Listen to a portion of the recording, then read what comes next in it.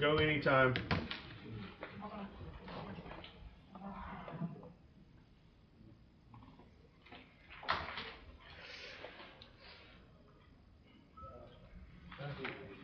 Okay, we're going to call this meeting to order. This is our first budget workshop of the Williston City Council. It is Monday, July the 27th at 5:30 p.m. President Hines has been delayed and she's asked me to start the meeting. Ms. Bishop, if you'll please call the roll. Yes. Mayor Charles Goodman, absent. President Dartha Ms. Hines, running behind. Turn your mic on, please. Vice President Deborah Jones. Here. Councilmember Meredith Martin. Here. Councilmember Mike Cox. Here. Councilmember Shannon Church. Here. Interim City Manager Terry Bavard. Here. Attorney Kirsten Blue. Financial Director Stephen Bloom. Here. City Clerk Latricia Wright is out. And all other staff. Here. Do we know if Latricia is online by any chance? Not that I see. You don't know. Okay. All right. At this time, we will stand for the opening prayer and the Pledge of Allegiance. Yes, I will do that in the absence of the mayor. Dear Heavenly Father, please be with us tonight as we go about the business of the city. Let us be mindful and respectful of each other, and remember all the residents of our city who have asked us to do the best that we can for them. In Christ's name we pray, amen. Amen. I pledge allegiance to the flag of the United States of America and to the republic for which it stands, one nation, under God, indivisible, with liberty and justice for all.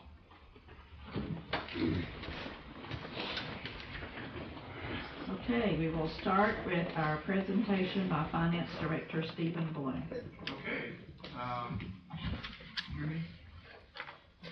Good evening, and welcome to the first budget workshop for 2026-2027. Like I normally do, I have a nice presentation for you. I promise I've added a couple more new slides to kind of give you something else different to look at, but we'll basically go through and cover some of your normal basics. And if you keep going through the agenda there, you can actually follow along with the slides. Starting now, let's see what page that is. I guess that's page 3, keep going.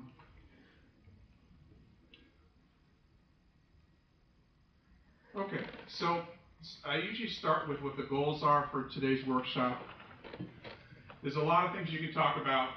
You know, there really is nothing that's off the table in terms of what you're able to speak about, but what you really absolutely have to have today is a consensus on your preliminary millage. And again, for the millage, this is going to be what we call your high water mark, meaning once you set this, it is going to go into the trim notice, and you can always come down, but you can't go any higher than whatever you set today. And so the trim process in itself has got a lot of dates, then you have to hit each of them, you know, and it's basically, you know, kind of parade forward of dates. And so I just wanted to, and I always remind you that this is the key one for today.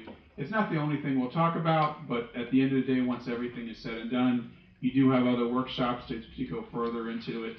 This is the one item that you can't pass by. So, okay, let's keep going then. I did put in here, in the next page, your calendar of your key events. And, you know, I've included 2 other workshops. It doesn't mean you have to do both of those workshops. I think we did last year. I think we did 3 last year. Most times we do at least 2. So the next one that we have on this calendar is August 12th. And then after that, 2 weeks later, the 26th. And we do that because in September is when your hearings start. And so you're going to have 3 different hearings. You're going to have a hearing on the fire assessment. It's a public hearing. And then you can start on the 15th will be your first budget / millage rate. And then the 22nd is your final one. And so we've done in the past, at least the two budget ones at 6 o'clock. You can't do it before 5 o'clock. But you know, we used to do it at 5:30, and then it was just kind of similar today. It's rough, you know, for everybody to get here. So we usually start at 6 o'clock. And again, those are the key. Anything in yellow is key dates for the council. And just as a quick reminder, you know, for why these dates are there, you cannot have a public hearing on the same night as the county does or the school board. So that starts to shrink September quite a bit, you know, especially again with the holiday and stuff, and you have to give the trim notices enough time to be received by the residents. So again, you can't have it too early in September. So again, this is kind of what we put together, and certainly some of this stuff could change if you wanted to, but you're going to have a hard time, as you can see, with some of these other dates. So, okay. The only thing I heard from Ms. Hines today is she has a hard time getting here at 5:30. So if we can make our workshops at 6, I know she would appreciate that. Okay, You'll probably hear that from her when she gets here. Okay. The budget book that you have is very similar to what we've done in the past. Nothing too different. Just try to give you. We try to be as transparent as possible. There's a lot of information in there, and we put in a couple summary schedules. Obviously, key things like the staffing plan, your property tax information. It's all in your budget book, and we will go through that in these slides at a very summary level, and then we can spend as much time as you want on the details.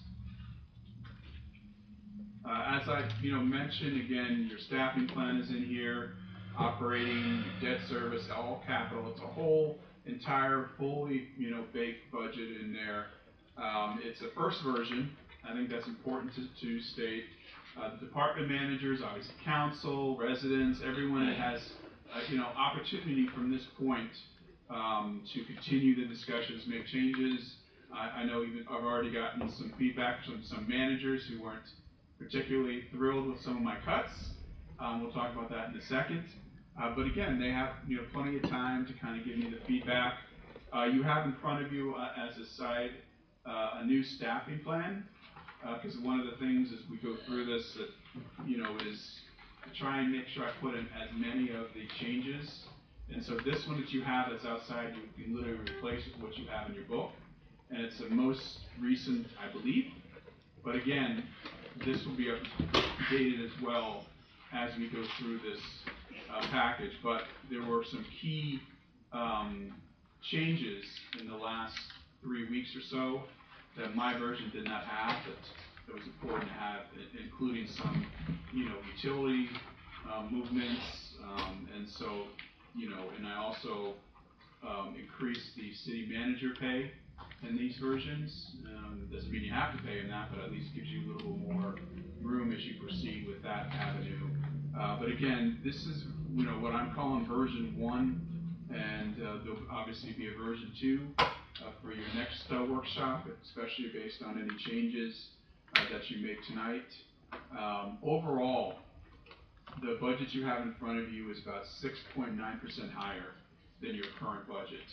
Now, a lot of that is skewed with capital. When you look at the airport in particular, there's about over $7 million of grant-funded expenses in there. I doubt they'll get through all of that in 1 year. That's a lot, but it is in there as an approved budget. When you pull out all of the capital and just look more at operating, staffing, and debt service, it's about a 5.5% increase. And so again, that's no small number, but certainly taking out the capital gives you a little bit better understanding of where we're at. Okay, so I'm going to cover some of the assumptions on what's in your budget and what's not in your budget.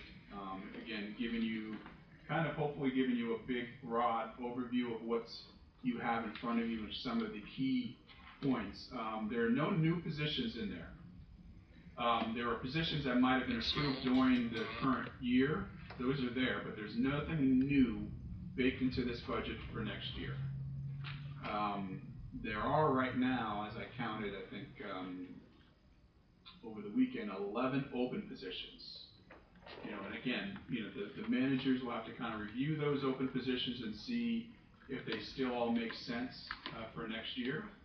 But right now, they're all in there. There are no CPI/wages/merit. There is nothing in this budget.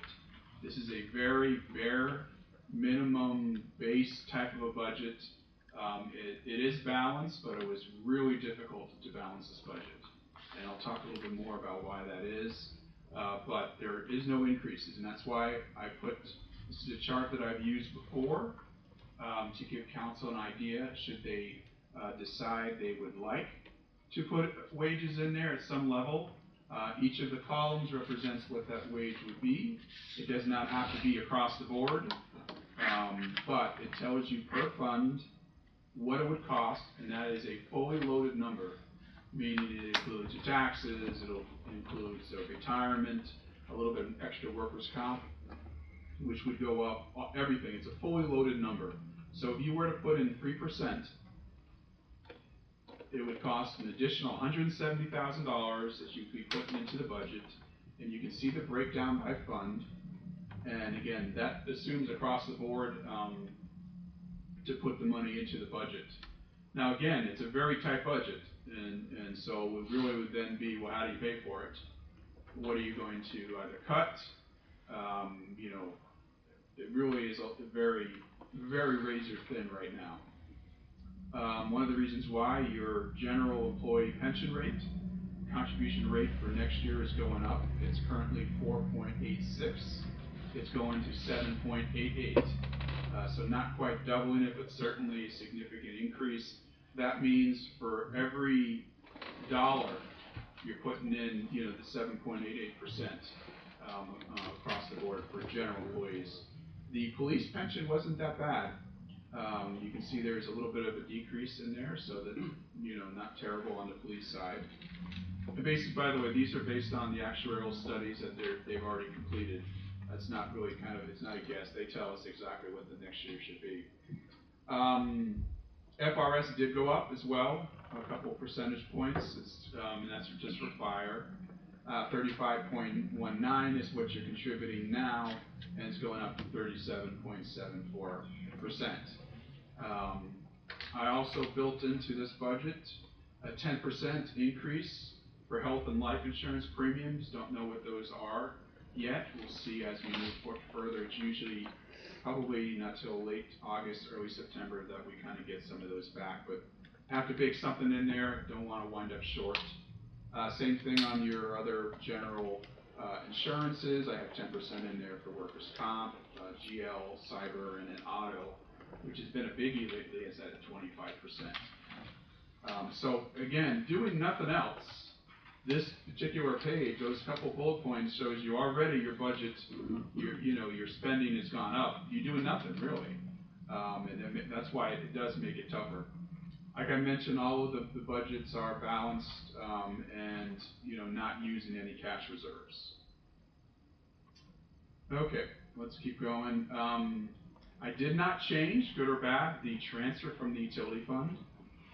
1.39, it's the same as it is this year. Again, we've talked about this every time during the workshop.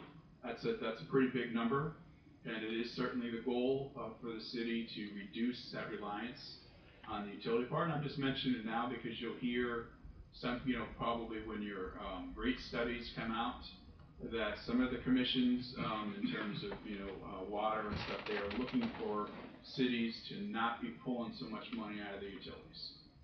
And so ideally every year we would reduce this amount. I just did not have it yet in this particular version of the budget to do it. It used to be about 1.5, so it is down a little bit. But again, it is certainly taking money out of the utility fund. No cash reserves. Any loans that we'll talk about today, unless there's something brand new, I have already built in principal and interest. That includes any loan that's already been approved, and then I have some information in here on a potential new loan. It's already in your budget, so that's all there. We do share cost on certain departments. So the city manager, city clerk, HR, and IT. A couple of years ago, the council said, hey, I'm tired of having to go through all the different funds and add up all of this to come up with what the city manager really costs. So we put it all in the general fund, and then each of those other funds gives donations or shares a little bit of money in to cover those. At the very end of the book, you'll see those pages there. I just mentioned it because we don't usually spend a ton of time on that. Airport fuel sales is a very small increase right now in here. There's probably some more room on that. And then the millage rate. So for the millage rate that's in right now, it's at 6.75, no change. As we get to a chart down the line here, you'll see the trend. That 6.75% is not going to yield you much in terms of for the current year. I think it's about $58,000. And so ideally, in a perfect scenario, the increase in your taxable values would help offset any increase in spending. This year it is not. Like we did this year for 2026, next year has built-in cash reserve increases. Coming out of 2025, which was not a great year, when we did the 2026 budget, we knew we had to put in and start building up our cash reserves. We had heard it from the auditor, and you'll hear it again from the auditor.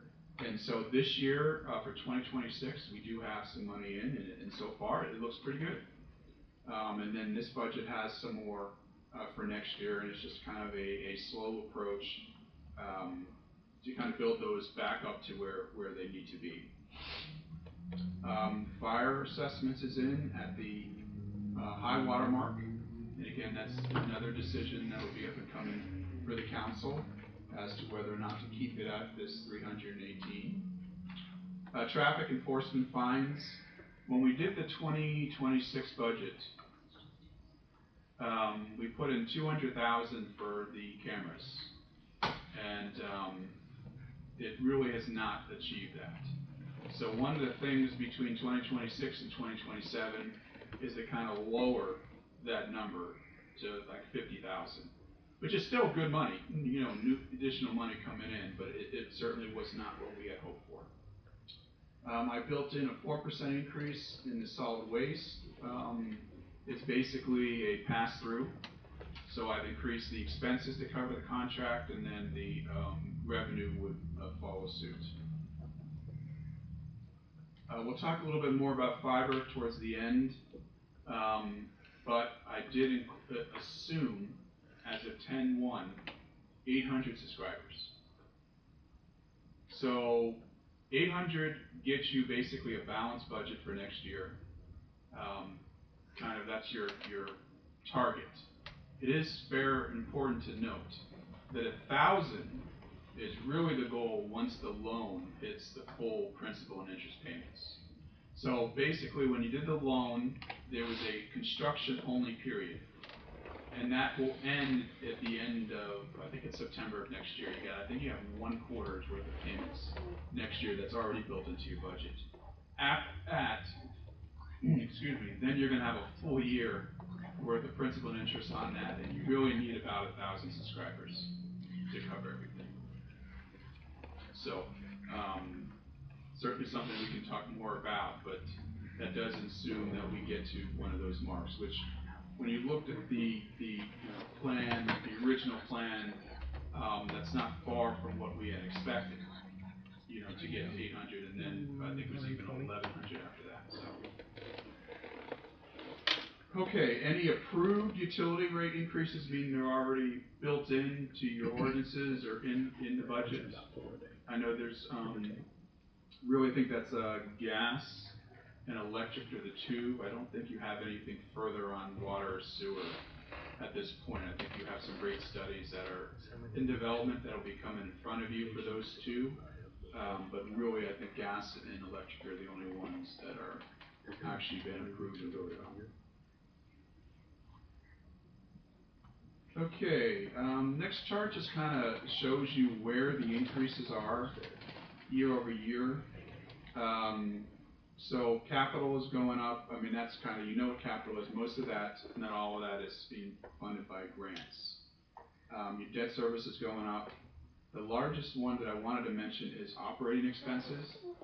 Now, I'm showing it going up by about $800,000, but it's important to note that a lot of that would be the additional cost of selling fuel at the airport, the additional cost of purchasing natural gas. Same thing with electric. A lot of this is really more about what you're going to need to support the revenue than it is, hey, why are we, building up our operating? And you'll see that more when you go through the details. And then the personnel really is going to be a function of some of the other stuff we already talked about. The health insurance is built into that.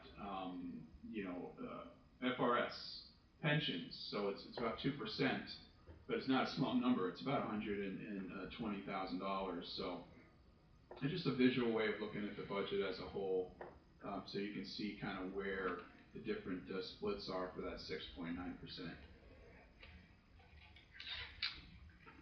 In terms of capital, I've kind of highlighted it on the next page. I mentioned the airport already. It's about $7.8 million that's in here. And again, I doubt you're going to get through all that in 1 year. It's usually, kind of 2-year process by the time you get through it all. But then next year, most likely, there'll be new projects to add on to it. And then the CRA at the bottom is kind of what they have. The different things that they have going on. The communication, which is at the top, the radio consoles, that's actually in your current budget. Has not been spent on this year, and kind of is a carryover. The radios are new, that's a smaller number, and then the Brush 72 replacement vehicle, that also is in your 2026 budget. Both the radio consoles, which is really just the installation of it. I believe that the chief's already got the actual consoles, which he got it for a very good deal. So the installation of it and then the replacement vehicles, those were both actually a part of a loan that we had not done yet. And that was what was budgeted and approved in 2026. And I do have a further loan slide coming up here. Okay, so I mentioned about the property taxes. Obviously, if everything is going great, then you are able to keep your same millage rate, but also get some additional revenue because of the taxable values have increased. So it is showing at with a 4.53% increase. But if you keep your millage rate the same at a 6.75, you're only going to get about $58,000. It's just not a lot to cover the rising costs in the general fund. And that, to me, the biggest concern I have with the general fund right now is just that, normally I even would put in some small increases in the first version of the budget. I think I've done most years. Something, just to kind of get you started. I couldn't. I mean, it took me about three times around the budget and a lot of scissors on some accounts just to get this balanced. It was a very, very razor tight year, surprisingly so. And again, this is really just part of it. I try and built in a little bit of an increase in some of your intergovernmental revenue, but honestly, at this point, they haven't even provided the estimates yet. They're not going to do that until August, so I don't want to overshoot on some of that, like your sales tax, your fuel tax. Those things you usually will get a little bit of an increase year over year, shared revenue. But those numbers are not published yet, and again, it's not going to be 5-10%. It'll just be some small amounts to help out. So this is one of the, really the areas that's probably the most concerning. Now, on the next slide, I did include, and I've included this every year, some different options for you to consider and what that means as you're kind of trying to figure out this. Basically what this means is right now you're at 6.75 is what's in your budget. That's already gotten you to $58,000. It's already baked in. If you were to go up to 7 mills, that's going to basically get you another $50,000 roughly.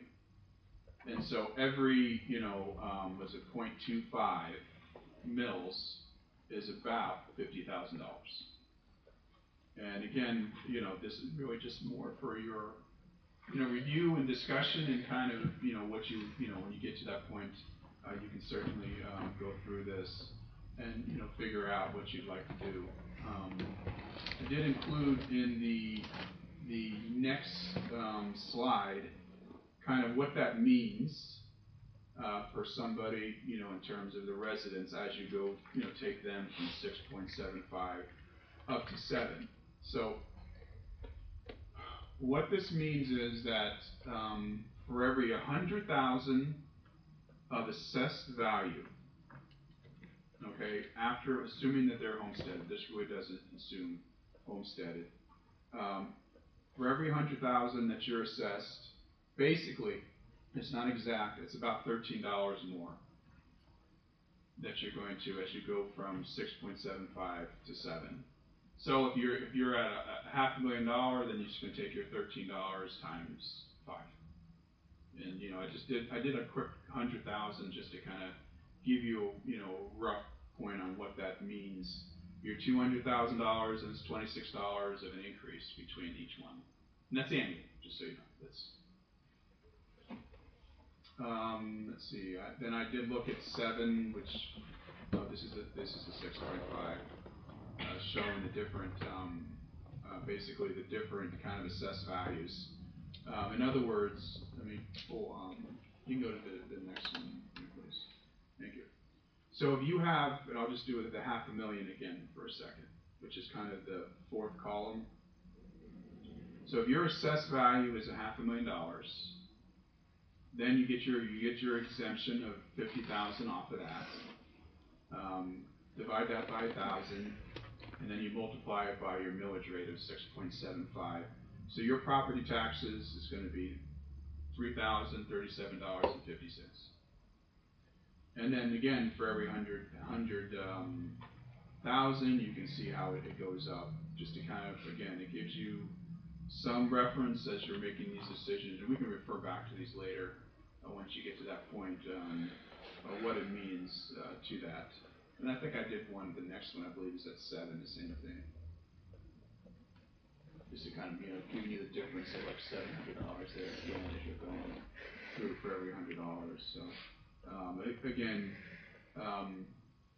when you're looking at just establishing your high water mark, it can always come down. You would know you'd have 2 more workshops, so whatever you establish it at. You're certainly going to have 2 more workshops, and then you have 2 more hearings. So you would have 4 more opportunities to bring it down. You'd have 0 opportunities to bring it up. So that's kind of how that works. What went back there? This is the fun stuff. Get to the good slides.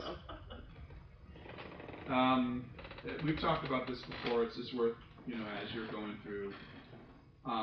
Let's say I need another 100,000 for this project or that project. Well, how would you do it? Well, in the general fund, obviously, you have your opportunity now to increase your millage rate. You could increase the transfer. Again, really not recommended at this point. And then I think probably more than likely what you're going to probably want to do is cut from somewhere else. As you're moving stuff around. And so, for example, hey, we really need another $50,000 in materials. Where are we going to get that? Well, we're probably going to have to go to some other department, not naming any one particular department, and cut from there. But that's how you're going to do it. I mean, if you want to put in increases, I think your first thing you're going to want to try and do is see if there's any other cuts to do that before, and then you're going to have to probably look at your millage rate and say, hey, do I leave this up at a certain, do I give myself a little bit more room? Do I take it to 7? Do I take it a little bit more than that? We have not really increased the millage rate for several years on purpose, and I'm not suggesting you have to.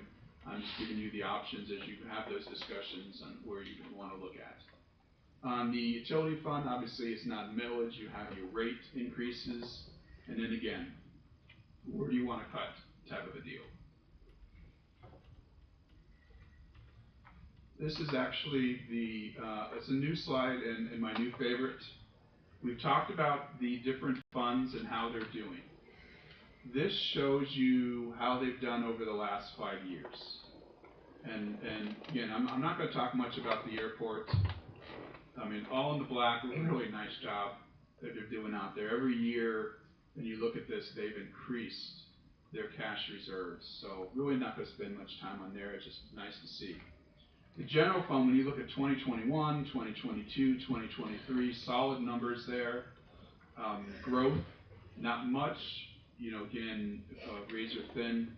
2024 and 2025. So 2024, you had your hurricane expenses. So you basically had $100,000 roughly that you have not gotten money back yet for. And then on top of that, you put in about $76,000 in comp plan expenses. And so that, you know, takes that 313, you back out those two numbers, and then we had already budgeted to use a little bit of cash reserves in 2024. I went back to look at it. We had budgeted about 60,000. So between those three line items, that kind of explains why you got the 313,000 loss. Some of that was on purpose, meaning that you wanted to fund some things at the time.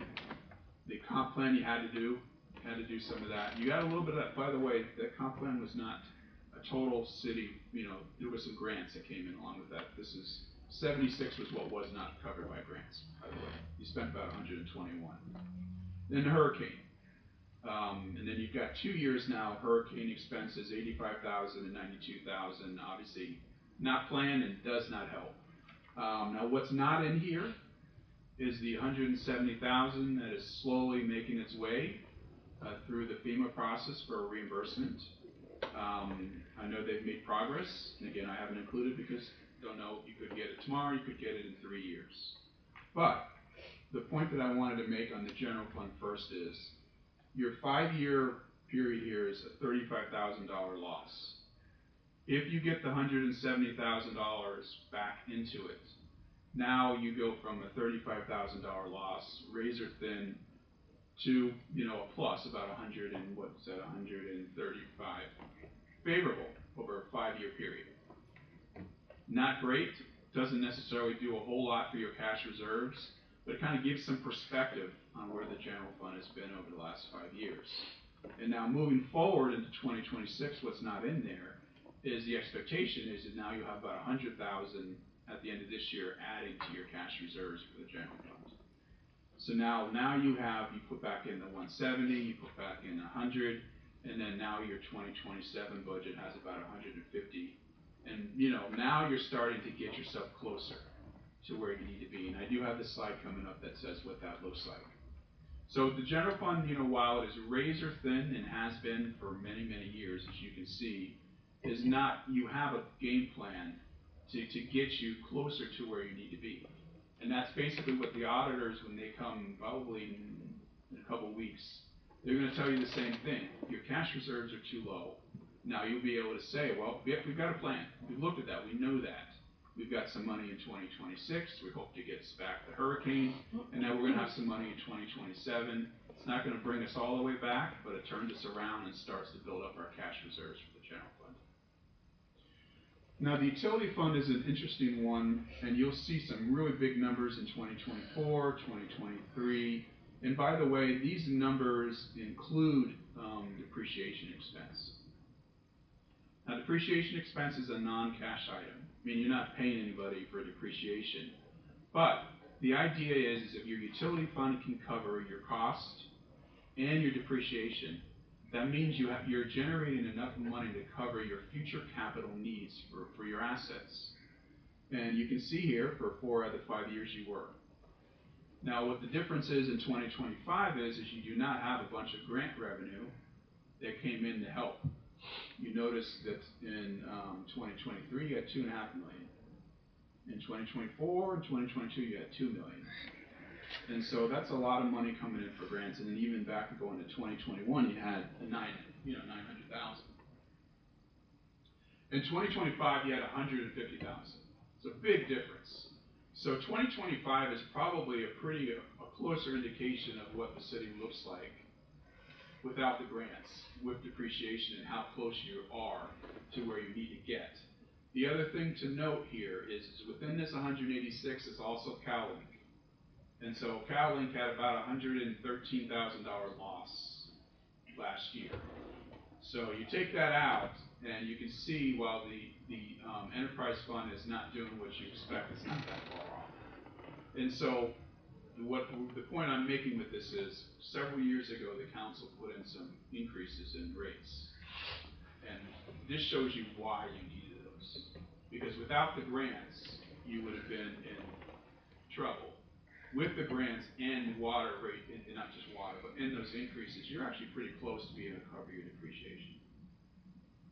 Now again, you still have to figure out fiber / CalLink stuff, because that is something that's it's draining on 2026 as well.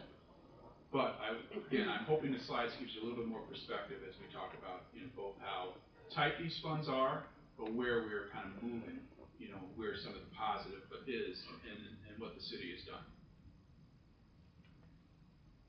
The next slide kind of highlights really where I expect us to be at the end of this year, 2026, versus where the recommendation is. So the recommendation is you want to have at least 3 months, 25% in your cash reserves. Now the airport, again, nothing really to say about that. They're really good. The general fund will have 600,000, and then again, you put in the 170, and then you put in another 150 in 2027, and now you're getting closer to $1 million of the $1.5 million. So again, progress, not quite there. The utility fund, again, there's some opportunities that I want to talk about in terms of financing some of the infrastructure projects where we've used some cash reserves. But again, if you put in, here's 725, there was some money used for fiber, that we reimbursed that, plus again, you have another probably two, maybe, no, I'm sorry, I put 350 in for next year. So again, even that will get us closer to about $1 million for that. So, not quite there, better after this year, but again, it's just gonna keep requiring putting in some money into those cash reserves every year. And again, part of why it's good to see the airport on this thing is because that's what the airport's done. There hasn't been a year where they put in $500,000 into their cash reserves. They're just consistent.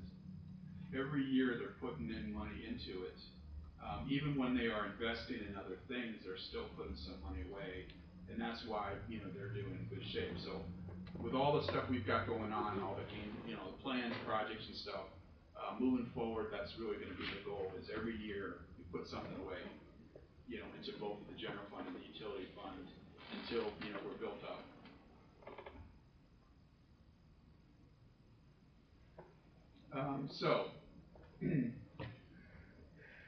As I mentioned, the 2026 budget did already have a loan in there.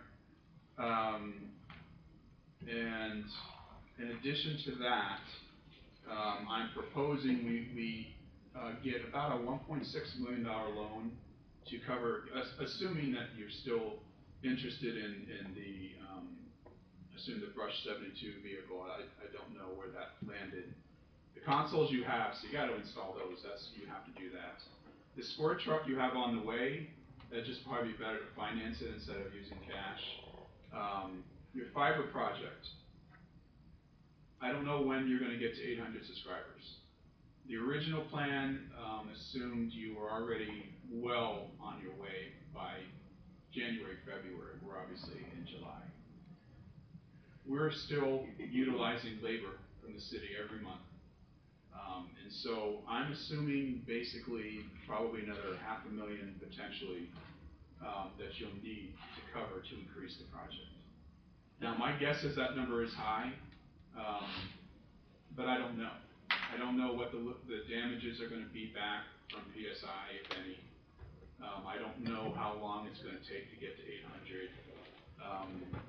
Again, there's already interest payments. We made one already for $148,000. You have another one coming up at the end of August. I want to make sure that there isn't going to be a danger zone with that project. And you might as well finance the full cost of it. The original loan was $4.6 million. That's only covering the PSI project. the contract right now. It's not covering any city things that they did for the polls. It's not covering any of the city labor. And so you might as well finance the whole thing instead of using cash reserves. And then I built in another $500,000 into this. The way this loan would work is you would only pull it if you want it, if you need it. You wouldn't be making interest payments or anything on money you don't need. But there's other projects that are potentially coming up. And again, I prefer to finance these projects. And so a big part of where the utility fund is and how it got to where it is basically the city spending on infrastructure and future revenue generating projects, communities, new neighborhoods. So those communities were used with cash, which is fine.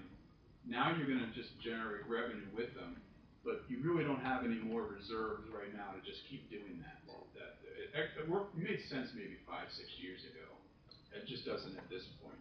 So I wanted to kind of build in a little bit of a cushion there in case you need it. Again, that you can put whatever safeguards you want on that, meaning, hey, it's gotta come in front of the council, whatever you want. But the idea being is anything that, you know, is 5, 10, 15 years, you might as well finance it instead of using your cash now, because you just don't know what's gonna happen tomorrow, what you're gonna need. And that's part of what hurricanes have shown us. You know, for many years, we didn't have a ton of hurricane expenses, and then all of a sudden we got 200,000 in 2 years. So I did get a very, very quick, rough, and dirty quote. For a 10-year of this, it would be a quarterly payments of about $50,000. And the way this would work is each of the funds, based on what their particular purchases are or projects, would get a piece of it, and then there's a 15-year option as well. Again, obviously this is not something you're deciding today, but you know, it was a good opportunity to kind of present it.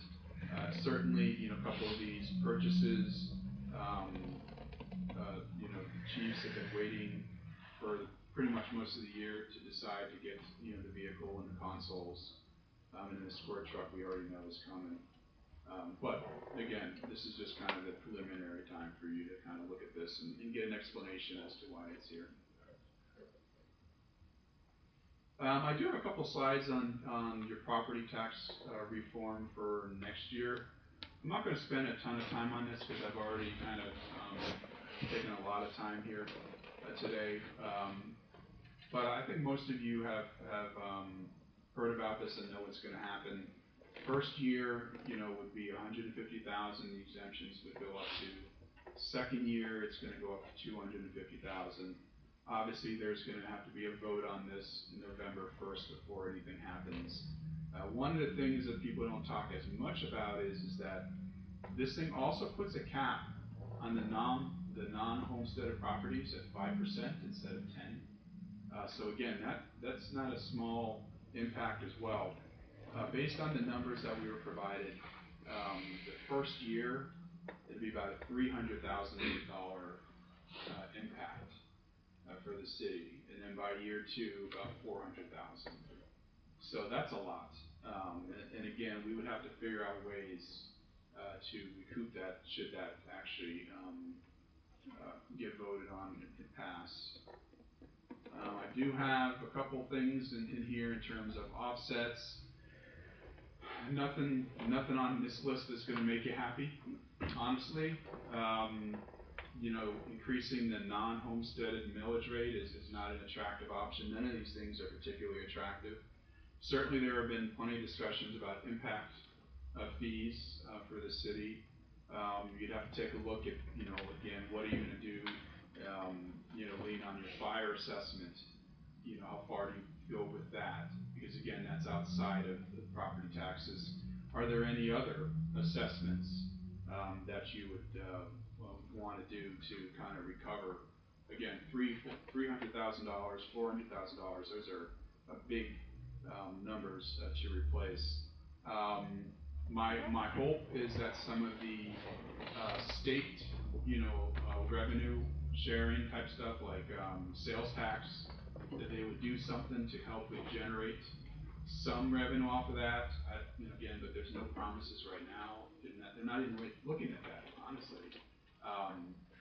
But this is just something I wanted to kind of bring in front of you. It's not a great picture, but certainly something we might have to be looking at when we do this, when we're sitting in here next year at this time, and just kind of taking a look at each of the services. What are we going to do to kind of claw back and figure out how to make up or generate, $300,000?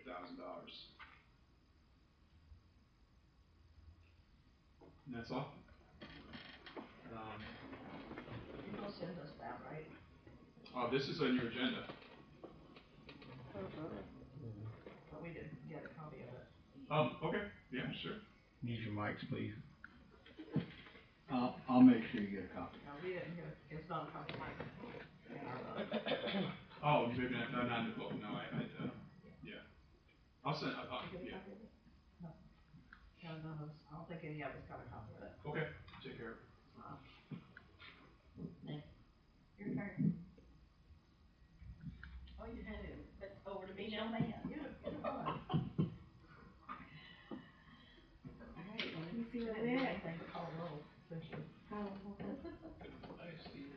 Yes, absolutely. So in the money from fiber, what was that? Mike. Yes, yes. Mike.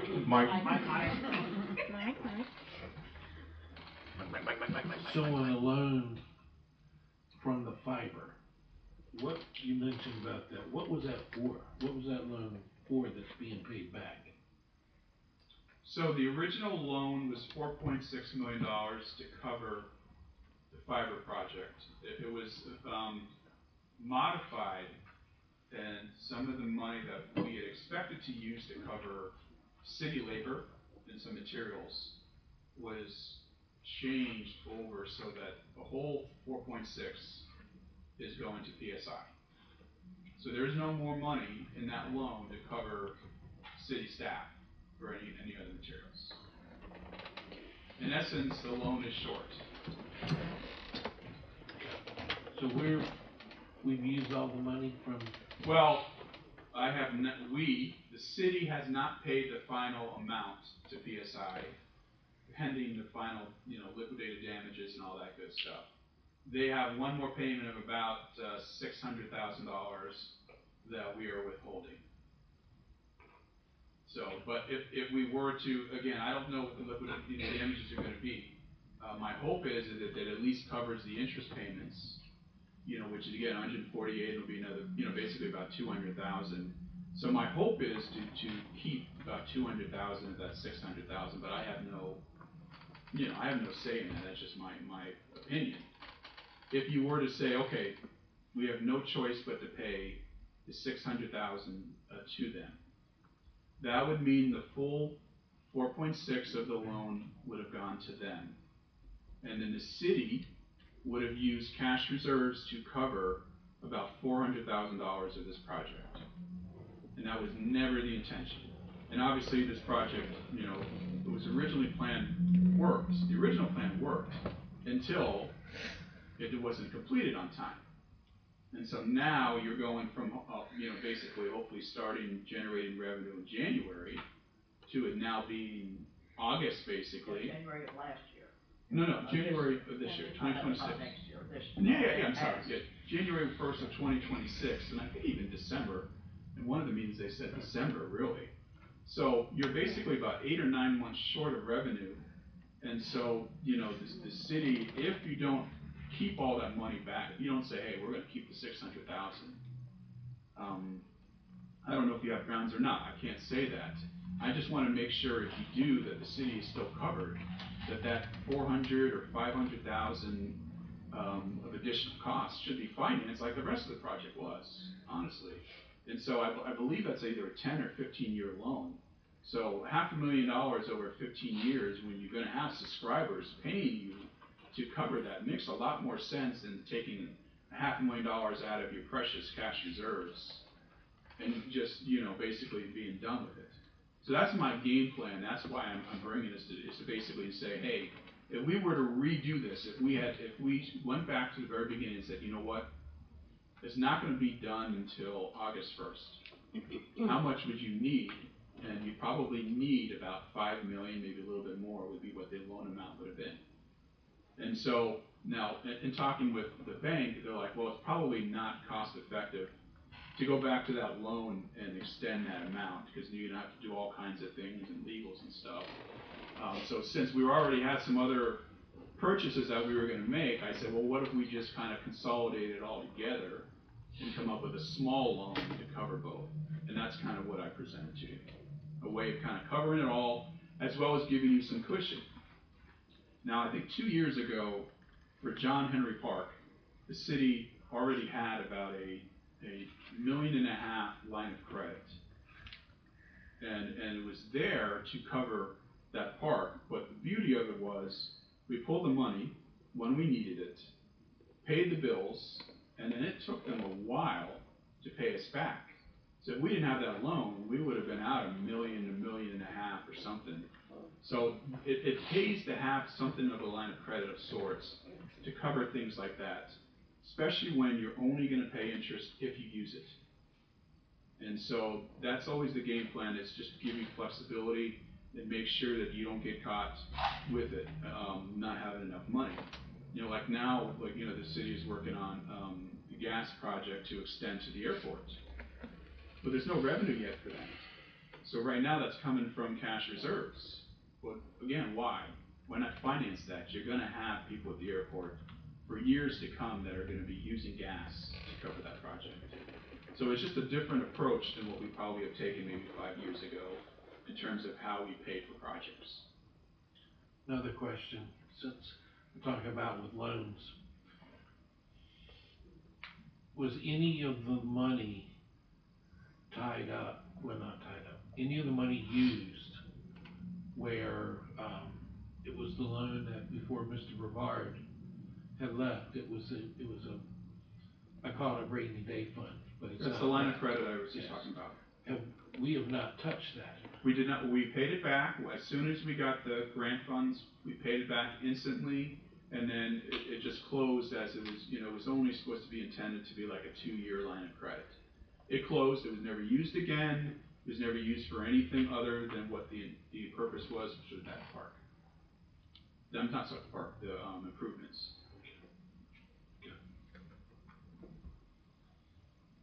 Anyone else have questions? No? Not yet. Okay, all right, then we'll go to item number 3, start with the budget introductions. City manager, review. Thank you, ma'am. So I'm gonna go over tonight, I'm gonna go over, staffing plan for both myself and the city clerk. And then each department will, at that point, break down their budget for you. Just kind of lead off real quick, some of the key takeaways that I got from Mr. Bloom's presentation is that basically from what I'm seeing here, any pay raises are gonna have to equate to cuts from the current budget. Is that correct, Mr. Bloom? Unless there is an appetite to increase the millage rate. Millage rate, right. So, I will tell you just some rough general math, we talked about the fiber a little bit. We can get on track for that number, but we're gonna need additional resources from outside, once again incurring costs to do that. As it stands right now, we will not reach the 800, based on the installations today, because I've been told that you're looking at, we're doing 4 to 5 at the most a day. You just do the simple math, and then of course, unless I'm missing something here, those numbers are not gonna tabulate into the 800. Not close. Yeah, not close. So we're gonna definitely have to look at that. There's gonna have to be a lot of discussion about the money, and PSI, and some crosswalking of what the contract said and what was done, to see what effect that had, if any. And, so we will be doing that in the coming weeks. I can most certainly assure you. I can tell you right now, for my goal, obviously, we talked about, you know, what I need to be looking at. the biggest thing I'm gonna be looking at, other than the budget this year, obviously, is the fiber.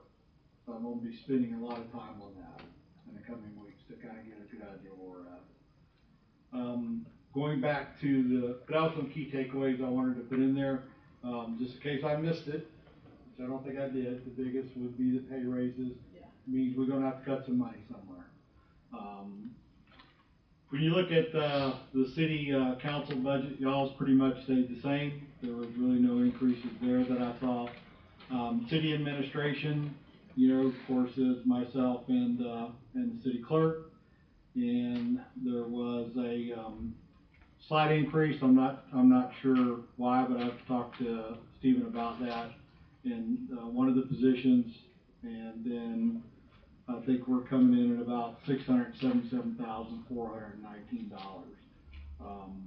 That is in your new staffing plan that was handed out to you. That is the most accurate one. And that's all I have right now for at least my part of the budget, other than kind of maybe setting the tone for the future. I'll just tell you that I'm probably not going to entertain filling any open positions. It seems to me, unless I've totally got it wrong, that we seem to be holding the line at best on our responsibilities, and probably considering the budget that Stephen's presented here tonight, holding the line on those open positions is probably going to be the smartest thing to do. Obviously, the IT position is one that we'll look at filling. But other than that, I think we're doing pretty good where we're at right now.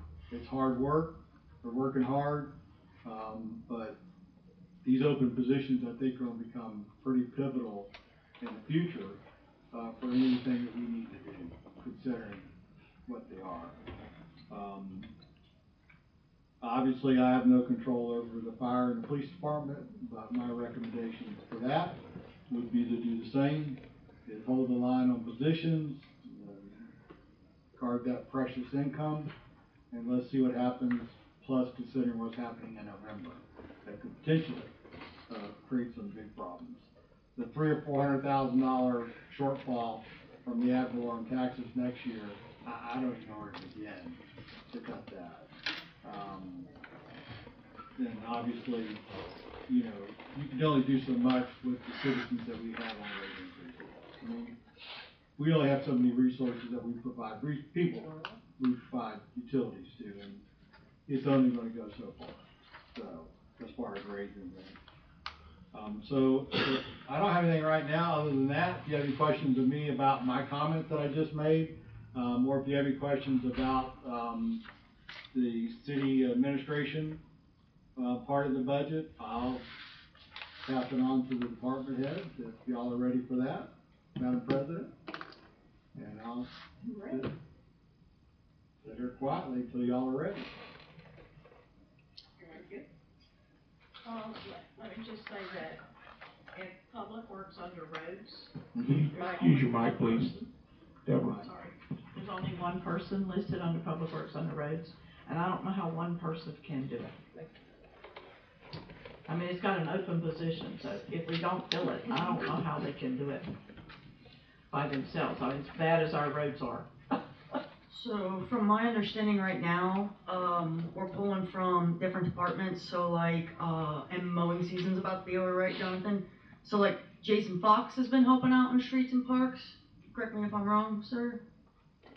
And we just been pulling from where different areas are to help fill those gaps. Other duties Okay. aside. Yeah, the other duties as assigned parameter is what we're utilizing. I don't know, we could put $1 million in our roads, and we would make a dent over the next year, or two. And we need grants is what we need. Yeah, the problem is, right, unless we get some sort of grants or something like that, the road department is simply running around patching holes. I'm sure we're not doing hot patch, if we're doing cold patch, which is not the best, but, we probably are holding our own there. So, and it's like Tim said, from my understanding, each department is helping each other to get the job. Okay. I mean, as long as it's a ride-on mower, you just tell me the day before and I'll come dressed and go out and mow. It's the road department I'm worried about, fixing Yeah. the roads. We can pull somebody from Streets and Parks and I'll take their spot. Now, I'm not giving up the position, I'm just saying that we'll hold off on filling it. Right. Until we get a better handle. Obviously, I would feel a whole lot better, probably over the next 30 to 60 days when I get a better handle on if we're gonna meet those goals for the fiber, and a lot of this may change. Right now, I'll be honest with you, I don't really know how we take on any additional burden, considering looking over the bow of the ship and understanding what's coming our way. Fiber is a big one. Do I think it's doable? Yeah. I think if we can find the right contractor, come in and help us out, hire the right person, you know, maybe we can reach those goals. But we're not gonna do it with 2 people. I can tell you that. Not on 4 installs today, and these 4 installs we're doing today, are literally the ones that are pre-wired. Those are the ones that the fiber's going to the house, it's going down the house, it's already got the box on the house. I mean, there's a minimal time that the technicians are spending there hooking things up. And so these are all being done pretty quickly. And so the tougher installs are the ones that are not the pre-wires, that we have to run the wire to the house or bury it to the house and then hook it up. I'm not gonna give up the position, I'm just saying that as long as we can keep our head above water without filling positions, I think we're better off we're gonna be. Aaron? Yeah, just to clarify, the 4 or 5 that we're averaging today is mostly scheduling limitations. It's just that's how many we get scheduled today. It's not that we couldn't do more. That's just kind of be where the scheduling is when we put the word out and people call, making appointments. And we're having to deal with everybody else's life. You know, oh, I can't be there at 9, but I can be there at 10. So sometimes we have a gap in there, and that's when they're doing other work, you know, prepping the routers and doing things just to get ready. So the limitation, I mean, potentially we could, if we could schedule one of these installs that's pre-wired, the average on those is 30 minutes to an hour, and it's usually done. There are some exceptions to that where you may have other problems as you don't anticipate, but in theory, we could do 7 or 8 per technician a day if we got those scheduling down and got people to actually call and make the appointments. But that's kind of the other thing we're fighting. Oh, I can't be there. Can you do it on Saturday? You know, and then now they're coming in and working overtime to get them done. You know, so that's the limitation. So we're not going down a list and calling people in? Yes, we are. We're sending out emails and lists. I'm doing 30, 40, 50 at a time to the pre-registered customers, trying to get them to come. That's why we're concentrating on the pre-registered customers, because those are the fastest way to get more people on as quick as possible, is concentrating on the pre-registered customers, because the drop's already done. That was the plan. That's why we did it that way. We have some mixes in here where we've made appointments and done for people that didn't have the drops. Some of those take 4 to 6 hours to do. So you can only do so many of them a day, obviously. So that's why we're focusing on trying to get the pre-registration customers done first, because that's the way we're going to get the most on as quick as possible. So the 4 or 5 a day, again, is not a limitation of our capacity of what we could do. It's just that's kind of where our scheduling is averaging right now. Who's calling and scheduling? The customer. I mean, That's why I'm confused. So the customer has to call in. No, they don't have to call in. They basically go on, we make up an account, set up an account for them. Either they do it themselves, or we walk them through it, or we do it for them. They set up the account, and if they're talking to Alex, they usually make the appointment then, at that point. But you call them. I'm talking about the ones that are already registered. Yes, those are the ones we're sending emails and notification out to get a hold of us to make an appointment. That's all we can do is ask them to call. I've got some that call, some that email, and we call them back and we make an appointment.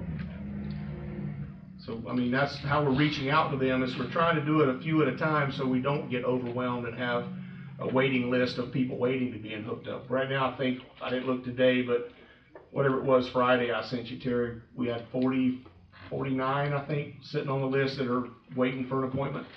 You know, we just aren't So scheduled. basically only 3 or 4 calling in to get put It, on. it's just, well, but it's just not a matter of them calling in, it's a matter of when they can accommodate us coming to do their install.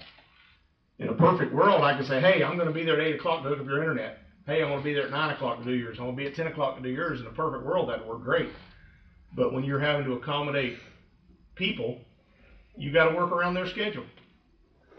Could I make a But comment? but Yep. are you and I'm really getting into your business now, but are you looking at a week's time, or are you looking at a schedule, a calendar of a month, and say, okay? Oh, you're whenever they available? want it, as soon as possible. Okay, You know, when she does an appointment, she'll look at this calendar and say what's available.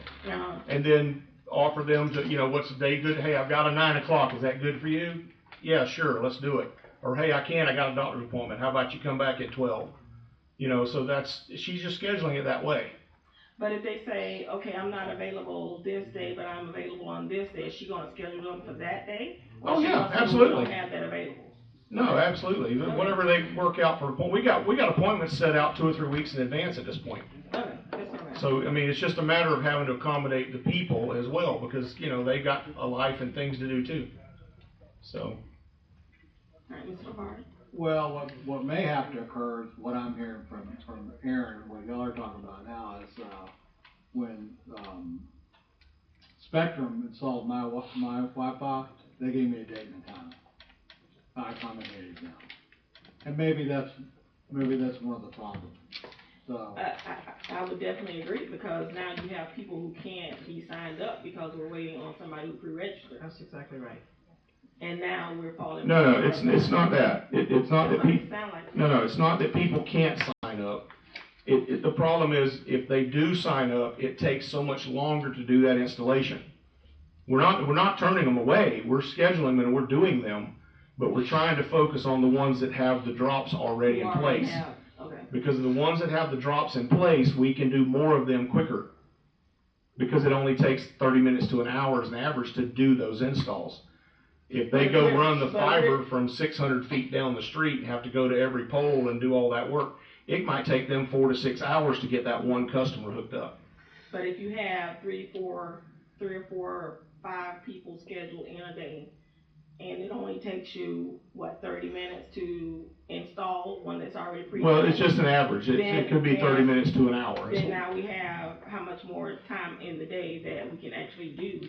Yeah, we do, but we are scheduling like I said, we're scheduling what we can. And when the people do call or sign up that don't have the drop, we're still doing them. We're working them into that schedule. So we're allowing an hour per install.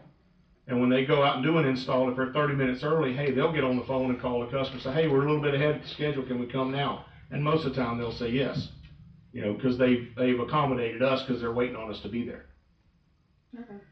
I'm just So we're trying not to make turning sure anyone we're- away by any means, it's just that we're trying to focus on the as quick as possible, as many as quick as possible, that's what we're trying to get done, because we know where our goal is to be where we need to be.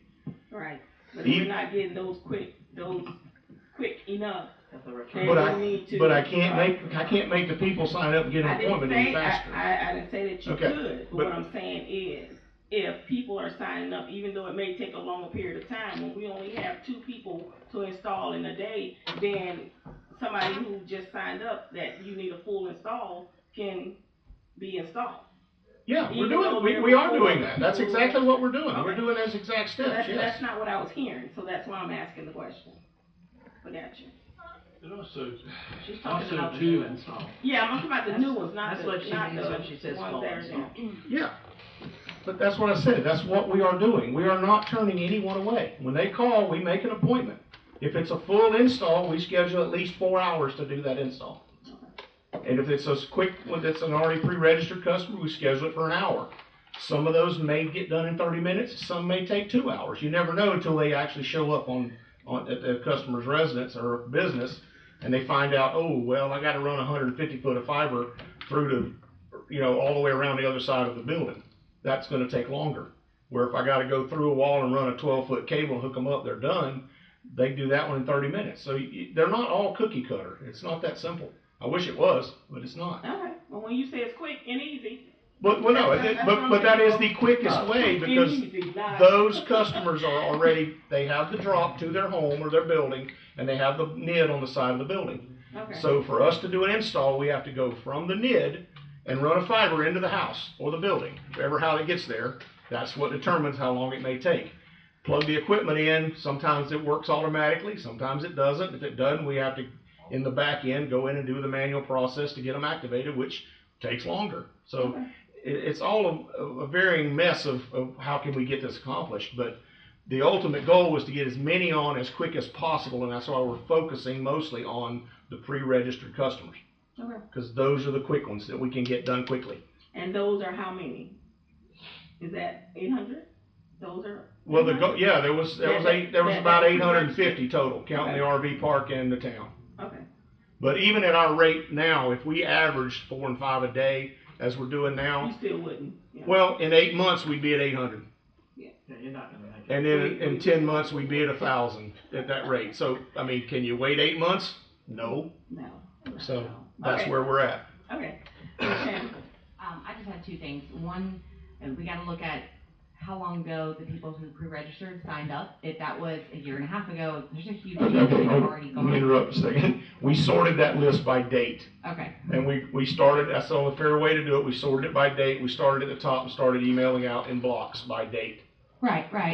What I was getting at was, we have to take into consideration maybe the reason why some of these people are not reaching back out is because they've already acquired services somewhere else, especially if they're like working from home or it's needed for a business. They didn't really have the opportunity to wait for a year and a half or however long to get the service. And then also the other part, I think Mr. Brevard had a good point.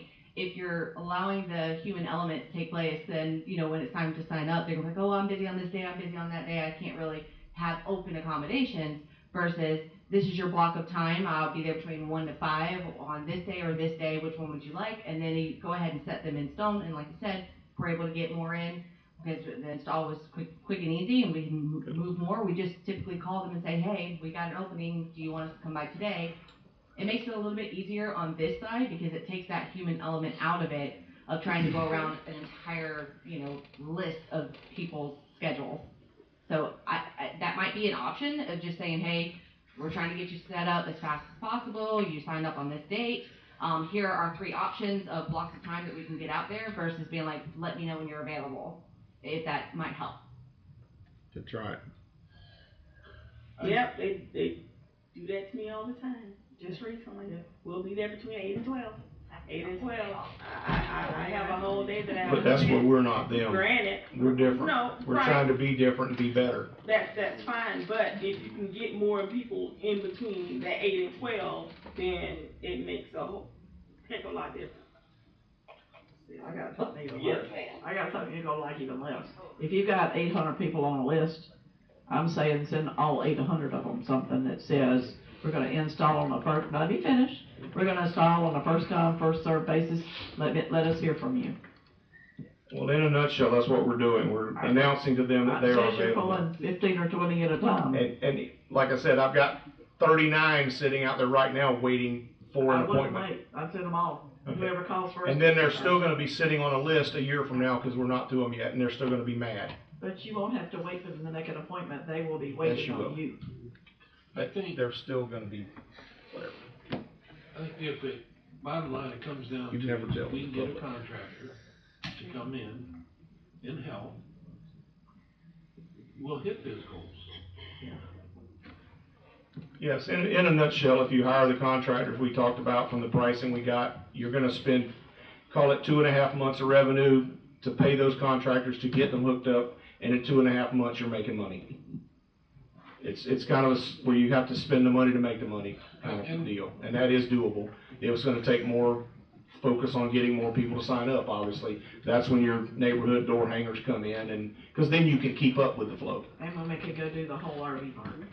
Well, that's the goal. Once we start in there, they're gonna pretty much be one person in there all the time. Right, because right now I only have 2, but yes. Oh, yeah, maybe 2. And she's working on scheduling 20 to 25 at a time per section, That would be wonderful.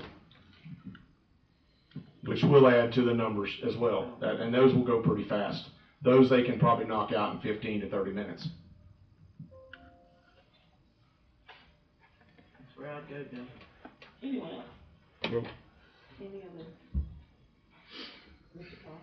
Nah, I think that's enough for me. I'm sure the other departments are ready to talk about their budget, so, It was a lot, wasn't it?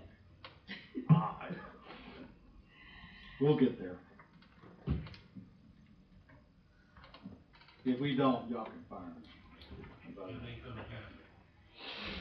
And I'll say before you got here, we did not look at the budget summary or the staffing plan or the property tax before we get to the individual departments. We did not do that. So that's probably where we need to go, because we've got to get in preliminary millage tonight before we go home. What are we doing? The property tax?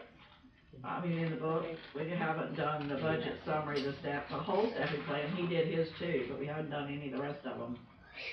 And the property tax part is where we would normally set the millage and then the general fund starts with these guys that are on our agenda to make their own. I think they have presentations to make. I know a couple of the departments do. No presentation tonight. Why not? That gets us where we gotta go. You're joking, aren't you? I'm joking. No, she Get to say that before 5:30. Yeah, exactly. Jeez, y'all should did that already. Alright, so we need to go with the, so we'll go to the property tax section.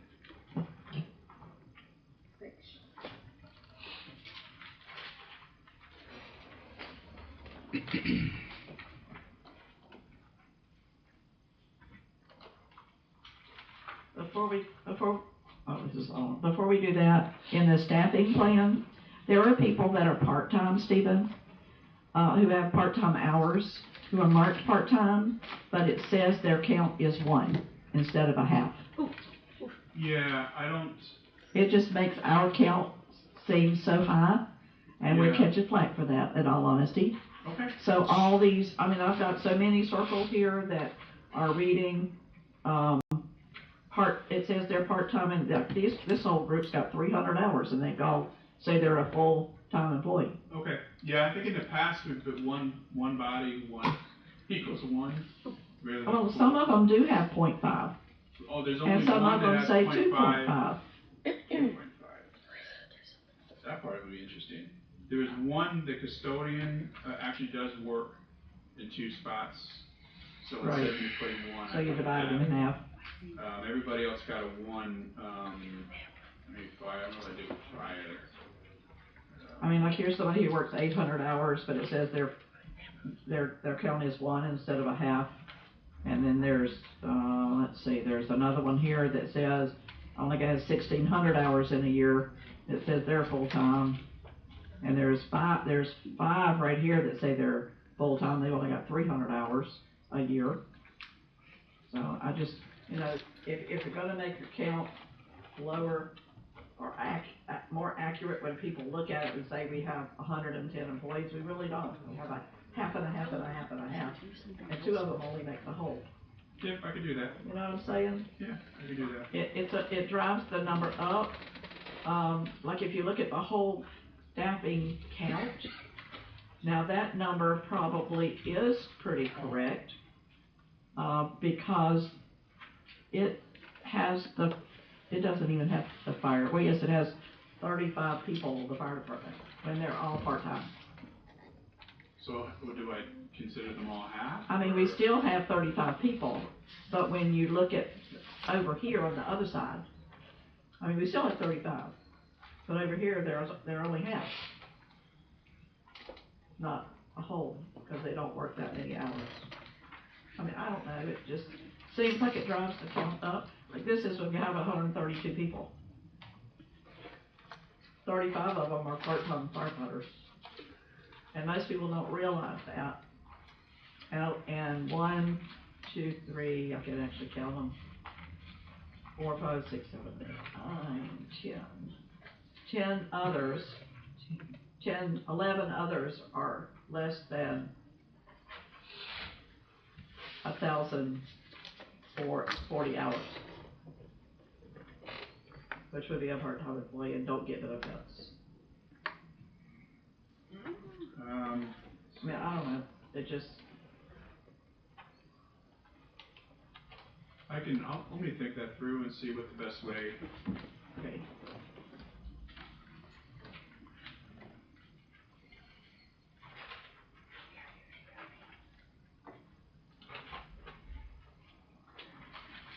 Would it be possible for us just to add an additional column that differentiated between total full-time and total part-time employees?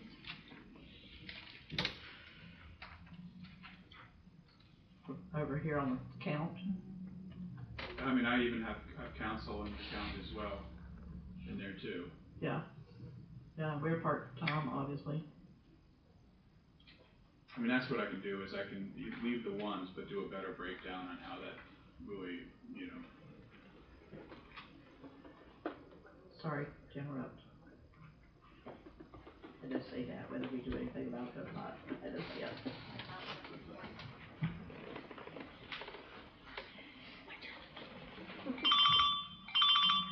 Alright,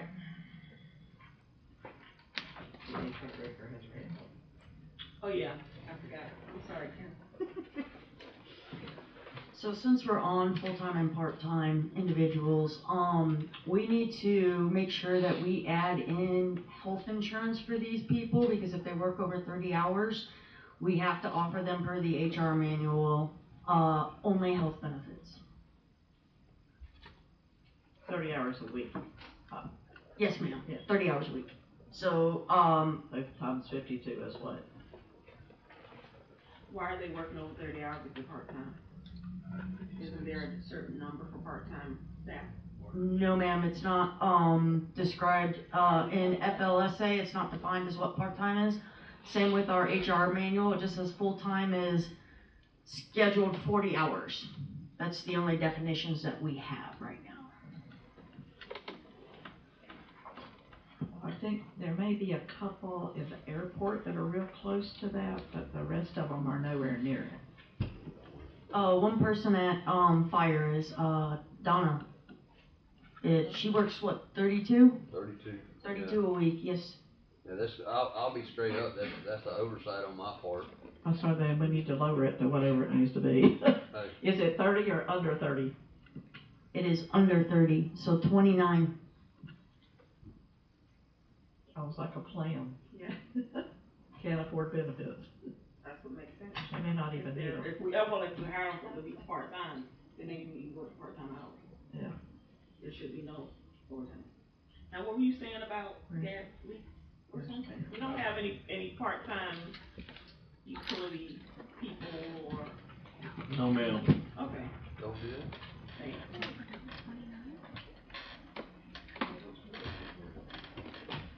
There's one person at the airport that only works 800 hours.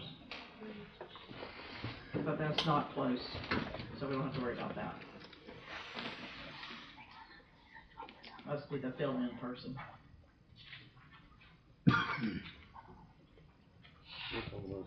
I'll find it. Let's get out of here. Not much.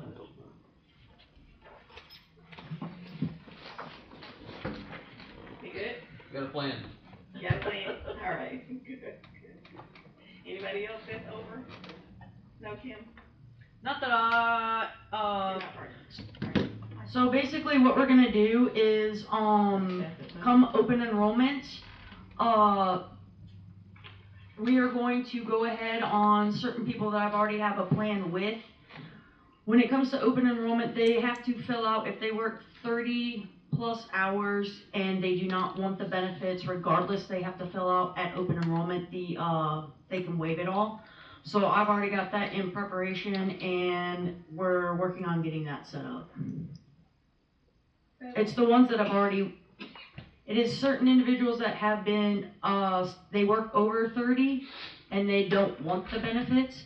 So with open enrollment, because we have to offer them, they still have to waive them. Okay. So we have a plan set up for that. But this is not for part-time people. 29 or less? No, ma'am. Okay, you're talking about people who are 30 and over.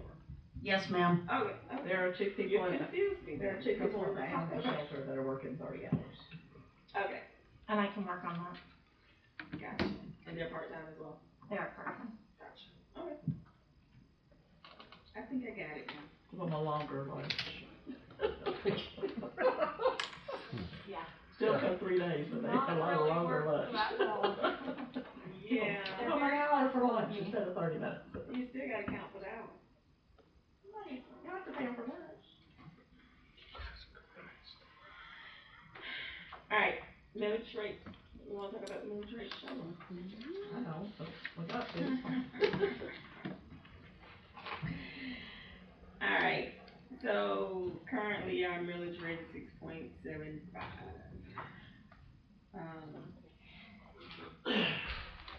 Do we wanna go up on it? I do. Do you really? I do. I really do. I mean, that sounds bad, but I'll have to say it too. But it's not like I'm doing anything, not, yeah. But, I can tell you we haven't gone up for 6 years. I know. That's a problem. I've been But here our for ex- at calculated least 4 that. of them, or 5 of them. We haven't gone up since 2021.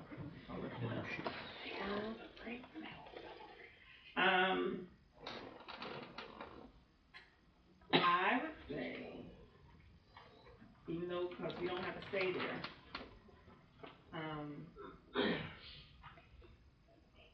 I'd say 7.25. No, that's quite a bit of a jump, but. I can tell you if we go to 7, this is not a reason to do it, but if we go to 7.25, we could actually do a 2% raise. Which may not be what you wanna do with your money. I actually had a question about that, if it ties into it. So my question was, because I've only been present for, what's my third budget. Have we given all the budget meetings that I have been to, or budget sessions I've been to, we have given the employees either 3% or 1 year we gave them, due to the clerical error, a 3.5% increase. How many years in a row have we done that? Do we do that every single year? Has it fluctuated up and down? So No, I've been. Okay, I got a no and I got a yes. It's been that way every year. Every year. It's yeah. Okay. And I don't think it should be, but I think it's been That's 3 or just me. 4, 3.5 or 4 every year. Okay. So Yeah. after 3 years, everybody's getting it basically at that point a 10% raise. after how many years? If after 3 years, if we give a 3% raise every year, it's approximately 10% raise every 3 years.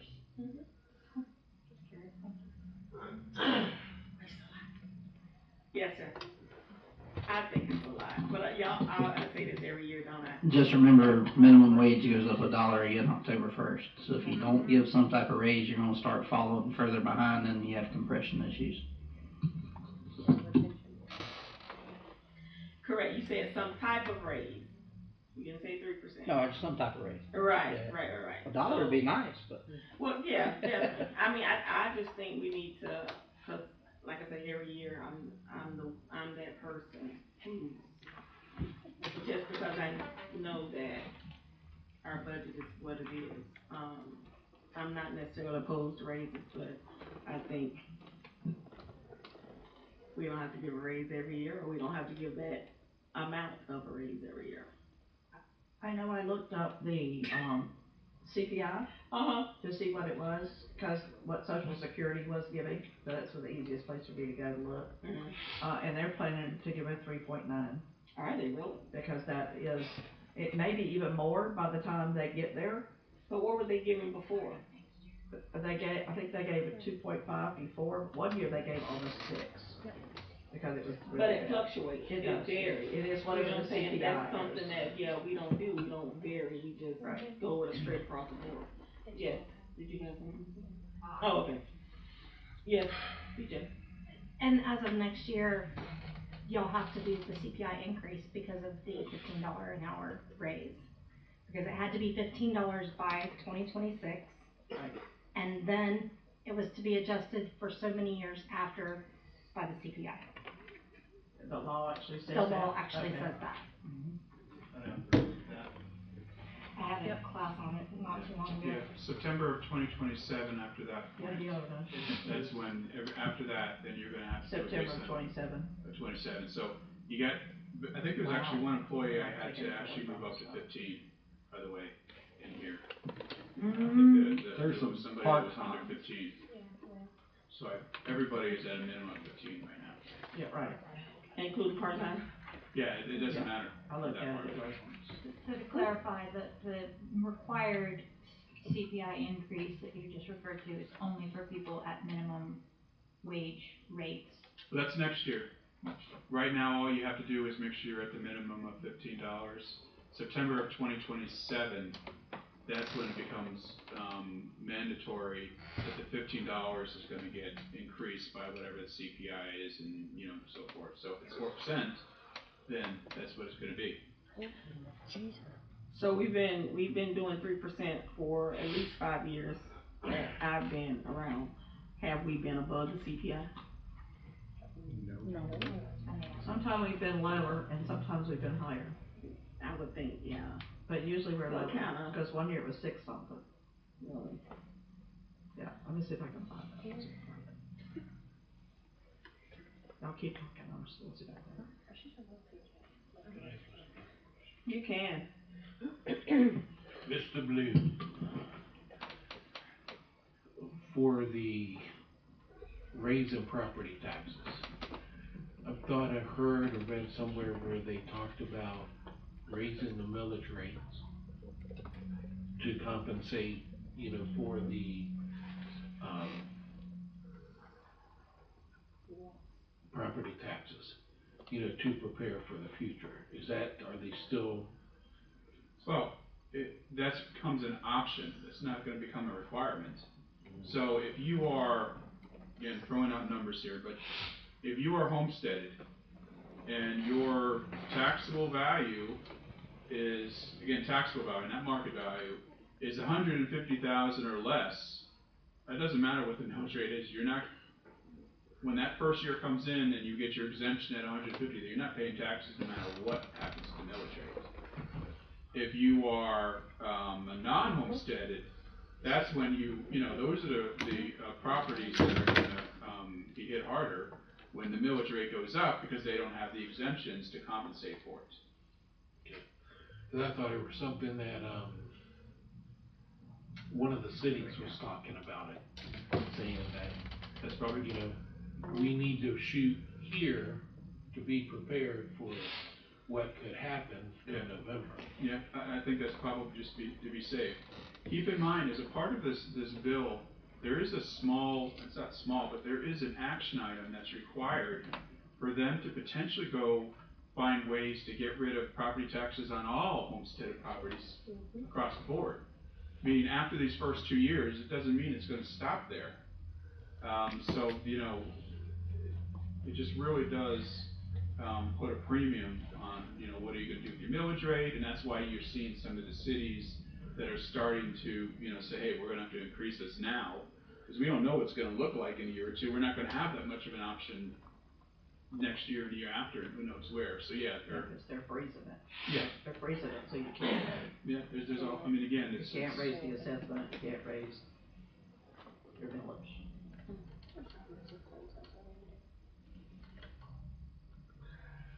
I've always been one to bring the millage up a little higher, because we hadn't done it for such a time. But if we're looking at like here, to increase, to get raises, we're not doing anything to put money in our different. Oh, that's not why I said increases, No, I'm just saying. Oh, okay. And let me just I don't say, believe in being this one. during COVID, it was 1.4 and 2.3 and 1.4 in 2021. It went up to 7. 22 it was 6.5. 2023 it was 3.4. In 24 it's 3.1, and last year was 3. And this year I'm seeing like 3.67 or something like that. So 3.5 is what let me look up Social Security. Just that's what the historic annual CPI, that's what I asked for. And that was over 10 years, wasn't it?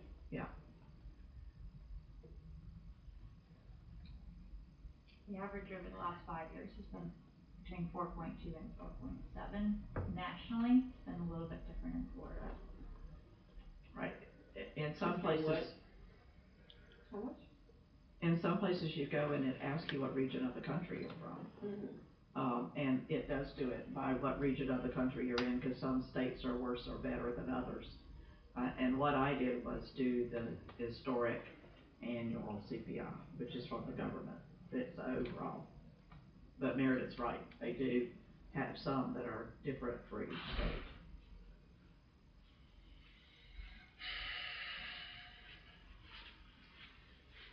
I am in agreement with Dr. Nuts, even though none of us want to raise the millage rate.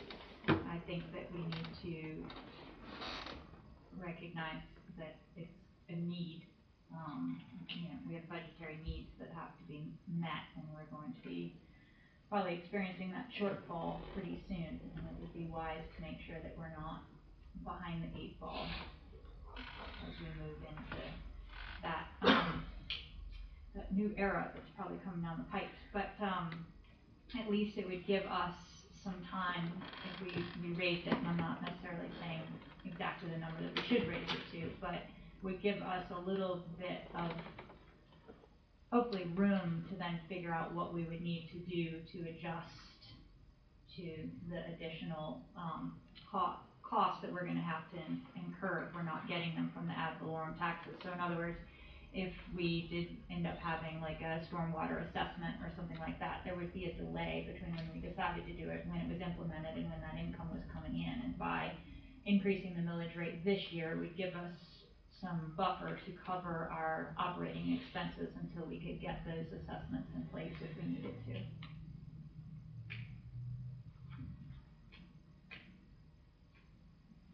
Anyone else? Mike? No, I say, as I've said, in the past, go higher, approve it for that. We don't have to go Correct. there. We can always start lower, but at least it's there that if we need it. So what would your higher be?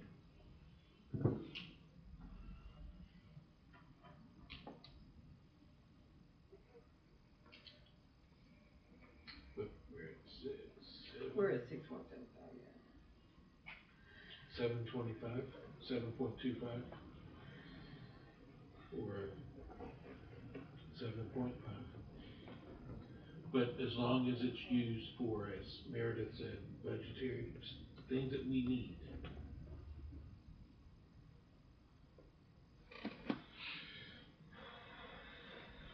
Shan, any thoughts? You don't have to have any, it's fine if you don't. But any thoughts?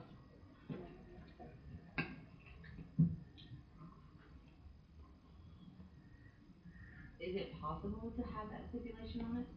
That if we decided on the, 7.25, that it be used for these purposes and not? No. That's Because what we're gonna do is we're gonna have it and then we're gonna talk about the budget, the entire budget. Yeah. So is there any way for you to give us a number for 7.5 and 7.25? Yes, it's up. Is it up there already? It's right up there for you, Is so. that it? Yep. 157. See, I can't read that stuff. So for the 7.25. Focus that I can't. Page 10. There you go. So if you go up to 7.25, it's an additional roughly $100,000. Well, not this. Right, but I meant as far as like the amount annually per 100,000, whatever. Oh. That's what I meant, I'm sorry. Okay. I wasn't clear. Right. Cause then it kinda give us an idea of how much It's an extra $157,960. right, but I wanna know approximately how much extra the citizen is going That's the to next slide down, have. yeah. Is it? Oh, yeah, go to this, a couple down actually, I think the first one was 7. Yeah, 'cause I think it was No, there's a 7.25. So it, Right, but it would be like 12.50 plus 12.50 an extra plus 12 $362. so that's 375, okay. Well, if we did the, oh, see, I read that totally wrong. Okay, gotcha. Okay. So where do we wanna land? We have $7.25 and 7.5. I was trying to look at it from how it'll be seen across the board, having such a huge jump as the highest number. I know it's not the highest option, but everything it needs is to look for at least a 7.25, because that's a $25 difference for the residents.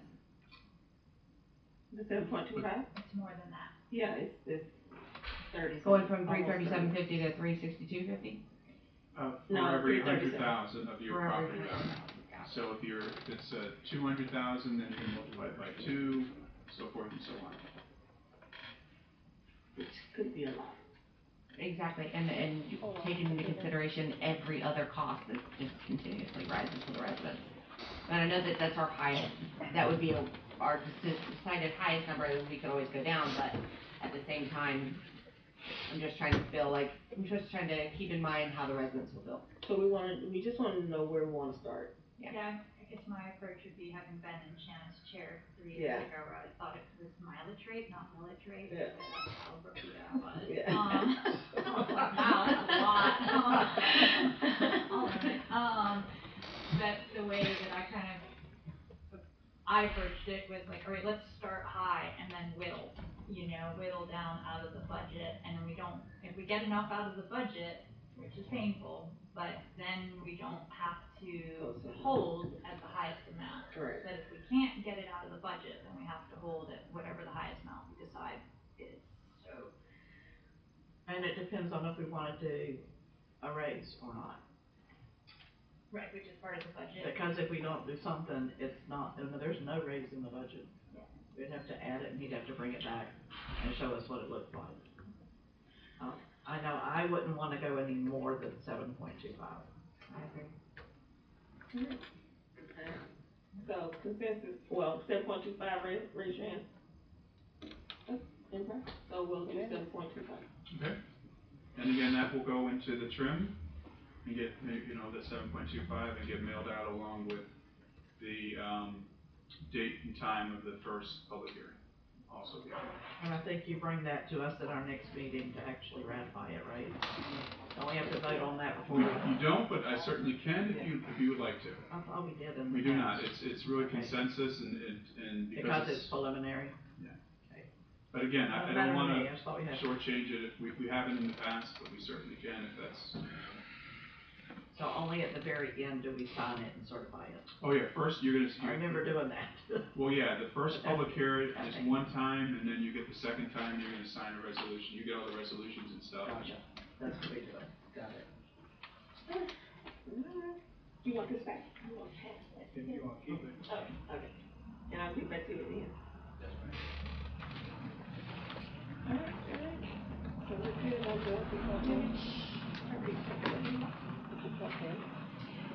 let me take this out of I know, I put mine in a different book, because it wasn't mine. Thanks. so I can remember. I couldn't Where find it. where are we at? Bigger book. Let me get there.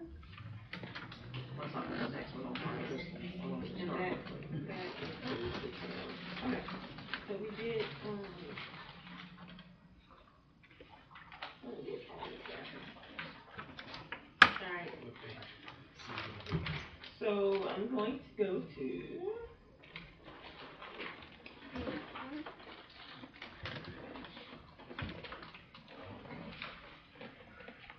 Let's do the staffing plan.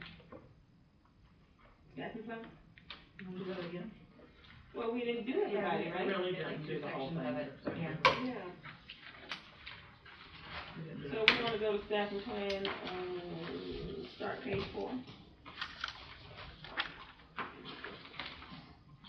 So we talked about, city manager talked about Ms. Wright and the council. And himself. Alright, so we wanna do community development?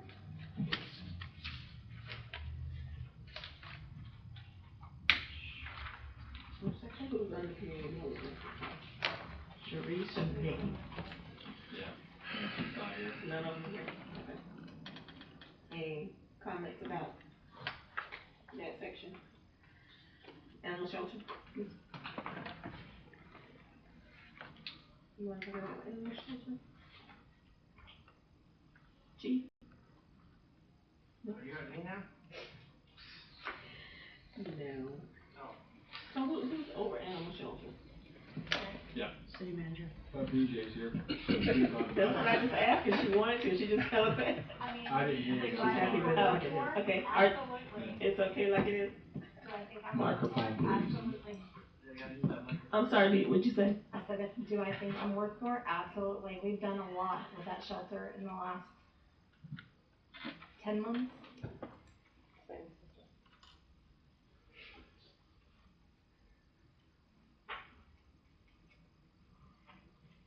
How much more do you think you were? That's so close. That made me That's choke. another question. Let me just say that we learned our lesson about giving individual people raises and not giving everybody I a raise just asked her a across the question. board. Right.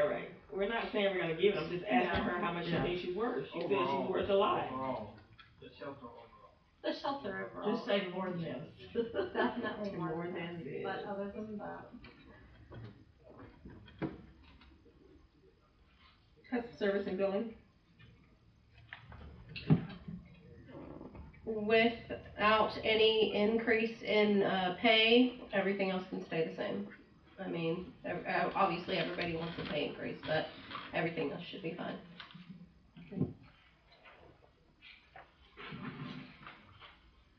Chief, it's you now, What's police me now? department.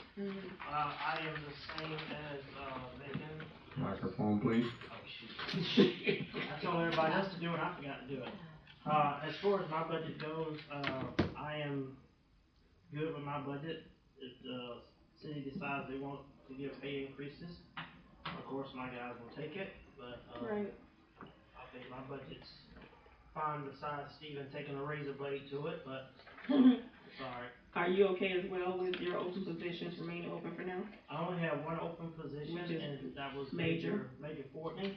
My plan is to, fill that position, but with I will be hiring a police officer to fill that position, to put more boots on the ground, and then maybe later on, making a transfer later, or promotion later, somebody up, which will still, at that point, still won't cost any money to the budget.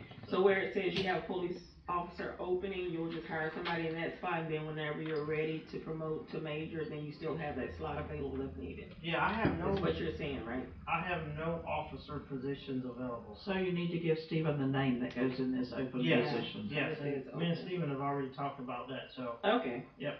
Yep. So what's the first name? Trevor. Oh, yeah, Trevor. Yes. Okay, thank you. Which one? And the rest of them are reserved. Okay. You only have That's one Hamilton. reserved person? That's Hamilton. 5. And those are the part-times that all got counted as one. Yeah, I have 5, Makes it look at reserve just how positions. it's done. Mm-hmm. And me and Steven have talked about this as well. All 5 of those positions are filled. 3 of them are filled with police officers. 1 is filled with a reserve dispatcher, and 1 is filled with a reserve animal control officer. Assistant, I would say, not officer, assistant. So should we change what it says? How it says it? We will be renaming that. Okay. Yeah, we will be Okay. renaming that. So we're not. But I did that. So I'm not confused. No, I did that to save, on having to come back to the council and ask for additional personnel. Since I've been here, we've always had 13, police officers, including myself. We haven't asked for an increase. That is the reason why, as far as Major Fortney's position go, I'm gonna hire another police officer to fulfill that position, which will give me more boots on the ground, which is more what I'm concerned about, is less top heaviness and more people on the ground, so that's the plan for that position. And then later on, eventually making a promotion. Gotcha. Okay. So I can give you a rundown of the department if you would like. I have a total of 30 people in my department, 13 full-time patrol officers, including myself, 3 reserve officers, 5 full-time dispatchers, 1 reserve dispatcher, 1 admin assistant, 1 animal control officer, 1 reserve animal control officer, 1 crossing guard, 1 custodian, and I currently have 1 opening, which we just talked about, is vacant. Who? Yes, he's down there. He's Yeah, crossing Rev is guard. my crossing guard. He's the one that is, Stephen had to move up to $15. Oh, okay. I was just trying. So he's Charles. I never knew his name. Oh, yeah. I knew him as Rev. That's And Rev. I think he spells Charles different. I don't He's think got so. a Z in it, I'm pretty sure. No. No, are you positive? Really? Does he not have a Z in his name anywhere? I swear he does. It used to be that way, but it's really not. It's really not. Oh, he writes it that way. But it's not. Okay. It looks like Alright, anything else? You're good with everything as is, and then we'll get to the raises later. Yeah, I'm good with everything. Steven and I have talked about the install of the consoles, incorporating that into the possible loan he's looking at. As last budget, when we made some changes last year, I told you guys that I would go approximately 2 years without purchasing new vehicles. This will be year 2 coming, but I'm not asking for any vehicles at this time. Thank you, appreciate it. Okay. Chief, Fire Chief, Chief Field. You're next. Yes, ma'am, just so you know, Assistant Chief Willis will be making the presentation for the budget this year. Awesome, practice, let's go. Now, are we on the staffing plan, or are we on their department under general fund? We're on the staffing plan. Well, that's not what they're talking about, and that's not what he was just. Staffing plan looks good. I mean, they're two totally different things. Sorry.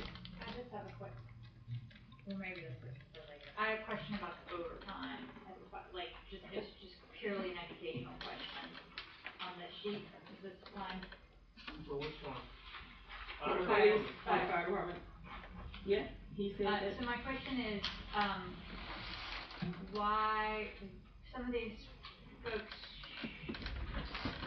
who do not work, my understanding full-time is 2,080 hours, but then their overtime amount, so I'm sure this is just me not understanding this, if you could explain. Is that your pay sheet you had, Ms. Deborah? Yes. Okay. They get an overtime rate when they get called out from the house to come in. They don't have to hit the 40 hours before they get that overtime rate on that staffing plan. Thank you. Yeah, the column that says regular hours is while they're in the station waiting for a call. When it says overtime, it goes to that figure when they are in the truck fighting a fire or a crash scene. The straight pay, she's correct. The guys that are scheduled to be there on duty crew that day, the 2 guys that we have currently, we're gonna talk about that later. 2 guys we have there are on regular pay. If I'm sitting at the house on a Saturday afternoon and a car wreck goes out and I respond to it, I get my overtime rate to go run that call out. Does that make sense? Does your overtime rate start when you get the call or when you get to the station? It starts when the call comes out till the call ends. So it's documented in the CAD sheet. So if you're not actually at home, but you're 30 minutes away and takes 30 minutes, so you get time from that time to. It's just the way it's documented in the CAD sheet. I'm just asking. I'm just telling. So that, and the CAD sheet is the thing that we got recently, right? CAD sheets to print out from dispatch. I thought we had some that was electronic. We didn't get that. Yes, it does. Oh, okay. It does. It gets so. We're dispatched through Levy County right now. At the end of the call, they actually generate an email and send it to all the firefighters so they can sit down and have the accurate times to put in the reports. And that's how we pull the payroll report is off the reporting system. Okay. Cool. I only have one, just because I'm still learning the process. So does the overtime hours go to everyone who responds to the call? So if one call comes out and there's like 10 of you guys that rush out to it, it goes to all 10? Exactly. Okay. I'm still trying to understand that. What that does, there's the 2 guys at the station. Mhm. Call goes out, we pay to backfill the station. Mhm. Car wreck goes out, they get there and they can handle it. that's fine. We have 2, 3, 4, 5 guys at the station on standby. If they get there and it's an extended extrication, we'll roll 1 or 2 more trucks. That second med call goes out, we'll run to a second call. We try to have the station staffed at all times. That makes sense. I think my question was more along the lines of the pay for all the trucks that respond to the call versus the ones that are still staying at the firehouse. They get paid whether they run to it or not. They're there for the call. But they get paid the regular time, not the overtime. The The ones who are already. The two guys on duty crew get the regular time, the other guys get the overtime. And then everybody else gets overtime. Okay. I don't know. Must be Aaron, he's reaching for his pocket. Please turn all devices off. Put them on vibrate. Thank you. Yeah, let me make sure mine's off. No, I said that. All right. Okay. Any other questions about the staffing plan for fire department? None. Public Works Utilities. Any changes in your plans? My budget could stay the same, but it was mentioned that we wanted to hold off on hiring in the gas in the streets and parks department. But in the streets and parks department, we only have 2, which they're mowing right now, which they're trying to keep up with that. So I would recommend we do try to hire at least 2 people in the streets and parks and 2 in the gas department. Alright. That'll be between you and the manager. City manager. And I think the two. I think Kim. I think the 2 in the gas department are compliance, aren't they? I mean, don't you have to have 2? Yes, ma'am. I think you do. I think it's fun.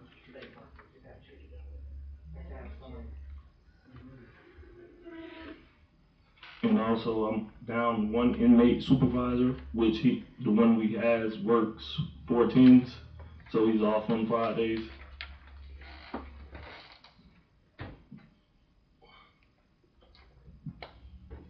So are you saying that you need to hire somebody else? Yes, ma'am.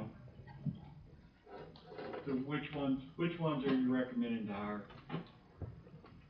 The positions in streets and parks and gas. We can hold off on the water right now.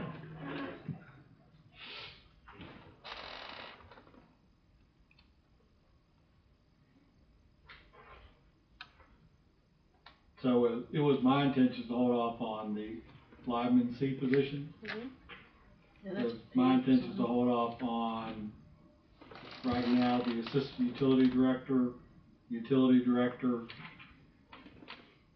and you say gas is a compliance issue? Yes, sir. Okay. I think they actually gigged us at one point because we only had one, and MCU came in and told us that we had to have another one. Yes, ma'am. How many do we have now? One. We only have 1 tech. We have 2, 1 tech. Okay. So who is Michael Warren? Is he he's not a supervisor or anything, right? No, So ma'am. you have to. You say you have to have 2 for compliance. So you have 2 for compliance, right? Technically. Gas tech, technically. Sorry. No, there's 1 open position for gas tech. Yeah. But if you look at the very first person. Right, that's 1. I think my question would be is, how's the inspection gonna go on the 4th if we only have 1? Or whenever We it have is? 2. We have 2. But one's a trainee. I was told they both were.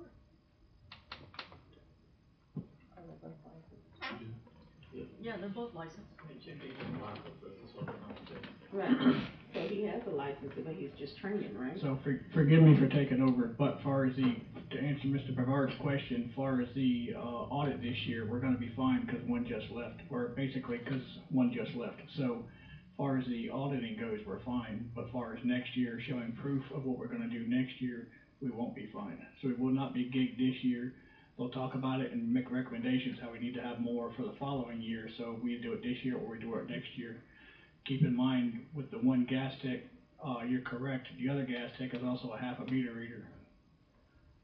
So it all depends how you wanna look at that, right? So because we're down a meter reader right now. Well, I understand people are doing dual roles. Yes, sir. I think my question, certification wise, where are we at? We're barely legal right now. And we'll be fine for the audit because one just left. Coming up, Yes, sir. but for not for next year. Correct. So the gas tech training now is not certified? So one's 100% certified and one just got certified. Because he just got certified, he doesn't have the hours in. So yes and no, it's a hard answer to answer without sounding confusing. It's not hard. You answered it. All right. So you have to have a certain amount of hours in order to be compliant. Yes, ma'am. And one of those will be your master evaluator this year. Nate hasn't made his mind up yet which one he wants to do it with.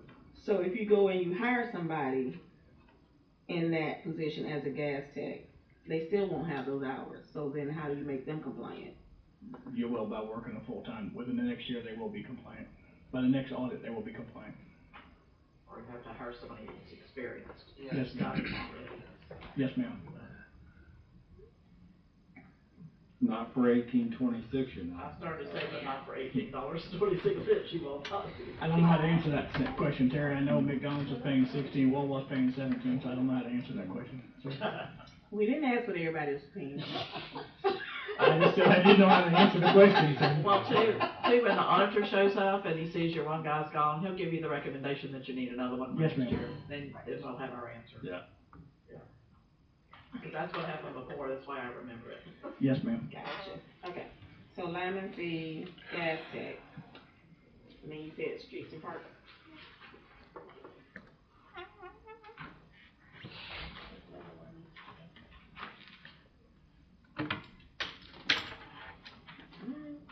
But you're not doing the utility directors and assistants at this time, correct? No. Okay.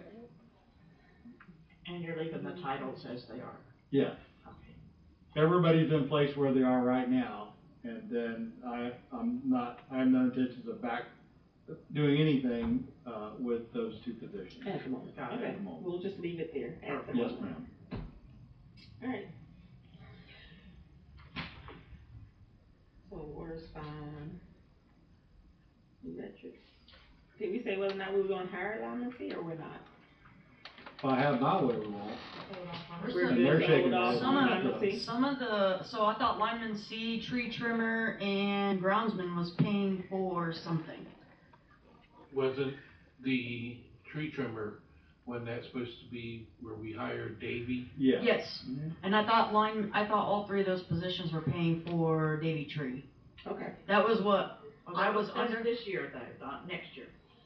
I thought we had 200,000 to pay. Well, we do, but come next year, Davey won't be here. Right.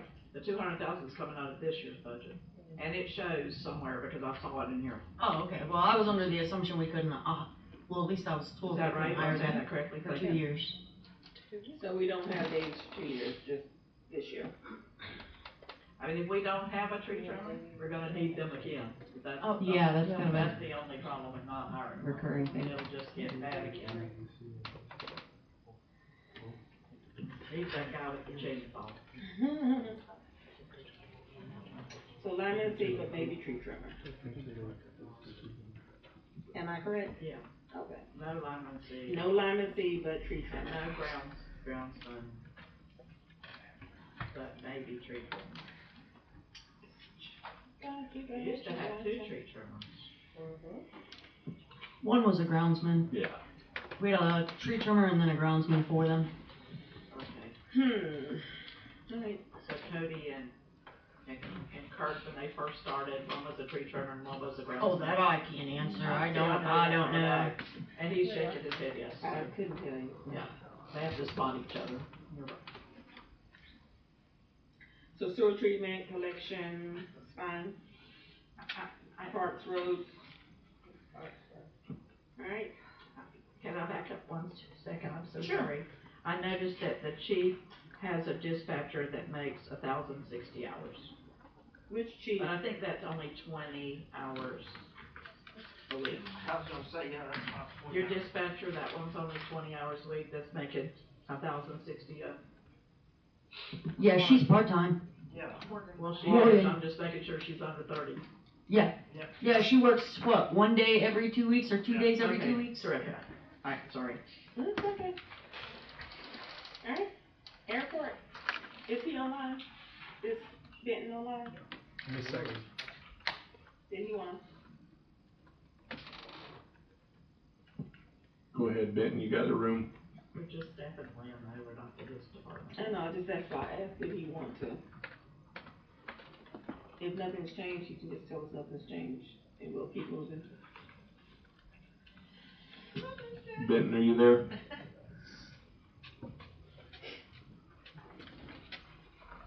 He probably still had a meeting. He did. Alright, so we're gonna go to, Sorry, Dr. Nash, he did send a staffing change, but. Proposed, yeah. Proposal, right, okay. I think he's got it covered from what I saw, he had a plan for it to cover all of it. Hey, go ahead. But he also had a presentation. So for some reason it just wouldn't, I can hear everybody talking, but I couldn't, We can't hear you. it would push me. So, There we go. Yeah, just put him on. You try it again? okay, There you go. let's see, Okay. try to go back to the app. No, No, that's his phone. Tell him we're only on the staffing plan, not on the. So yeah, just ask him if there's any change. Yeah, no, I mean, that's the only changes that I really have is to the staffing plan. Okay, which is what we got. Do you have it up there to show to anybody? DJ, do you have a copy of that plan? I don't have this proposed one, I just have what we have. Oh, okay. Can you ask me if that's what? So can you just tell us real quick if you, somebody messed with the knobs again. I think I got it figured out. somebody what?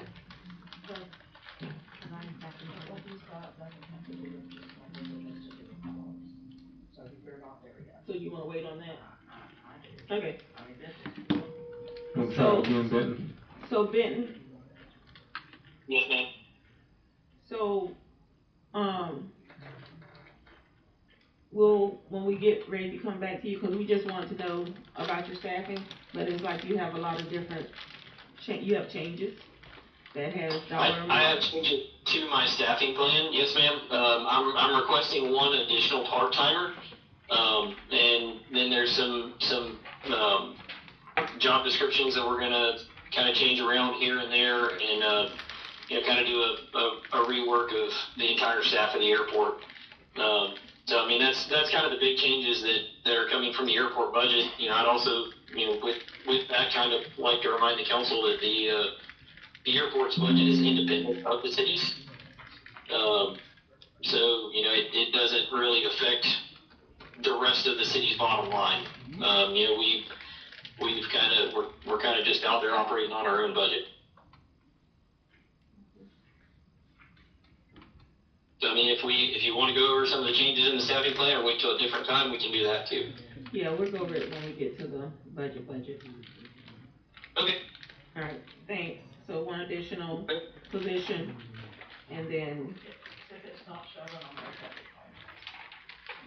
plan. On our staffing plan that we have in our book, there is no additional request.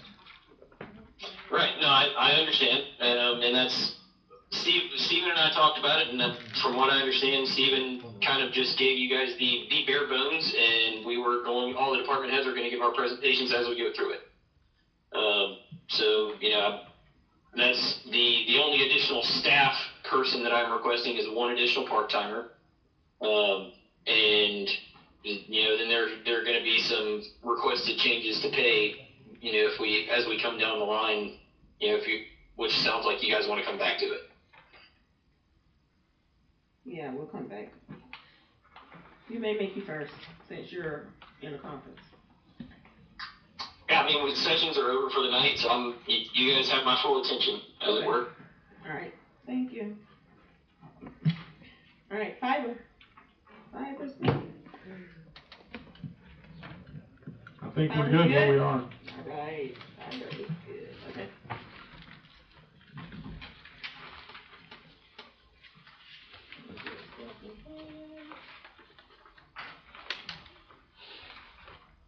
Alright, so we'll start with the budget.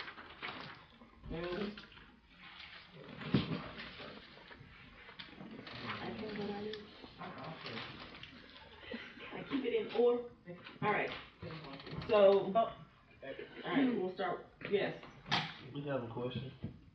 question, we might have an answer for you. I just have one question. In Nate's, Public Works facilities, I have a Ian Finnan. I don't know what that's about. Say it louder. Say that again. This PD's custodian. In facilities budget, I have an Ian Finnan. I don't know who that is. Or we don't know who that is, I'm sorry. I think he's the guy who cleans. That's the cleaning. He's the cleaning guy for the PD. I don't know how he got in public works. But he's in my facilities, he's in the facilities budget. He does both? But he's in the PD budget, which I have no.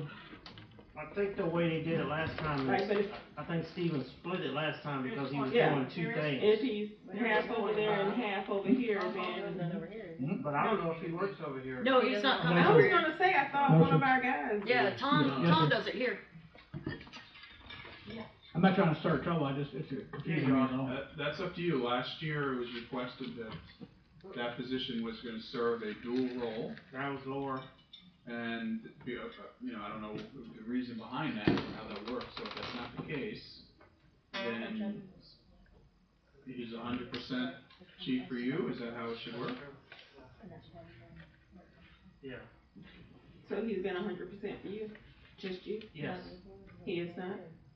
He is now. Yeah. Before, like Brooke was saying, before the custodian was split between the PD and animal control. Airport. And I think Steven, I thought we changed it, but I guess we left it that way. But he doesn't do anything for the airport or public works that I'm aware of. He just cleans for the PD. Okay, I'll move all his hours back up to police. Okay. So anywhere that he's allocated, Stephen, in the budget, will move over the PD? Yeah, it's just facilities is the only other place. Okay. That was the ask of the workshop last year, was can he handle the facilities? Thank you. Thank you. There goes a transfer. Transfer going Alright, so we're gonna go to the general budget, and we'll start with.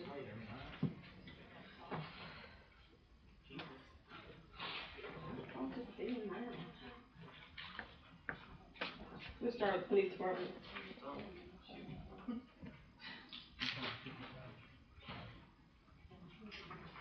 And that's going to, where is that? I think it's page 26. 26. We're in general fund, correct? Yep. Alright. Page 26, police department. So as I stated before, nothing in my budget under my power changed. But under the power of Mr. Bloom, there's some changes which me and him have spoke about, and we are able to work those changes out. And I do believe with the changes that he made, the budget was only affected by 0.7, Stephen? Is that right? Yeah. Only affected by 0.7, so not a very large increase in the changes that he made. But as far as everything, the line items in the budget, I'm completely fine with for the police department.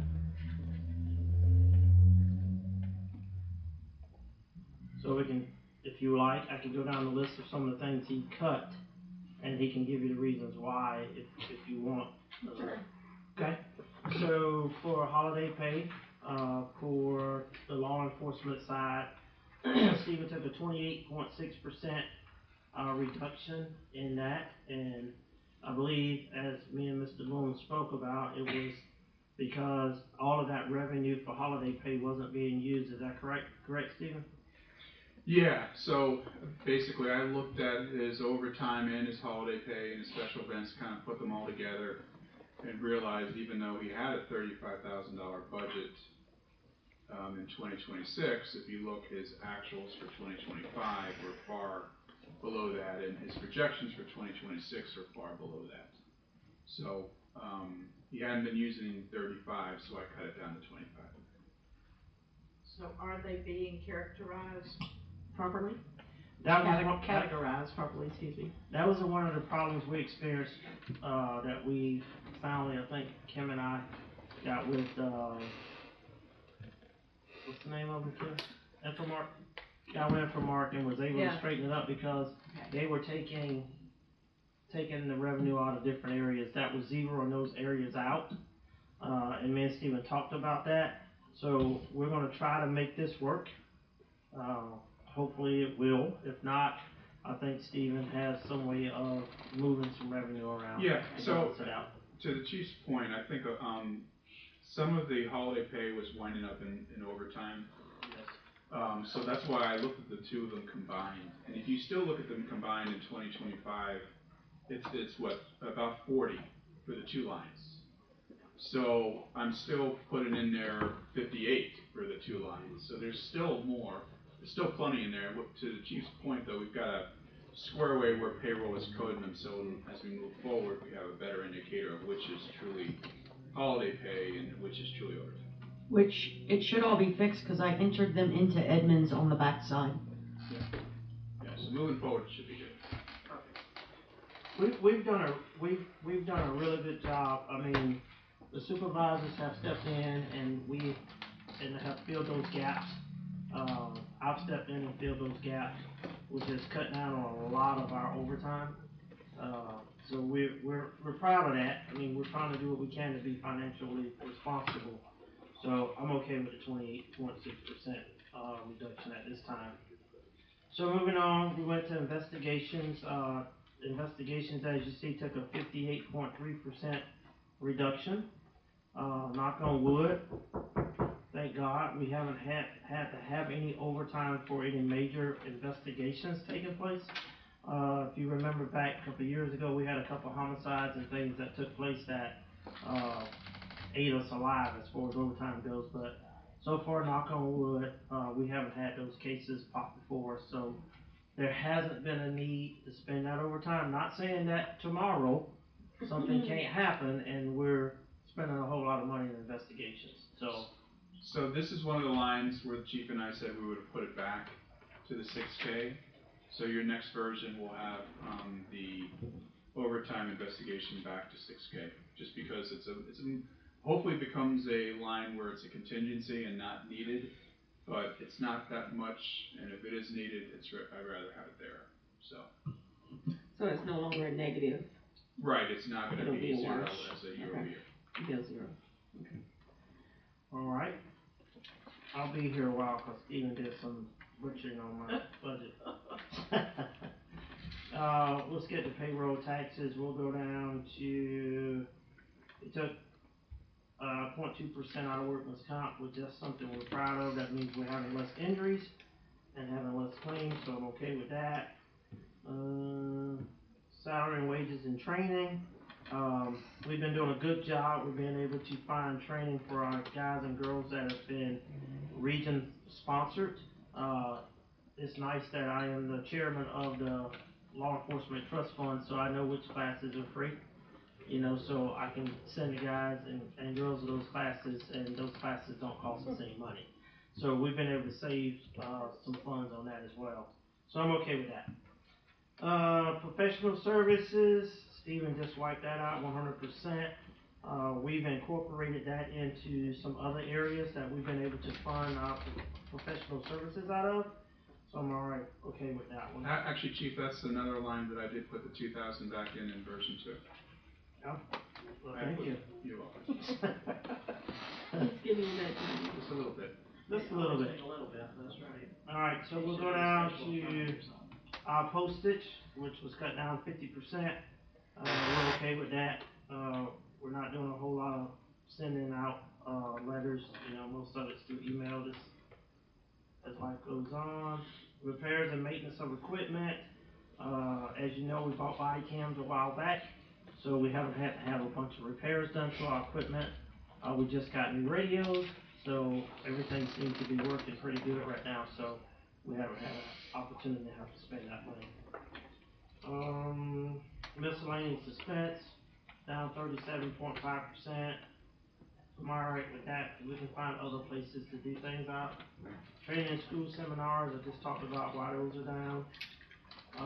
Vehicle maintenance, this is one that me and Steven are gonna talk about because we're pushing these cars now for, let's see, the newest vehicles we have are 2023, and we're going on 2027, and I think our oldest cars are 2018 maybe. So our maintenance cost, because we did not buy cars last year, is going to increase. We're seeing that already because of the wear and tear on the cars. So tires are more, oil changes are more. So that's one area that I'm gonna speak with Steven about, maybe getting that put back, because all it takes is one breakdown and we're right back in the hole again, so. Yeah, so unless the council disagrees, I was gonna put that one back to 53 for the next version. That was actually one of the areas we increased in our last budget when we were able to move that money around. We increased our vehicle maintenance because we said we were not gonna ask for cars for 2 years. So, I was a little shocked when I seen that one was changed because we had already kinda worked that out, so. The council don't have a problem with that, I would like to put that back due to the age of our vehicles. I'm cold. Go ahead. Alright. I'll fix it for you. Yeah, right?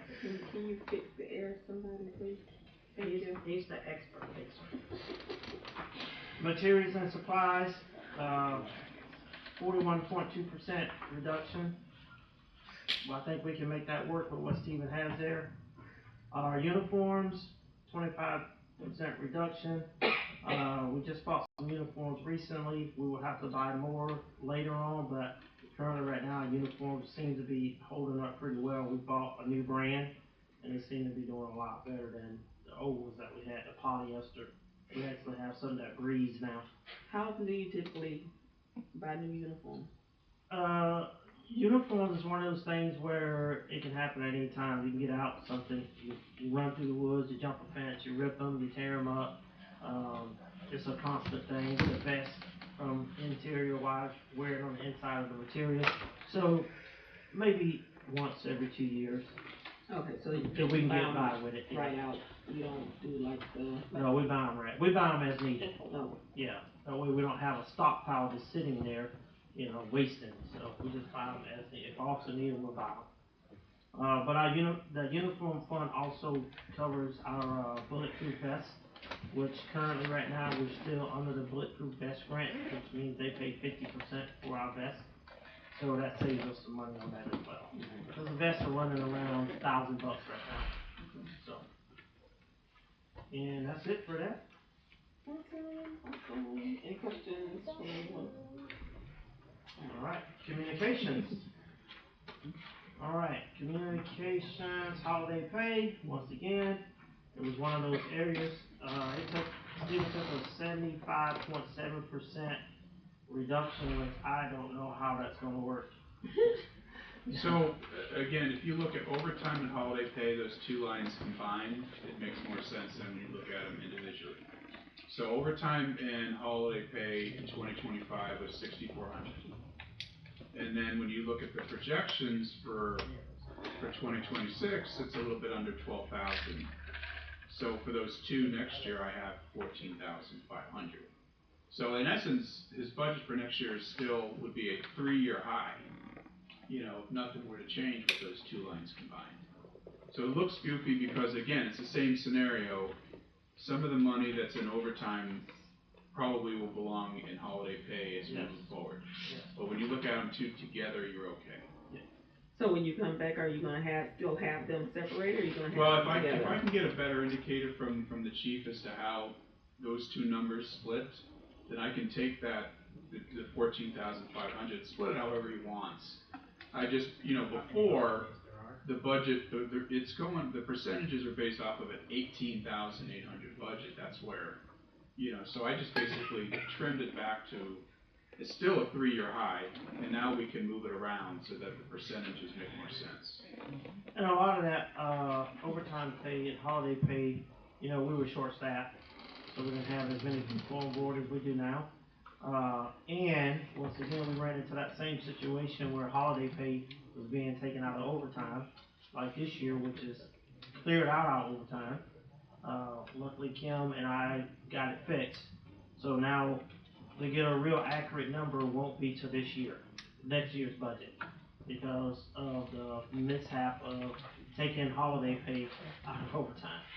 So hopefully we got that squared away right now. Okay. Other than that, everything else that he did in dispatch, contractual services, 30%. It was only $500. He took it down to $350. Repairs and maintenance, it was $1,000. He took it down to $500, 50% reduction. Traveling per diem, great thing for us. Our dispatchers are not doing a whole bunch of traveling, so I'm okay with that. Material supplies, dropped it down from 3,000 to 1,000. We can live with it. Uniforms, dispatch doesn't use a lot of uniforms, so we're okay with that reduction. And other than that, communications, I'm good. Okay. Any questions? Mike?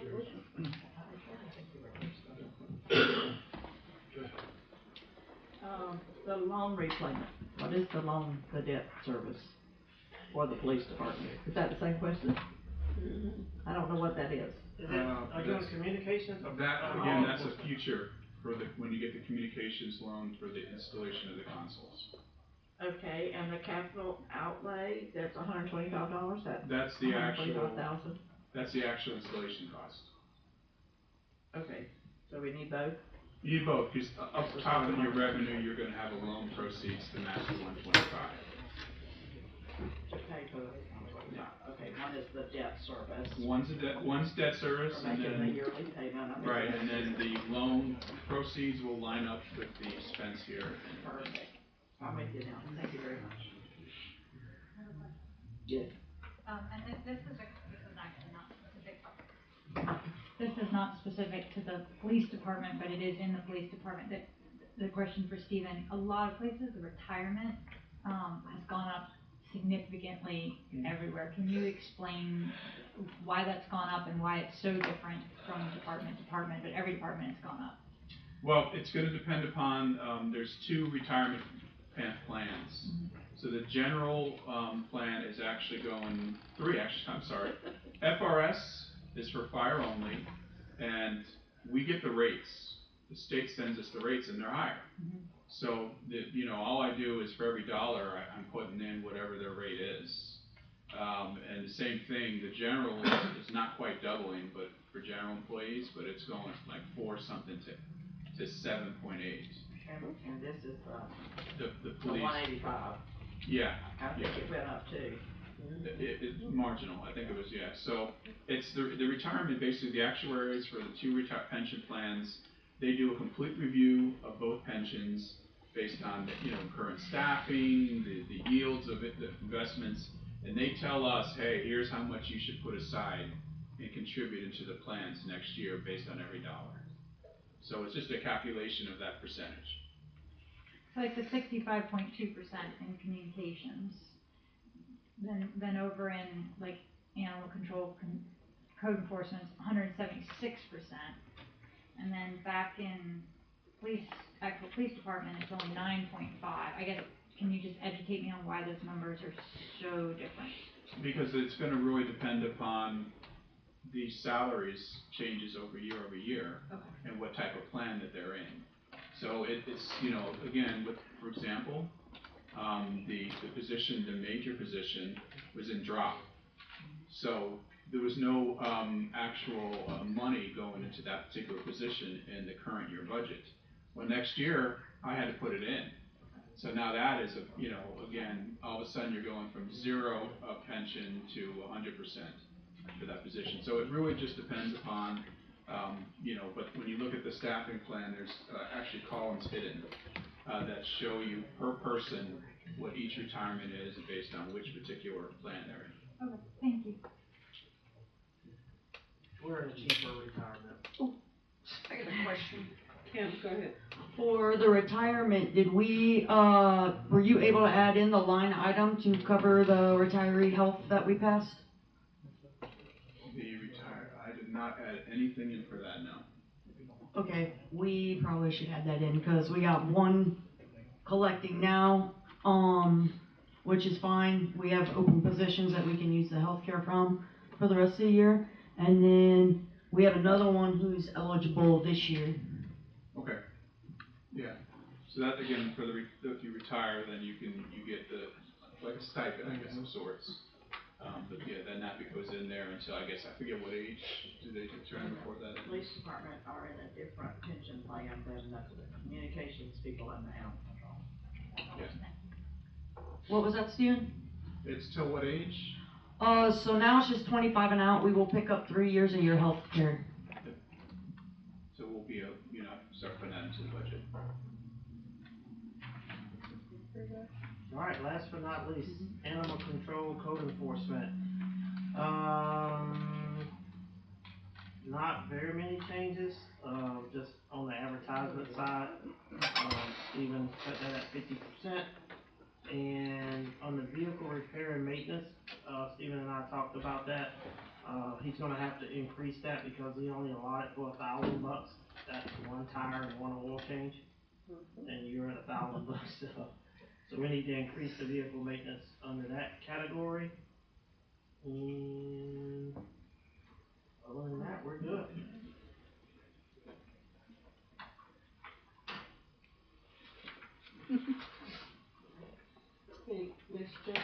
Sorry.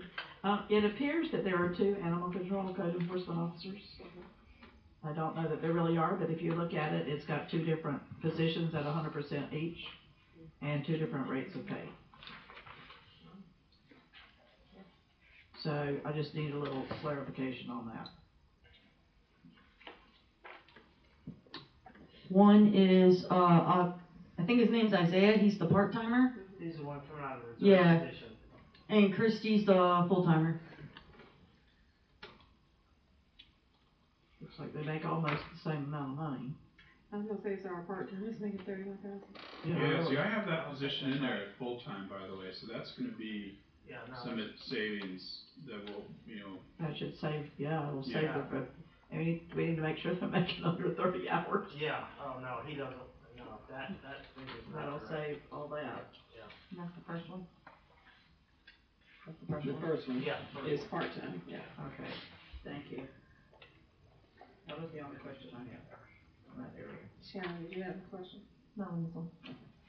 And that will change all the, in fact, that will change the, It'll change it drastically. the retirement and health insurance and all of that will go down and not be such a huge percentage. Yeah. Saving money, Miss Mary. Hey, we're cutting something, that's good. Not much, but we're trying, we're working on those raises. Doing my part. You good? I'm good. Thank you. Alright, so the next one would be the fire department. And that is page 31. It's page 31, but Miss BJ's putting the presentation up. Oh, okay. You can follow along in your book, it should be pretty close.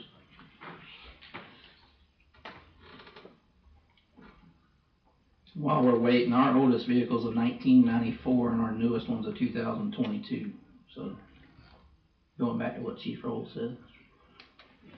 Yours don't run as hard as mine. Yeah, okay. Mine's 24/7. He said we don't run the, Chief Stiegel said we run the wheels off a truck. Friday night, I'm sitting at a birthday dinner for my son, I get a phone call from a firefighter. I answered the phone, he said, Chief Willis, the front left wheel hub is on fire on the rescue.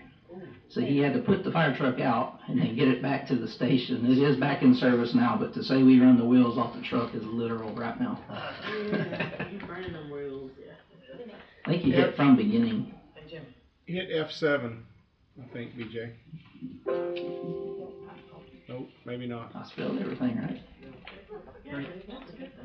There's a shortcut to make it play. I just don't know where it's at. I'll click on the second slide.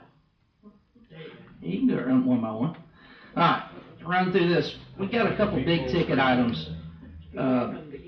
Stephen got a bunch of the stuff in there. Each one of these, we're gonna go through one by one here in a few minutes through the slideshow. It includes adding a third person to each shift.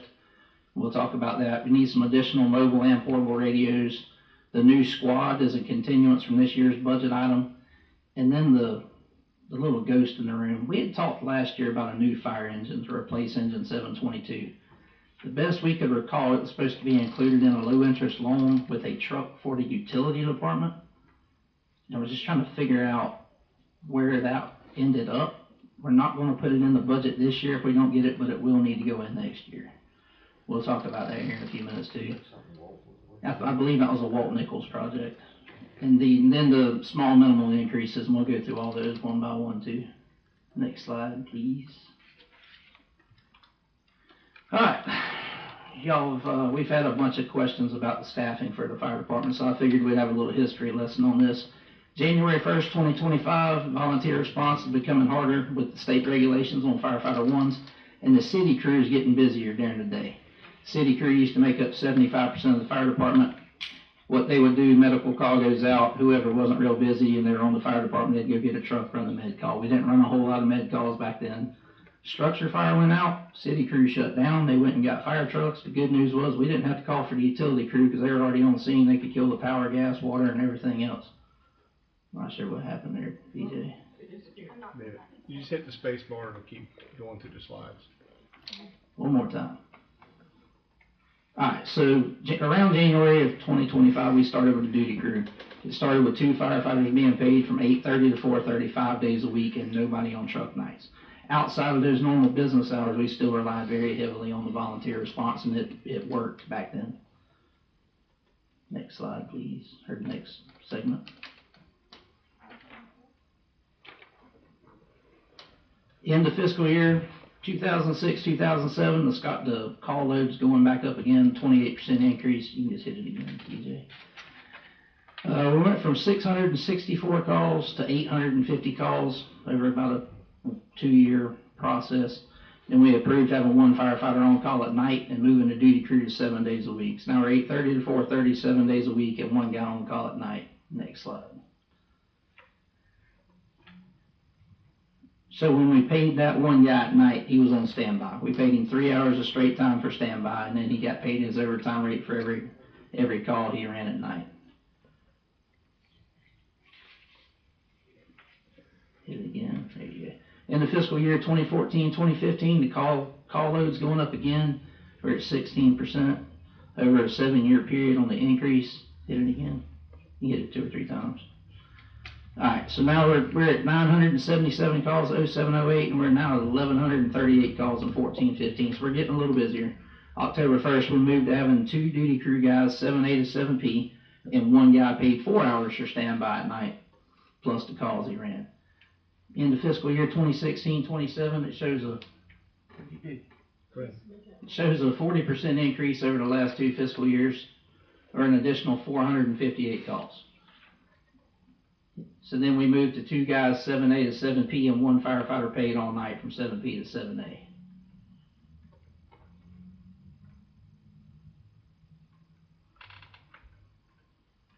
In the fiscal year 21-22 shows the calls are trending again to go up. This time increasing 25% over 5 years, or an additional 400 calls.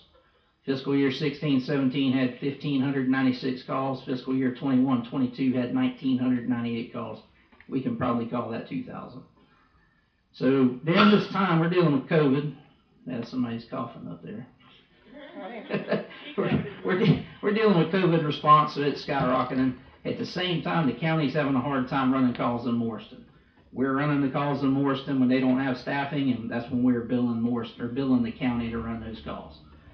Around February 22, we moved to 2 guys from 7A to 7P, and then 2 firefighters from 7P to 7A, which is where we're currently at right now.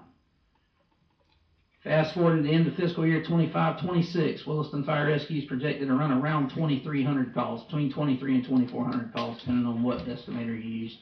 This will be about a 12% increase over the past 4 years, and then about 200 calls more. We're back to the amount of calls we were running during the COVID levels, and while we were providing the calls in Morriston, the problem is we're not. These are all mostly in our zone now. What we're requesting is to have one more firefighter per shift. This will allow 2 personnel to respond to the initial minor call and leave 1 personnel at the station for the next call. It doesn't sound like a big deal, it happens a lot. If it's a serious call, multiple trucks can respond to the same call initially to establish a safer operation initially and then move on from there. Here's your little line graph to kind of give you an idea where the call load's at, with the years being at the bottom. Go ahead and click it again.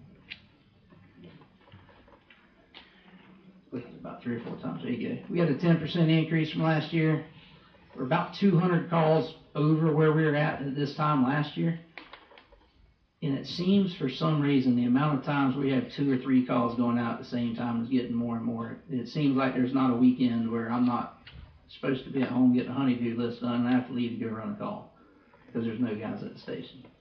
On the safety aspect, it gives our crews a better chance with the interior attack. If you only have 2 guys trying to make an interior attack on a structure fire, first off, it's not safe and it's virtually impossible. Someone needs to be on the outside in an incident command or a safety role, and it gives more coordination of incoming crews. They can run the pump panel, see where their water levels are at. They can look at the house, make sure the roof's not about to collapse. All stuff we're trained to do. More guaranteed coverage at the station. You're not waiting on someone to come from the house for a second call. And then it's Friday, Saturday, and Sunday are 3 of the 4 busiest days of the week for us for last year. I went back 7 or 8 years, it seems to be pretty close all those years too. And it just so happens that the off-duty response is the lowest on Friday, Saturdays, and Sundays because our guys like to go have a life. Hit the slide, please. There's your call load by the day of the week. Friday's the busiest, followed by Monday. We know everybody hates to ruin their weekends, so they wait till Monday to call 911. And then Saturday and Sunday's right there as well. Hit it, please. Adding the additional person, this was just going off some of the numbers Stephen had that I ran.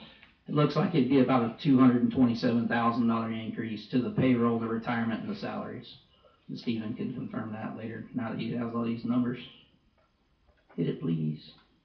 All right, the new radios. We were on a VHF radio system forever. The radios were $500 to $800 a piece. FCC regulations forced Levy County to build a new P25 compliant radio system. Don't ask me what that is, I cannot explain it.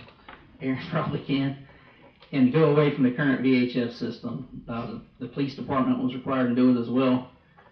The county built a multi-million-dollar system and invited us to come on it just like we were on their other system. We had about 25 portable radios, and we had 1 mobile radio in each truck. When they came to us, they said, hey, we're going to replace your radios. Well, they kind of had to do it evenly and fairly.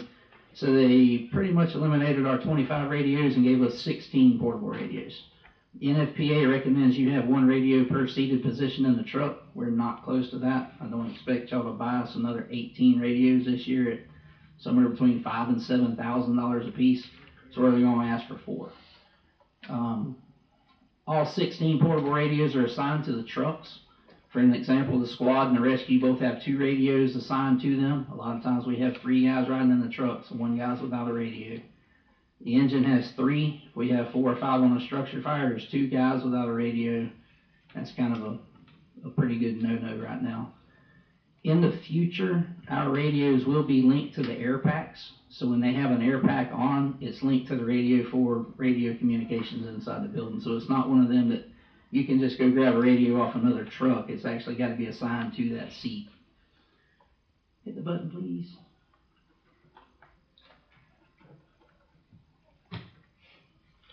The new squad, it's just a continuance from last year. You want to slide back one if you can. It's a continuance of last year. The specs, we went through the specs with a fine-tooth comb, kind of figuring out what we want to do. We visited a couple of vendors to see the difference in the quality of beds that they build. They've been emailed to the attorney. She's going through central bidding, I think's the program that y'all use right now, to see if there's something we can piggyback off of. So far, she sent me 4 of them, and those aren't going to work out for us, but she's still looking on some other stuff. That truck's gonna replace a truck that's 26 years old and flat worn out. We called to get a replacement steering box for that truck about 2 years ago, and they said, yeah, you need to go to a junkyard to get it. They don't even make the parts for that truck anymore. The cost is gonna be about $240,000. It's gonna look a lot like the Squad we drive now. It's just gonna have a different style bed on the back. It's more built for a Squad rather than a brush truck. The one we have now works. We have to repair some of the shelving and stuff in the trucks every once in a while. It'll be a lot more suited as a brush truck. So we're gonna buy a new Squad, take the current Squad and make it a brush truck. Hit the button, please. The fire engine I talked about a few minutes ago is going to replace the engine 722. It's a 2008 American LaFrance, and I believe it was the last one to roll off their assembly line before they folded up. And you know, when you get the last truck off an assembly line, you get spare pieces. The door handles on that, when they tear up, Captain Maddox goes to Napa and buys a door handle for a 2008 Dodge 1500 pickup, and that's the door handles that are on that truck. So it's just kind of piecemeal together. That new truck's going to cost about $1.2 million. It's going to be a 2-year wait. Currently is what they're sitting at right now. Same design as the current engine, the newer engine that we have, with some minor changes just due to industry standards and safety factors on it. That's what I talked about a minute ago. We believe Walt Nichols is working on a low interest loan to include a truck for the utility department. We just needed an update. Like I said, it's not in this year's budget. We talked to Mr. Walt, and if he doesn't have anywhere to go, we're going to have to put it in next year's budget. Hit the button, please. The small minimal increases, we asked for a $2,000 increase on travel and per diem. We all know that the travel costs are getting higher. They're not getting any cheaper. Our guys need to be able to go to more trainings and seminars and conferences to learn. Basically, we send guys to these seminars and conferences. They learn a lot of stuff, come back, and we'll do in-house training over here so everybody gets educated on it. Go back real quick. She's hungry like I am, probably. That's what I said. The last conference we attended in Indianapolis, myself and Captain Maddox went up. We met with 20 different vendors that we currently use to see what new projects they were coming out with, what new updates, and met with 10 other vendors that we were looking at going with. So it's very beneficial. Instead of talking to somebody over the phone, looking at it on the computer, you can actually go up there and lay hands on it. You can tell if it's 3D printed or if it's actually manufactured somewhere. It's very beneficial. Next line, please. The other way. Office supplies, we asked for a $300 increase. The equipment inspections, a $1,000 increase. Y'all remember we got the new ladder trucks. We have to have that ladder tested every year, and we were also made aware that the cost of the equipment inspection is going up. Some of the stuff that we were paying to have inspected, we are able to do in-house now, so it should offset a little bit, but this is kind of where we feel the budget needs to be at for the bigger projects. Next button, please. Dues and subscriptions. We asked for a $1,750 increase. Last year we came to you for a new report writing system. It's called ESO. The report writing system that they sold us, and I'm going to say this, and it's nothing against ESO. They sold us a NIFRS program. The state had a requirement February of this year, you had to go from NIFRS to NERS. When ESO switched from NIFRS to NERS, completely different program, did not work for what we needed it to work for.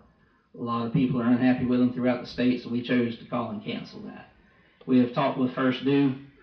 It's another report writing module. It also does your hydrant checks, your hose testing checks. The big thing that I like about it is the fire inspection module from Mr. Danny.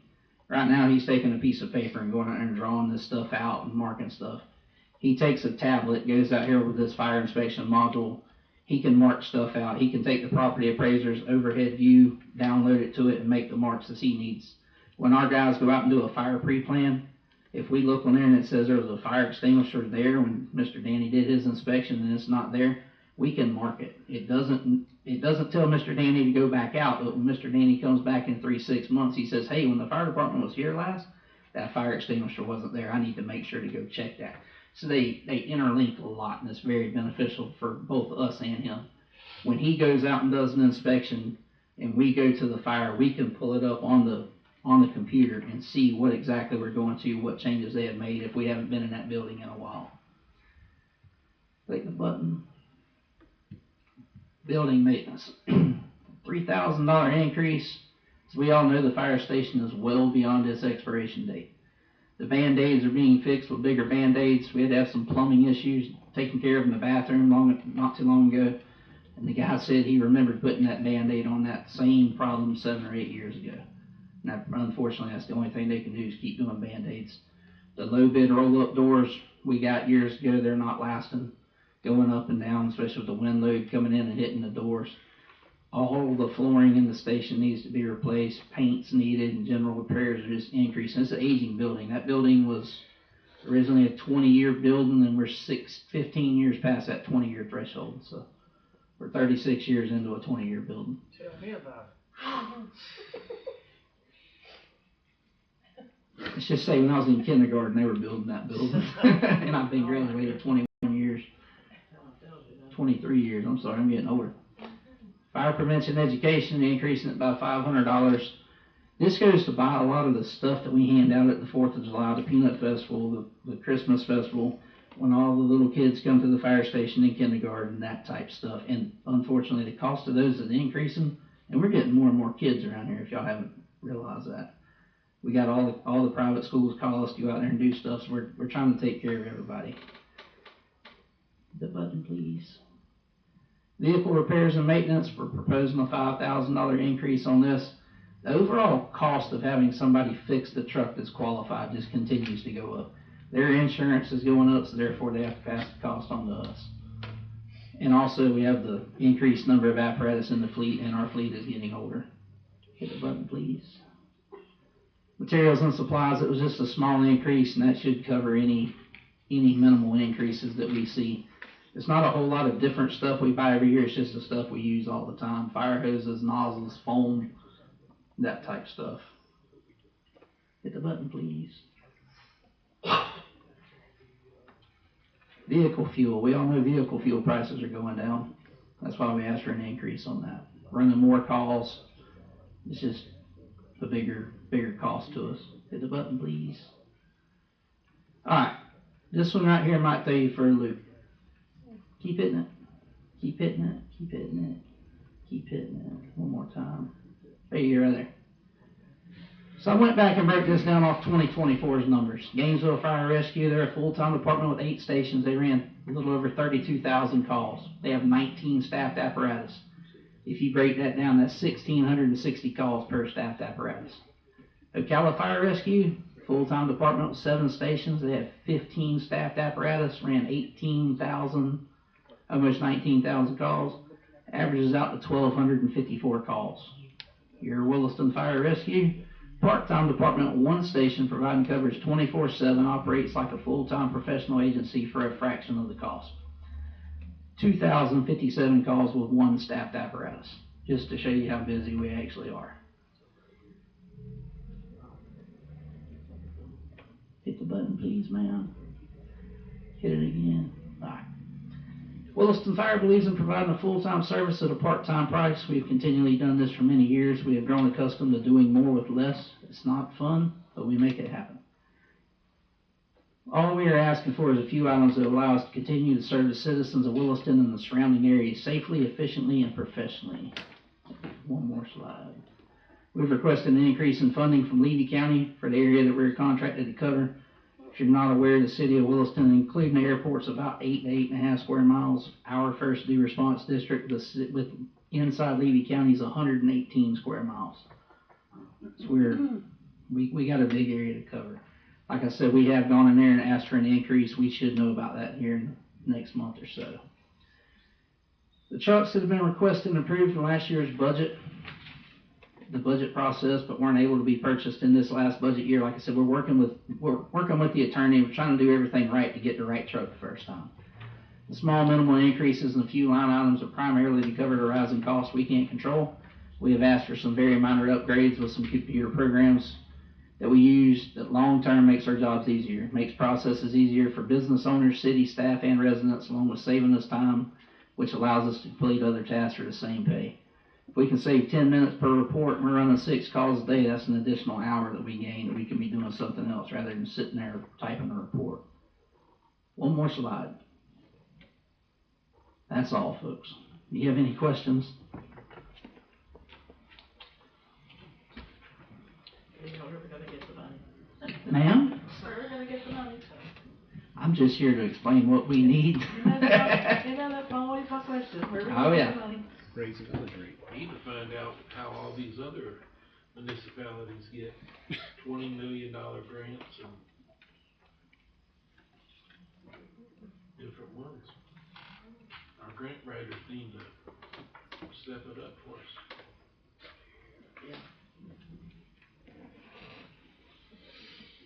Because none of this is in the budget.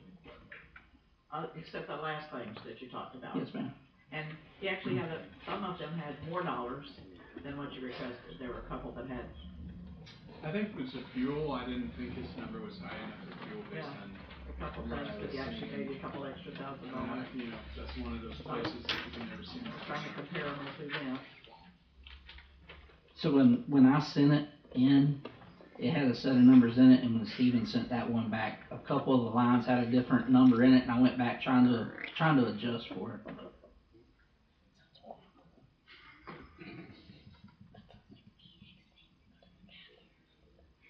I think the piece I don't have in is the personnel Correct.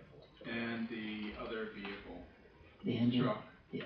'Cause that was something Walt was working on with the grant loan combo, and I do not know where he was with that package. Okay. Like I said, I didn't want to put that in this year's Yeah. budget. I just wanted to kind of get an update on where that was at, or jog some memories. I believe that was in state revolving fund loan, wasn't it, Terry? Say that again, Jonathan? I believe all that was in the state revolving funds Yeah, loan yeah, that we I were was trying to just get. thinking that too. Not none that I'm aware of, which one? In that, we were gonna pay for the squirt, we were gonna get the, VACCON truck and then the fire truck at the same time through that state revolving fund loan. Okay, so the VACCON truck and the other fire truck, that, I don't recall that. That might have been right after you left it, The that I squirt apologize. truck was supposed to be paid out of capital, which we're not. Correct. And then, so, I think probably the only thing that reflecting the additional person per night, right? So, And day. Additional person 24/7. okay, and that's not in your number. So, let me ask you, can I ask you a question? But if I ask you a question, if you could have one or the other, and I know you want one in the daytime and one at night, which one is actually the busiest? If we could only afford half of this. I cannot. Is the daytime the busiest? It fluctuates. Matthew Batten ran 6 calls after midnight the other night. Wow. So it's kind of hard. After midnight? After midnight. So it's kind of hard to say.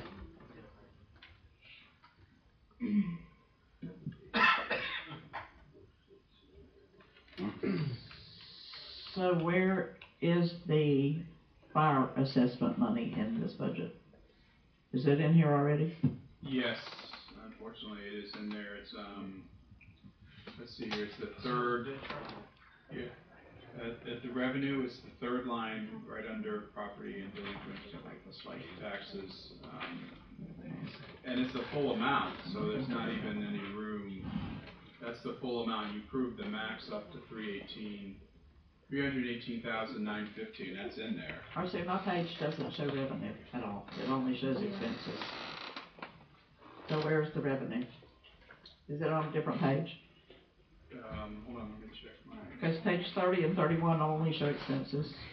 Oh, yeah, you have to go back to the top of the general fund. To the top of the Yeah, general let me fund. get the page. Like the general fund budget summary? Yeah, the general fund budget, let's see here. let me Okay, check budget summary. Oh, there's the revenue, gotcha. It's page 14, if anyone else wants to see it. So yeah, this budget's got the increase in the assessments. I even have the, proposed increase from the county. I see that. It's maxed out. I saw that, but I didn't see the other. And in addition, there is some because the fire does usually get some grant money to cover some of their, equipment purchases, so it includes some money in there for that as well. Oh, there's the fire assessment. The fire assessment is the third item down on page 14. Yeah, I finally found it, thank you.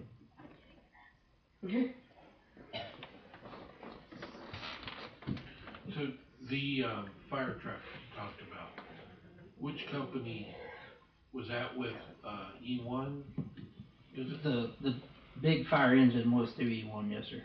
But E1, Pierce, Seagrave, they're all about the same price and the same waiting list. The only I shouldn't say the only reason, the main reason last time we bought a truck was 2018, they built it in 2019.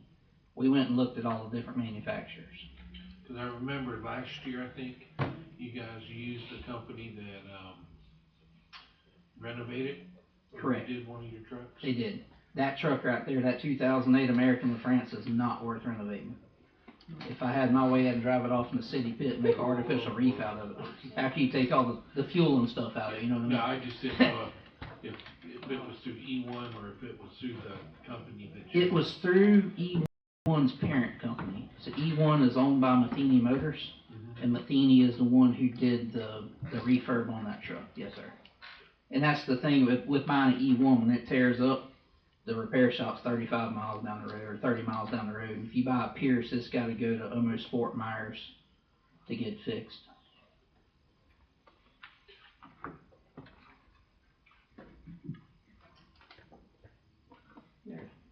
So the new vehicle that you would like to order that won't be ready for 2 years, how much, I mean, are you looking at dividing that sum over 4 years? Are you looking at a loan?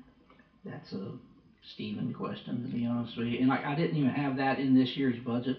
Yeah. I was just trying to put it in there to kind of see, hey, where are we at on this project? I mean, the approach using the state revolving loan is the best solution option, because you're gonna get a forgiveness portion of that. I don't remember what the percentage that Walt suggested is, but say 50%. So that's a good, forgive 50%, and then usually the interest rates on those are pretty low as well and very competitive. So if you're gonna do it, if you have to do it, that's a good approach to take. He had a laundry list of items. I forget, there's a presentation floating out that he did that included even some of the things, Terry, that you probably don't know, but I certainly know that the utility truck was scrapped. That was taken out. The vac truck, I believe, was as well. Yeah. So I think really most of it that's on that list was just that fire vehicle. But you know, that would be something, if you're gonna do it, if you're not gonna get 100% grant, then that would be the second best option. What's the wait time on a squad truck? Just shy of 6 months. It takes right at 4 months for them to build the bed. Then you buy the cabin chassis and have it outfitted. It's not that much longer.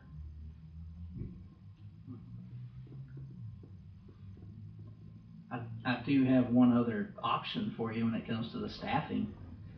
If Friday, Saturday, Sunday, Monday are our busiest days, if you could do the 3 days, do Friday, Saturday, Sunday, it's 3 of the 4 busiest days, and it's the 3 days we have the least amount of response.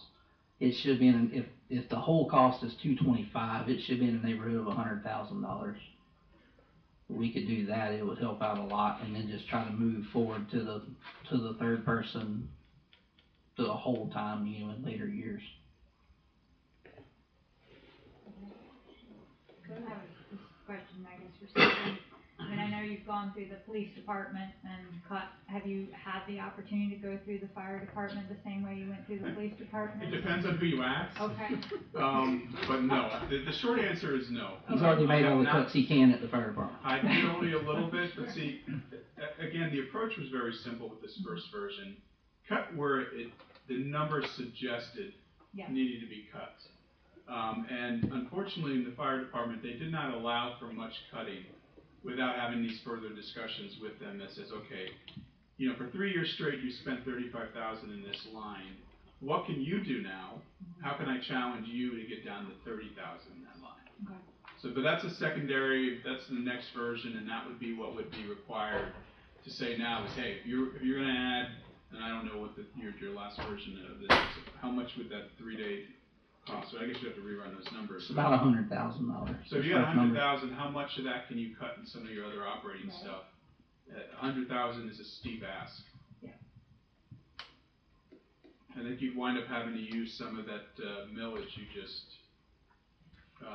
put out there, unfortunately. Right, I mean, I know it's not apples to apples, but I do, you know, there's some places where it seems like there are a lot of increases in one department that seem like they maybe could be adjusted. I think it's real, fire's the one that I had the toughest. Toughest, The okay. toughest, and again, you know, you have to challenge them a little bit more on that, but again, as you saw, they've got some, you know, some pretty clear reasons for that. It's not just, you know, hey, blanket Right. increase. But again, if the police department is gonna be asked to make some of those cuts that they weren't asked. Yeah. But if they're gonna be doing that, which, you know, the chief, you heard him say, some of the stuff he was okay with and some he wasn't. Yeah. So we put back some of the ones he's not. And the fires, we probably have to do something very similar to try and trim that 100, you know, the net of that. So I don't know what that looks like.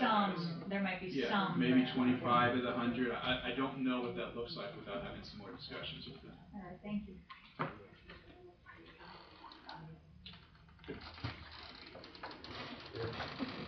I believe it would be like contingent upon that, a finding, with that additional revenue of 150 some odd thousand with the millage increase. And if we decided to do, I mean, even the 112,000 is only a 2% raise, but it's better than nothing. Well, and again, that's where, if, you know, And if you're putting in 100 here, gotta keep in mind what your decision is gonna be on the overall increases, because then that's gonna be more, I mean, again, you're gonna run out of money again. Yes. Pretty quickly if you don't find Right. some other cuts, so there's gonna have to be some challenges, to get the increases, to get some of this other stuff, there is gonna be some more challenges, there's gonna be some discussions to say, hey, if I want, you know, what do we put in the general fund, 2% is 60,000. So now you had 100, you know, if you put in 100 there for fire, and now that's 60, so now you're 160,000, you've already covered. And we're not even. And that takes the decision about the 7.25 out of your hands right there. Right. Because now you're kind of stuck with it if you don't find some other, you know, I don't think that's what you wanted. You wanted to have some flexibility, so. Yeah, there's got to be some more other places. Now, we've got some things, we looked at the plan, you know, changing that part-time, that full-time to part-time, that'll help a little bit. A couple other places, and maybe that'll trim, but beyond that, I'm not sure. One more question, because I know we approved a new number for the fire assessment that we'll vote on September 8th. Is that a new rate, that's the number that's in here? That's the number that's in there. Okay. Yeah. So again, if you decide, hey, I'm not comfortable with that number, then that means some cuts. Yeah. Yes, Shannon. And you said that also includes the proposed reimbursement from the county, since 70% of our calls are county? The proposed increase, you know, there's already the amount that they were giving us, but I believe it's 30,000. Remember correctly, that's what we were hoping to get from them. So what happens if they don't? And Same answer. Yeah, that's the hard part for me to wrap my brain around, because if we're being told over 70% of our calls are going to the county, but the expenses are going to here, it's difficult. That's the next. It's down to 60% in the county, 40% city now, and it's actually over the past couple of years, it's actually starting to float back more to the city. We don't have a whole lot of young people living in the RV park, and our guys know the RV park like the back of their hand.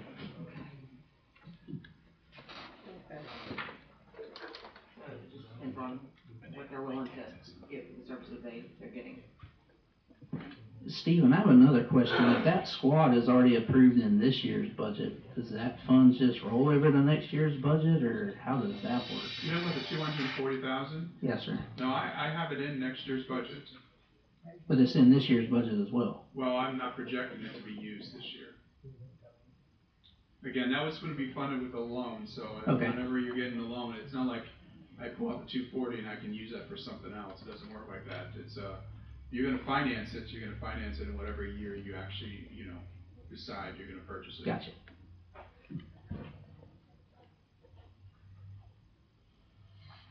And the capital outlay just means we've approved it, it doesn't mean we have the money for it.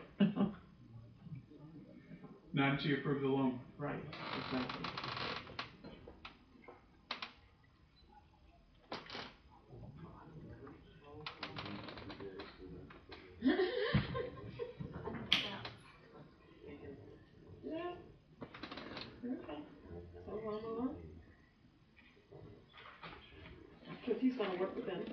Yeah, well, so, To try to get there, get some stuff done.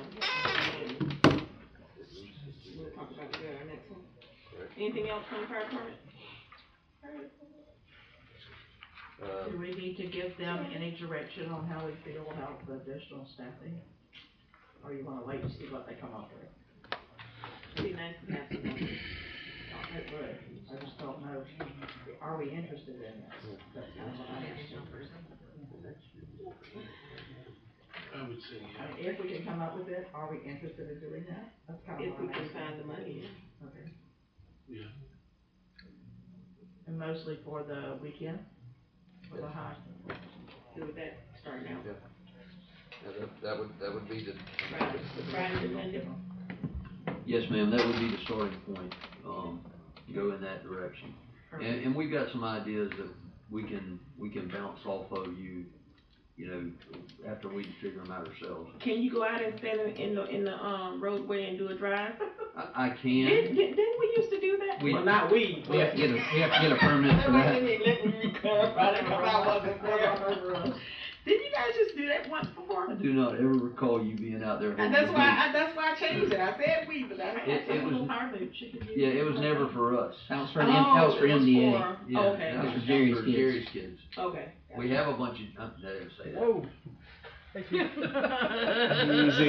Easy. Yes, So, yeah. so, Chief, if you add I'm just thinking out loud here, maybe I'm wrong. If you add the third person here 24/7, will that cut back any of the other overtime expenses that you have on call-ins? It'll cut back, I wanna say it was about $8,000 on the officer day that we currently pay for. We currently pay officer to be on standby 4 hours on Saturday and Sunday. I can't say if it's gonna cut back on the call-ins, because when the call goes out, you know, if it's a structure fire, I want 12 people there, I don't No, I want get it. 4, you know what I mean? I just thought maybe there would show some savings on the other side, now that you're adding additional person. In theory, it would, 'cause it'd be one less person to respond from off duty, or paying them full-time, or paying them a regular hour. Yep. Something to think about. Yep. Calculate those numbers. I think you calculate those numbers, yeah.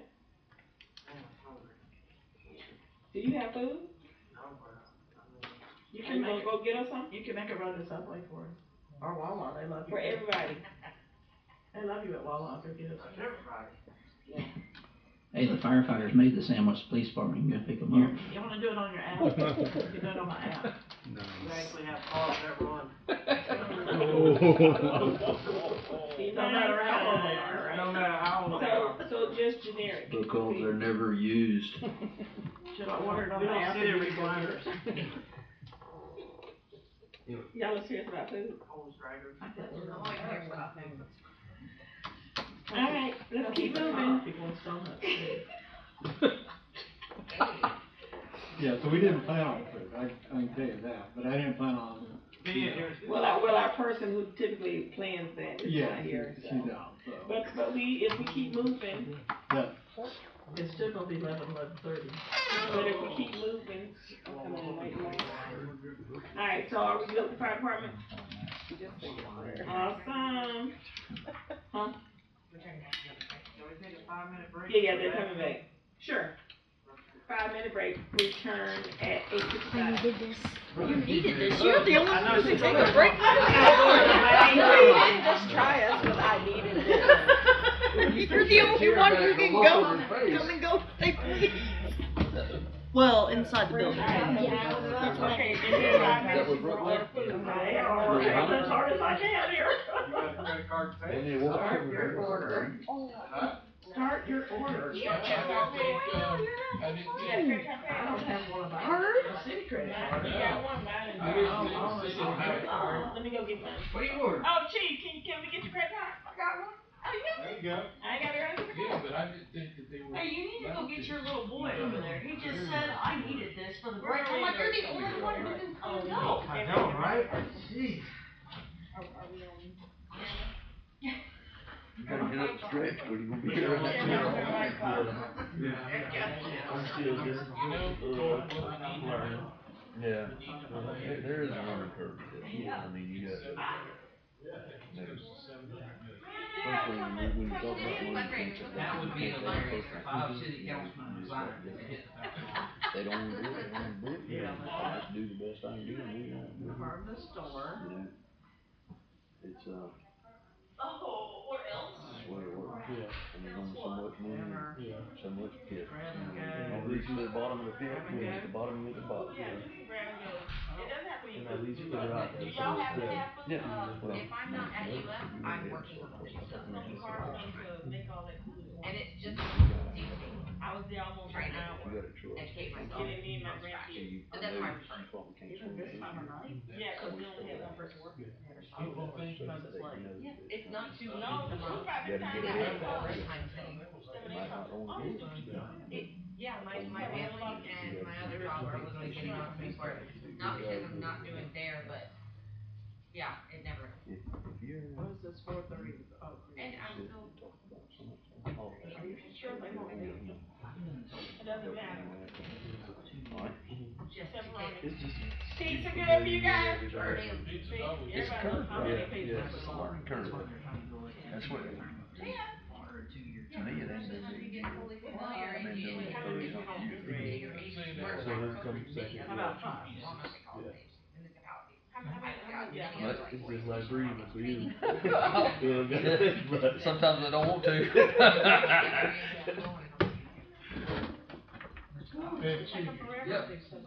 The way I calculate this, if I took all your costs and then said, okay, 62% of that is not Wilson. That would mean you're about $300,000 short. And you're reading through the pieces, so that I figure out what's actually paid off. Why, that they would barely give you the 30K? Are we providing drinks for you guys? Y'all have water, right? Y'all have water. Okay. Well, time out, we on full water notice? Oh, yeah, cause that's difficult. We are in the boil water notice. Oh my God, would you people give up on the boil water notice? You're getting 2 liter bottles of Coke here, except that's not a 2 liter. I've done a preliminary one before I got on. Yeah. He come by next year. Means we're not broadcasting, I'll tell you this about that whole water notice. I like to do like, Same service. as often as possible. Yeah, but it makes zero sense why Wilson residents paying. I mean, again, what would they do if you just stopped running these water?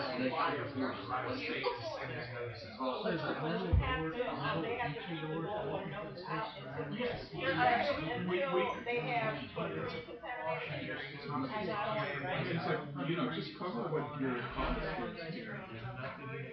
I mean, I'm not even talking about equipment. Is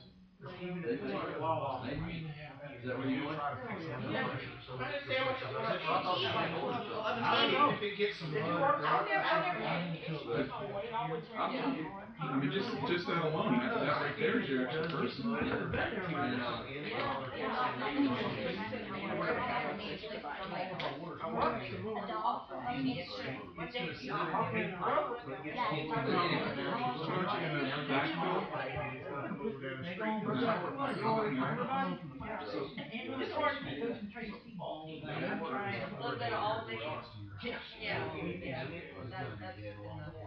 And that's why I was from my understanding. Also, the question of the residents, because I feel like the more that they're understanding. Order pizza? Yeah, we'll take one. Oh, damn, man. So I'm sitting over here. Yeah, you better not been sitting over there. I would've been stabbed you with my knife. Right. Well, we have a lot, That's, you're right, that's, do it. That's already most of it right there.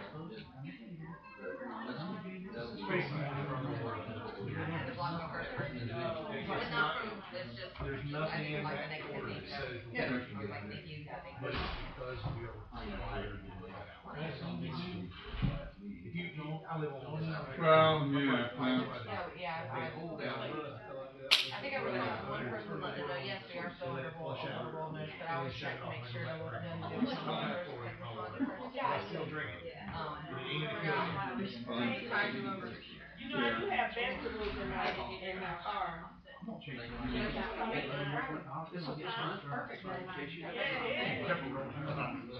I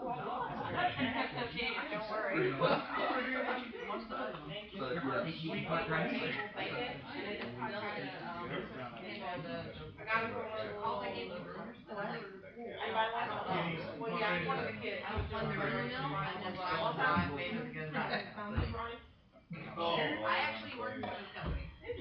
Yeah. I created their quality control department. I know. That's my buddy. It's actually my favorite That's my friend. I know. Yeah, running across the room. It says it'll be ready in 15.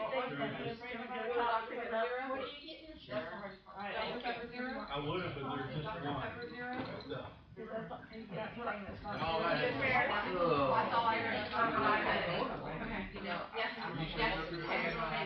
Well, we'll see how far it gets now, I feel. Water. So that was, it was in there last year. Well, maybe not. And before that, it was 2 years in a row, midnight. We do? All right, it's 2 minutes over. You don't have to see it. That CPI thing don't hurt on minimum wage. So you tell me it's based off every year based on CPI? Based on the CPI. Yeah, that's good enough because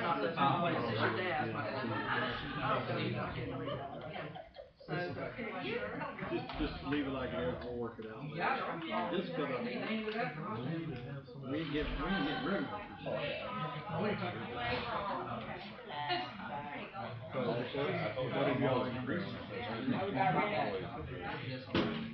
Did you get it?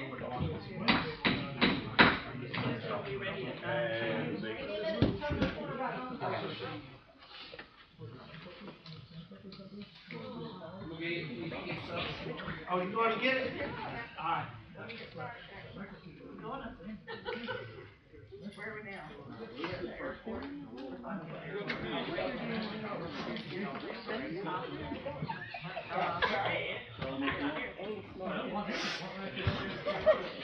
You ready? Hello. You guys ready? You ready? Mics, please. Mike, everybody get ready. 8:59, we are returning to our meeting. So we're now at community development. CRA? Anyone here for that? Page 22 is planning and zoning, and page. It's all good. Bye. You can lay down and take a nap.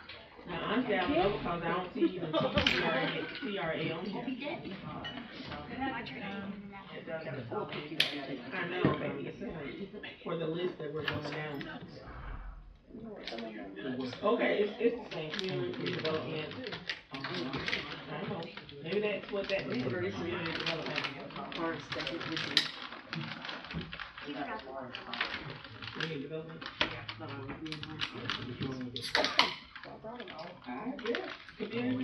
we gotta find it though. 23 seconds.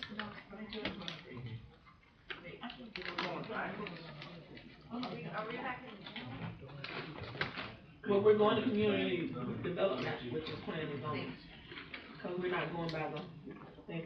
Yeah, that's building and permitting and planning and zoning. It's 524 and 525.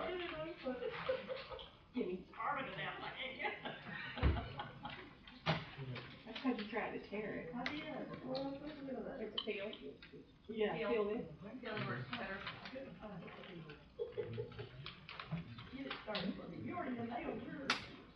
I had help.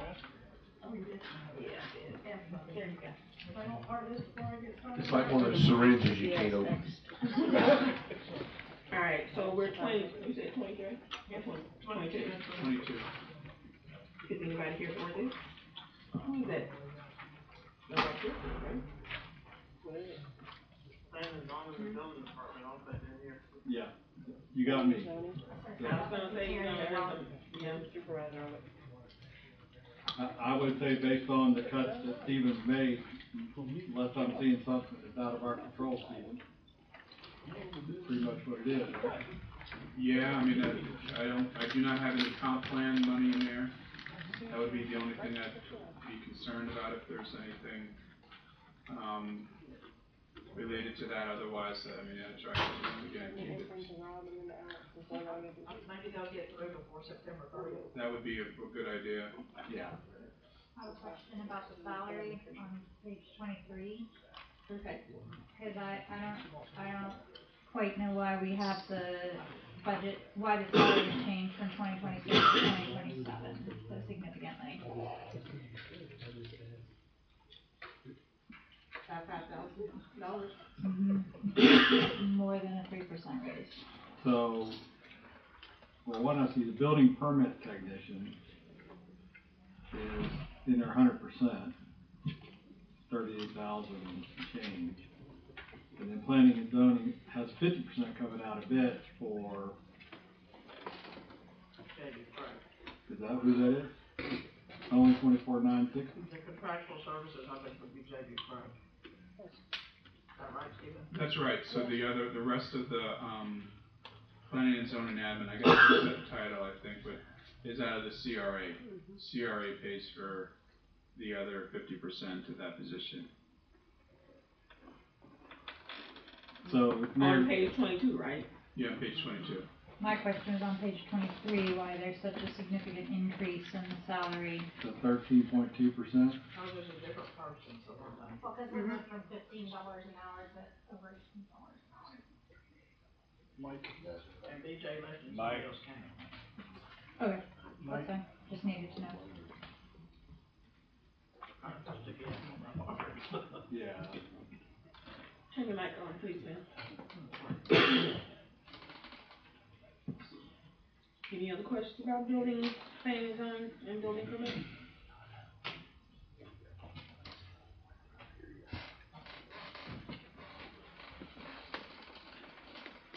None? Seeing none. No? Oh. Can we go to the airport? We're ready to go on. Unless you wanna finish it. I don't know why they just didn't put. Can we do a CRA? Well, we also hadn't done the animal shelter or IT. They're here. Right, but they're separate. IT department, human, well, she's And animal shelter's not even there. Well, animal, Yeah. So see, if we just went this way, straight through, Do the book. instead of Yeah. just going by this. Yeah. Maybe that's, Well, I was going by the person who has experience, cause I don't, this is not. I'm afraid we're gonna miss something if we don't go through the bill. That way. This, yes. Animal Yeah. shelter would be next. Alright, so now, but now we've done some things and. Well, what page are we on, Ms. Deborah? 24. Alright, so we'll start with animal shelter. Well, if we're on 24, we missed purchasing, 21. Oh, Emmy. See, and HR. HR. That's why I said. That's why it's easy to know. so what page? Human resources on 20. And you can't even go home. Are you ready? Take her baby to bed. Yes. Yeah.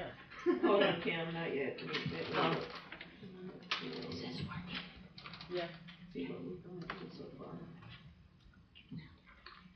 You need to do city clerk as well.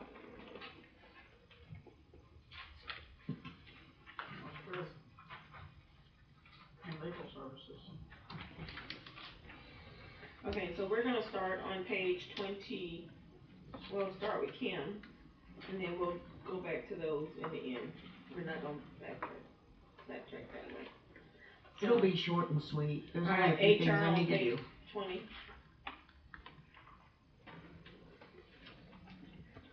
So the only thing I need to do here is move money around. I don't have any increases or anything. For printing and binding, since we gotta do the comp plan every year, I would like to take the 1,500 because drug testing has gone up significantly along with the background checks. and split that money between those two categories, cause this year I'm gonna be over.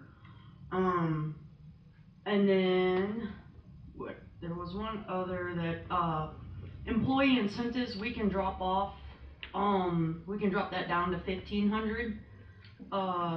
And then we can move that money possibly to make up, I don't know how much significant the drug screening's gone up. I know the last time we did one, it was almost $100. And when I first started here, it was like 70. So, as much money as we can move into the drug testing is what I need to go into. So you want printing and binding, you want that to go into drug screening? Yes, ma'am. So you're gonna have 0? Yes, ma'am.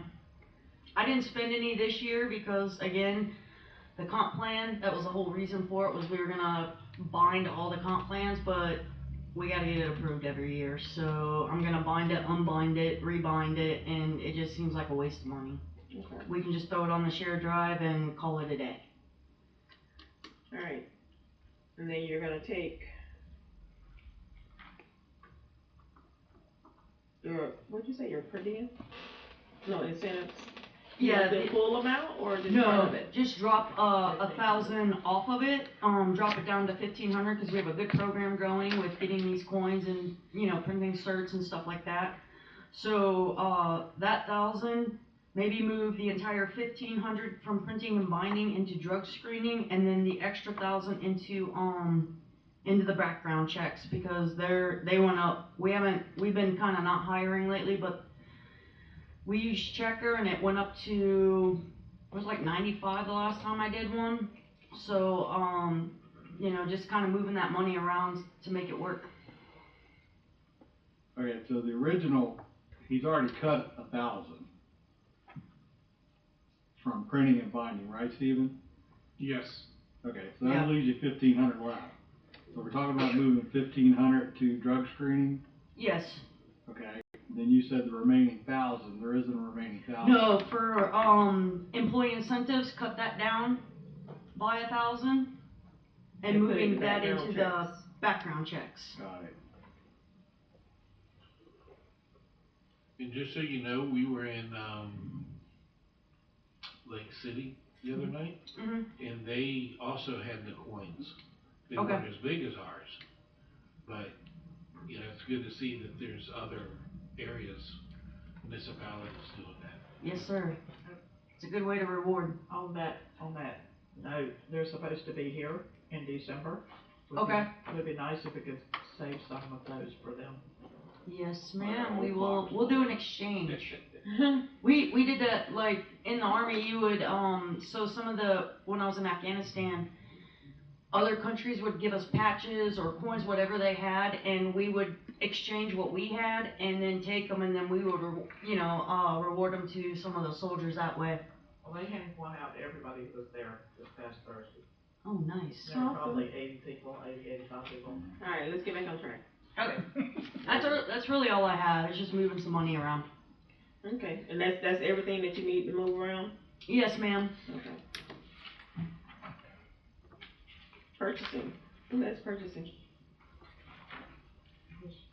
Is that Jason Lee? Is he here? No.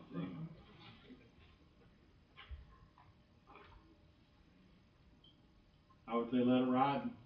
So, looks good to me, unless people Alright, wants to cut something. planning, zoning, building, we just did. Yeah, we need to go backwards. We are, we're gonna go there at the end. After you do it. Okay. That way we know where we are. Yeah. Alright, we talked about animal shelter. I don't think we did. That's BJ? It's BJ, alright, go ahead. What do you have for us? Page 24. Yes. I'm just gonna tell him it's good. So it's 24 on y'all, but I have to make it like 49. Oh, that's fine. He was just asking me. So the only thing that I have, was a disappointed in professional services being cut for the fact that I'm trying to get a better record, and better record is gonna cost me cheapest I found was $1,000 a month. And I needed that record so that I can start giving shots to our animals when they come in, and I can order tests so that we can check for parvo. And this ringworm outbreak that we have, we can test for ringworm. This is all stuff that I'll have to do as professional services. I've been very blessed this year to be able to use VPOP for most of my services, so we haven't spent a lot of money on professional services because of that. But that's just a blessing, and that's not actually reality. Sure. Right. I had asked to move 2,500 out of professional services to make a event fund, so that we can have things at the shelter to bring attention, so that we can educate people and let them know the way things work, and also so that I can go to events when we do have animals to have them adopted out. We can travel to the different festivals. They had a really big one in Jacksonville. So would that fall under advertising? I don't think necessarily Facebook. The advertising would be like print, would. But if you're having events to Yeah, have but the events people, also are taking adoption events where you're taking animals to different places that have them adopted. So like PetSmart will call us and say, hey, you can bring, so many animals up here to be able to go up there, the funds to do that. I was just trying to make a small one. Also, the other thing I had asked, was that an expenditure GL for donations. We have a GL account for it to go into, but we don't have anywhere to pull it from. So whenever I go to, because like I got a check last year that said dog food, that it was a donation for dog food. They come out of my supplies fee. So people want to make sure that their donation money is actually being used towards donations. And if it's coming out of the general fund and they ask me how do I don't, maybe that's a question. So you're Stephen, is that I just a want you a GL question? code. It can be a $0. The revenue coming in, revenue goes to revenue, expense goes to expense, so that's why that's split. I'm not sure how to accommodate that part of it. I mean, there is a line, as she says, it says donations in the Yeah, revenue, that's what I did, I but put one there's in. not one for the expense side. Yeah, no, see, I had that confused, because I added a revenue line for events, and I added the donation line, and then normally you would use these expenses, to cover those things, but I It's just being transparent so people actually see that it came out of the donation fund versus me telling them, oh, well, I had $7,000 and. I think like when. So what's the miscellaneous? The miscellaneous and events, you got $500 for that, for the animal shelter. Where? I'm looking at page 15, the overall budget. Line item is donation animal shelter and miscellaneous animal shelter event. Oh, that's revenue. That's revenue. That's Yeah, it. that's Is that the, revenue? Oh, both those pages are revenue. Okay. I mean, that's fine, I can, I guess the mechanics of that, I'll make that work. So you're looking for a donation supplies, maybe? I think it's kinda like where the chief sells a car. I know, but that's like, when he does that, I actually have an, She can take it out again, but she can't fit it. It's not the front of the account. Patricia said she has something similar to that with the 4th of July, where she uses the money that comes in and out in the 4th of July. No, there's a department for special events, and then there's donations that come in. There are ones in revenue, ones in expense. So she has a revenue and an expense line? Yeah, it's just not, what she's saying is it's not separate, she wants it split in the expense side. So that instead of, like, for example, if you get a $500 donation for food, for doggy food, instead of showing the expense coming out of supplies, she would like something that says donation food or something, so that she can see that lines up. I Just think that, donations, is that $500? Or donation and expenditure. yeah. Donation, expenditure, miscellaneous. And I'm not asking to put any Something money in like it, I wanna put my actual donations that I get this next year into that GL. That's where it gets tricky though. I mean, best I can do is do it during the year, but auditors are gonna require revenue shown as revenue, not as contra to expenses. Meaning, if you, let's say you have $100,000 line item for building permitting, for example, that's what it costs you. You don't take the building permitting revenue and then put it against those expenditures, you have it split. That's just the way it has to be done. For the accounting standards, revenue goes to revenue. So, okay, my budget, say, is $7,000 for materials and supplies, if I get a $500 donation, that increases that expenditure. Yeah, no, it does, but if you assume that you're gonna get donations, let's say you have $2,000 worth of donation revenue, then you should have that $2,000 somewhere in your expenditures built in, so that they line up when you get the revenue. What you're saying, I understand what you're saying is, if you get the donations of $5,000, and you spend $5,000, then your expenditures will be out of line. Right. But if you match them up and say, okay, I'm gonna put in $5,000 of donation revenue, and then I'm gonna go down here and put $5,000 in my expenditures, they net to zero within the fund. You can show them separately for the accounting standards and not have to worry about your budget. Does that make sense to you? It's like a journal entry posting is what it amounts to. So where do I see that side of that? Well, and again, I guess the only other way, only one other way in why you will see it is people will set up separate funds completely. Where you take, okay, I'm gonna take the revenue and I'm gonna take, the expense and I move it over to its own separate fund 004 or whatever it is. And now, like, if anybody asks, well, here's a piece of paper that shows both the revenues and the expenses. Right. And they net to zero. Right. That would be the accounting way to do it if you need it, but now. That's what I was looking for. The only problem with that is you're talking like a couple $1,000 that you're doing this for. I mean, if that's what you wanna do, I can do that, but the netting it is not a good idea. Cause if you Let's start doing. talk about it later. Yeah. Some more. That's okay with y'all. It makes it more transparent to do it that way. Right. Yeah, I think that's what she's trying to do. I had a young lady that didn't wanna donate because I couldn't prove to her that $100 was going to the shelter. And she ended up donating it. I give her a receipt. I, print receipts, I give her a receipt. That's what I do in charge.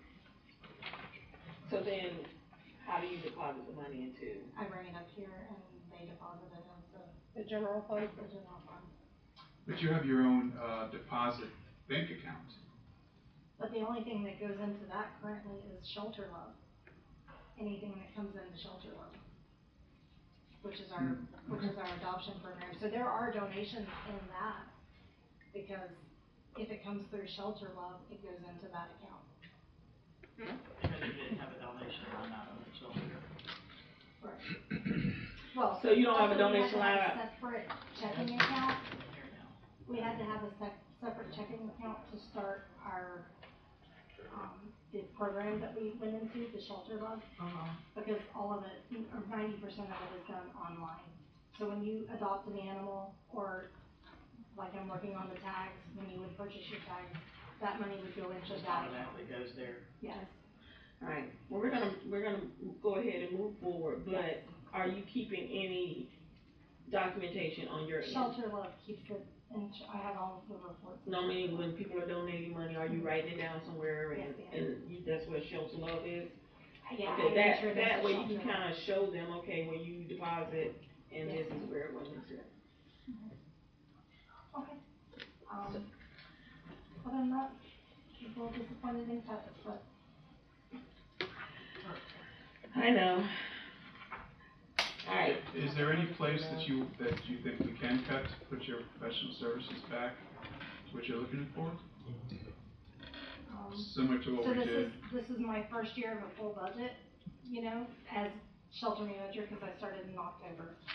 So we're just getting to our point. Can I look, review my books and then get back with you on that, please? Alright, so y'all are gonna talk about that, and we'll see it next time. Alright, IT, I'm good. you're good? All is well? Everybody good with IT? I mean, I don't like it, but I'm good. We'll make it work. It's always a good budget What's when this nobody likes 9%, it. 9%, yeah. What's that 9%, what does that mean? 90% of the salary comes into this budget, 10% goes somewhere else. I wanna say that airport. Airport. Yeah, Okay. that's all I did there. Gotcha. I just have a quick question about the cell phone. That's just the increase is do we have more cell phones or is just increase in cell phone fees? The increase is actually just more devices. More So devices. we've added dash cams instead of the geo trackers for the police department, which is more money, more monthly money. We had to pay for those, where the geo trackers we got basically for free. We've added tablets in the field for the personnel. Everything is a cell phone. I mean, everything's a SIM card for data. So we're adding more and more of those devices. And I think I'd asked for a little more than that, and I think Stephen put the hatchet on it. So we'll just have to see how that pans out at the end of the year. Are we not making those individual departments pay for their stuff? Well, they all contribute to IT, so Oh, okay. It all comes in from Okay. different divisions. But Gotcha. instead of it being in every department having their own, it all comes under me. Okay. And for clarity purposes, the other 10% we're talking about here is in the fiber.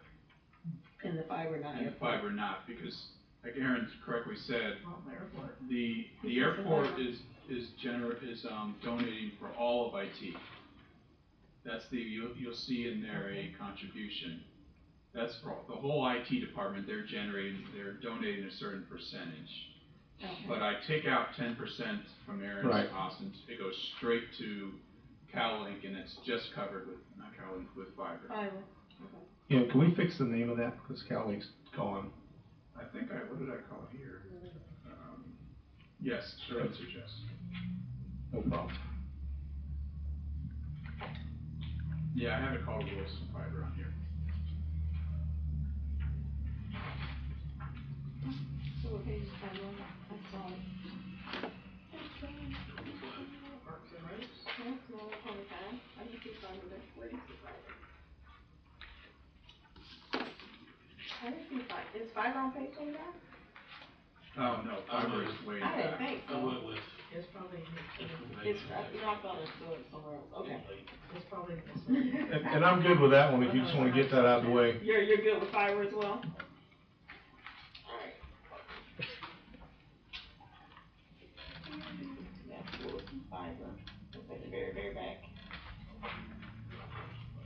Page 64. Yeah, and there's the other 10%.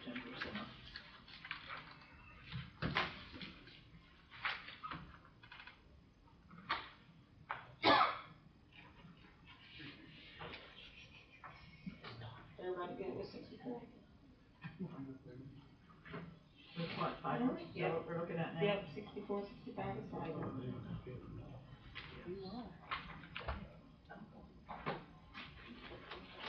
Since we're here with him.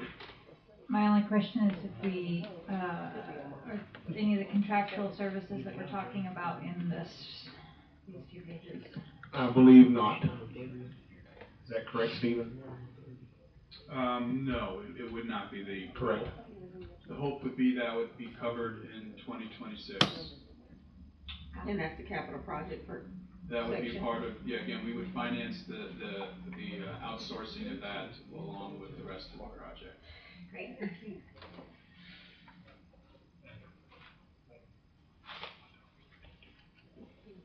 Anything else on fiber? You good? Alright. Let's keep moving. We did police, we did animal control.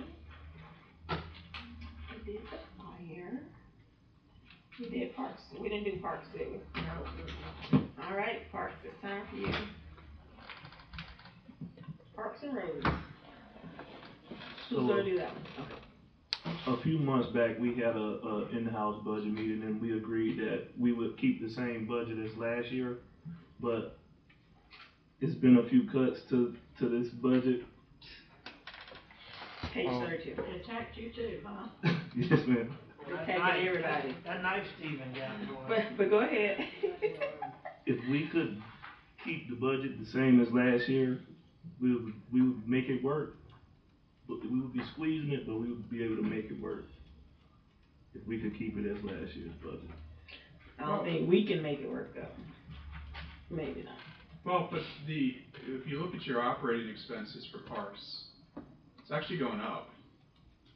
The only cut is because of the projections in the salaries. It's 32. Yeah, it's page 32. It's just a function of the allocation between parks and the other roads and facilities. But your operating, I have not touched that yet. Yeah. The key word was yet. That's what I heard. Well, no, I mean, again, your budget for this year is $439,858. That's your operating budget for parks, right? You see that number? It's on the fiscal year 2026 budget. I don't see it. It's number two again, right Steve? over. 439,858 under Yeah. total operating expenses. You see it? Yes, ma'am. And then if you go across there for 2027, I have you at 441,000. So actually increase. It's a small increase. That's what he told me too, mate. Yeah, but you decreased the budget stuff. I moved some stuff around, like I think he moved money around. Yeah, like the park improvements went down a little bit, and then vehicle fuel, I kept vehicle fuel. Materials I kept the same, repairs, I think I took training down a little bit, because you really hadn't used the training. Overtime special events went down a lot. And their department does a lot when it comes to special events. Yep. Oh, yeah. Like they put up all the road blocks and take down all the road blocks I'll put a little more in there, that makes sense. between the parks and it's the same over here in roads, but those two work together when it comes to that sort of thing. Yeah, it does look like it's a little bit short. I mean, the spending from 25 was 4,800. I'm expecting to go up to, it's projected to go to 7,500, and I have 7,000, so it's a little short. I could put some more money in that one.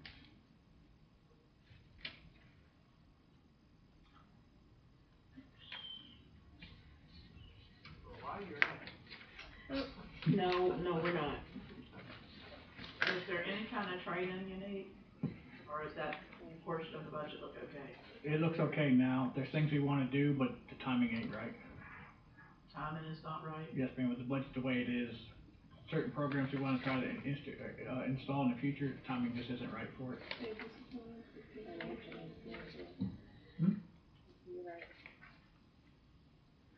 But Steven, if you don't mind, we had a conversation about the special budget for all the different overtimes and for all the different events. Remember that? Yeah, we can revisit that. Okay, thank you. So, but we decreased the training and seminars. Yeah, quite a bit. 40%. Something about timing on that. Okay. I want to interrupt for a second, really important. What was your order number? What was my order number? I sent him a picture. I'm Somebody said he getting was an update that they are way behind. 868. No, it should be a 3-digit number. I just talked to Jimmy, he said he'd be here in a few minutes. There is no He order said- number, but it's under the name Deborah Where'd J. you go to? But there's no order number on the top of your ticket? Right where it says your Do name? you guys wanna, take another break? Cause this is, Let me go back to my Y'all- app. Look, hold on. Well, just trying to, let you know when you need to take a break, if he's coming or not, or we got another 30 minutes. I'm looking at my Wawa app. At least it's on the record. it is. Officially. It's definitely on the record. Can I ask a question about what we're Yes, about this? please. So, Stephen, I see that their 2025 actuals for overtime special events, I see nothing, and then the budget was 5,000, we added 1,000. I think my question may be, I know it's down 66%, is that because we didn't GL code that correctly? Is that what that is? Yes, sir. Okay. Parsons had the same issue. Mm-hmm.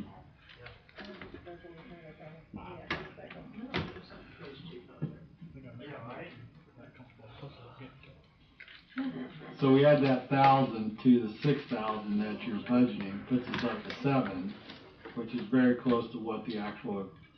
It is, yeah. I'm gonna put a little more in there to get it back to square.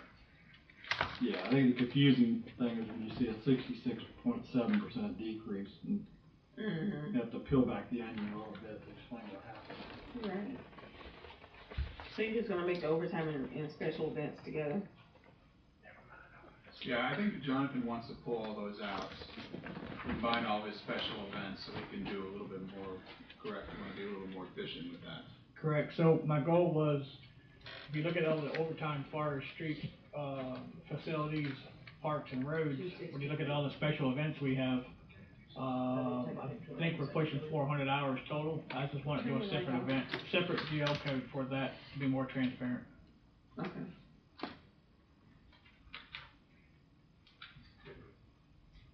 Very behind. But he hadn't said he's got it yet. Alright, so that's it for parks. I mean, yeah, so now we'll go on to roads.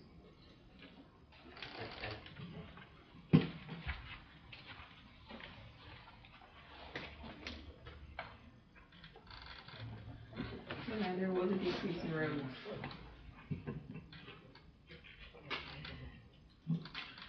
Okay, I do have a question.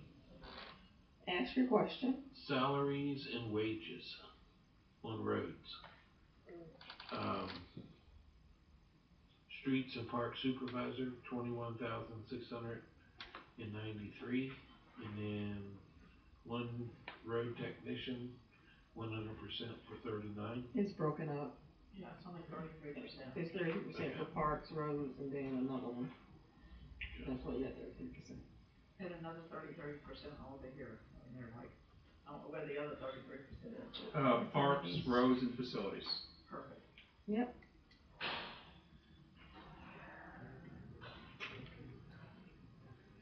You guys good with roads back there?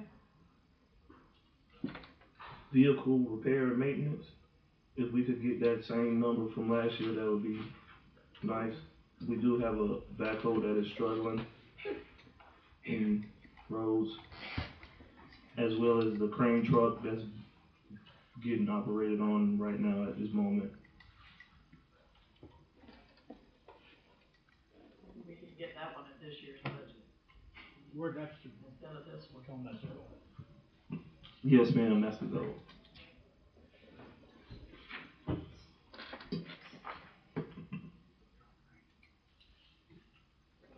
In a minute. Alright, so the, repair and maintenance, is that just regular repair and maintenance, or is that to the roads? I mean, the actual roads, and not vehicles? It'll be for the vehicles and the equipment. So, okay, you got two though, you got one that's repair and maintenance, and then you have vehicle repair and maintenance. Two different things, right? And there's one that says street repair. The vehicle repair and maintenance is the one we would like to keep the same as last year. Right, but tell me what the repair and maintenance is. What are you repairing and maintaining on that one? So that would be equipment wise, as far as tools and the tractor and the John Deere.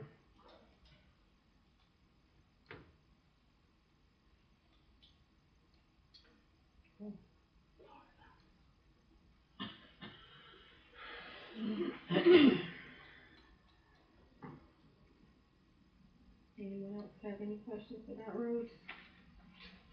So we're good with roads? So you guys are gonna talk with Stephen about that increase, right? For the vehicle repair?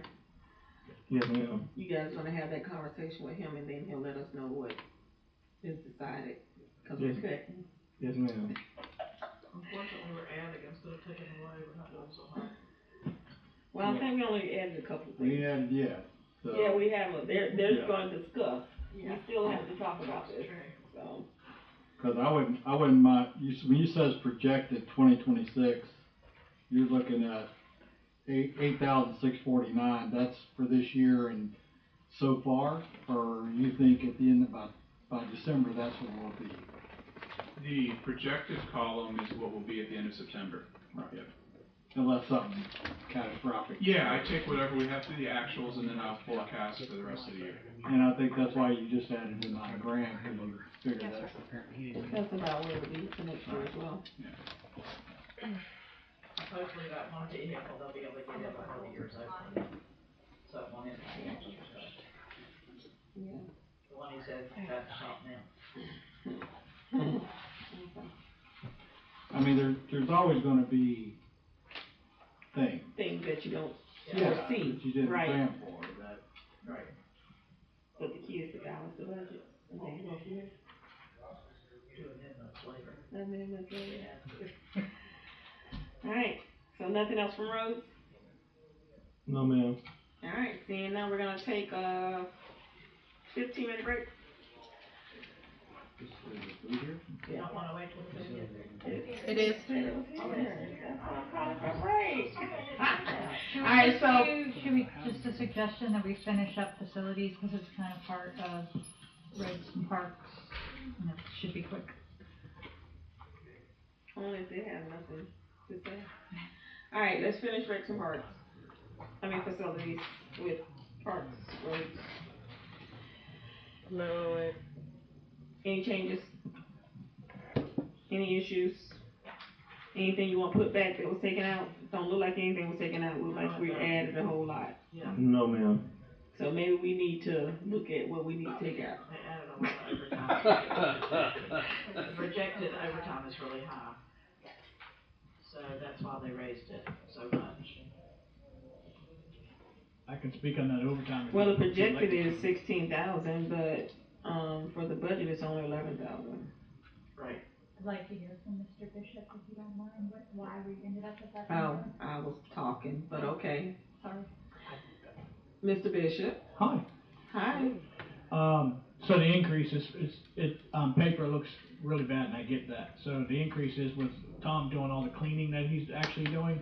I spoke with Steven, and we had a conversation about taking the cleaning money out of the general fund that we're putting towards City Hall and everything else, and putting it to the facilities overtime, since that's where he's getting paid from anyways.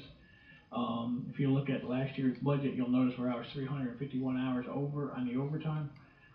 That was because I was trying to be transparent with the actual overtime being spent from the facilities. So that's Tom doing all the special events and all the cleaning plus the 2080 that he normally gets paid, right? So I did that so we could be more transparent. So this year, if y'all grant me what I'm asking, the cleaning money will go into facilities overtime budget, which will be more honest and reflect more what Tom's actually doing.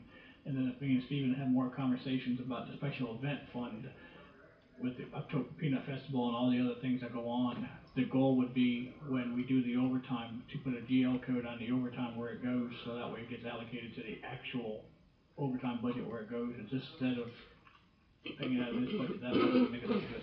And if you do that, that'll decrease your overtime budget. Yes and no, yes.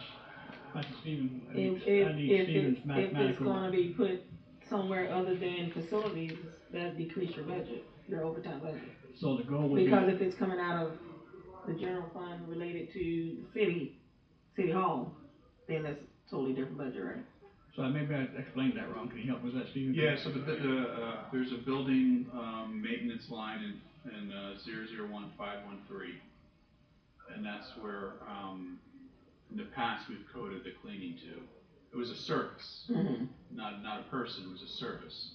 So if you're gonna take that service away, then that line can go down, and then the person would be doing it would be here in this particular department. So it's more of an allocation. Absolutely, yes. Thank you. It is. But I thought you said he wanted it out of this department. No, he wants it in this department. I want it in the department, so when we do the overtime, everything is it shows more accurate. Help me, I lose my words. I wanted to reflect more where the money's actually coming from and where it's actually going. So if you look at the overtime budget last year for facilities, it's 351% over, and the reason I did that was it's the cleaning that made it go over. But there was no way for me to transfer the money, blah, blah, blah, so I let it go over on purpose, because I knew the money was there for Stephen because of the cleaning. So if we move the cleaning money over into the overtime budget for facilities, when Tom does the cleaning every 3 days a week, it'll be more transparent and honest where the money's going. So how much overtime is he getting? More than we wanna discuss in this meeting. Okay. And if you'll remember, we had a cleaning service before that came in, I think Correct. they came in every Wednesday, I And remember right. it's the same monies, we're not adding, Right. there's no more monies, I'm not Not asking for really any more that. monies, just to be And now clear. he's doing it instead. Correct. But we have zeroed out that cleaning service contract cost. That's a Stephen question, I believe, right? Yes, we did. So it's paying for the overtime. And Yeah. if you'll remember, Tom too does all the special events, like when we use the community center and there's somebody in there Correct. on Friday, there's somebody in there on Saturday, there's somebody in on Sunday. He's coming and resetting the room each time. And, For whoever needs it. He's also resetting the pavilion correct. when they have an event down there. If they need chairs and tables, he's the one who does that. And he comes back later and puts them up. But why is it being paid in overtime if it's the same amount of money we pay a cleaning service? Because he has a regular job that's 40 hours. So this is what he does on the side. In addition, should I say. In addition, he's staying late and cleaning after everybody goes home, after he's done his job. And he's coming Yes. back in and resetting this room all through the weekend. I mean, like you said, it's every Sunday for the church. But is he getting paid an overtime rate? It looks like, I would say. Absolutely, yes, So- he has no He works choice. more than This- 40 hours he is. This has all been, I this get is, that. this is all. Give me a second. Let me get my thoughts out, okay? What I'm saying is, if we're paying him the same amount that we paid a cleaning company, and his rate is a different rate, then we're paying him overtime, is it really coming up to that same amount? And, or is it more? Well, we just sat and said that it's the same amount. So is it more than what we were paying the cleaning company? Is it the same as what we were paying the cleaning company? What is it if we're paying them at an overtime rate? We should be able to find a cleaning company. Yeah, I can do some more research on that. It's a great question. Okay. Meaning, is it financially viable? Right, exactly. So- That I would have to go back into. What I'll say is, Stephen does math way better than I do. Don't worry, nobody should be eating until everybody's done. That's right, y'all better go get out there. Go ahead. So what I'm gonna tell you is Stephen's math does better math than I do, but when I did the math, it come out, at the end of the day, it come out to be the same monies.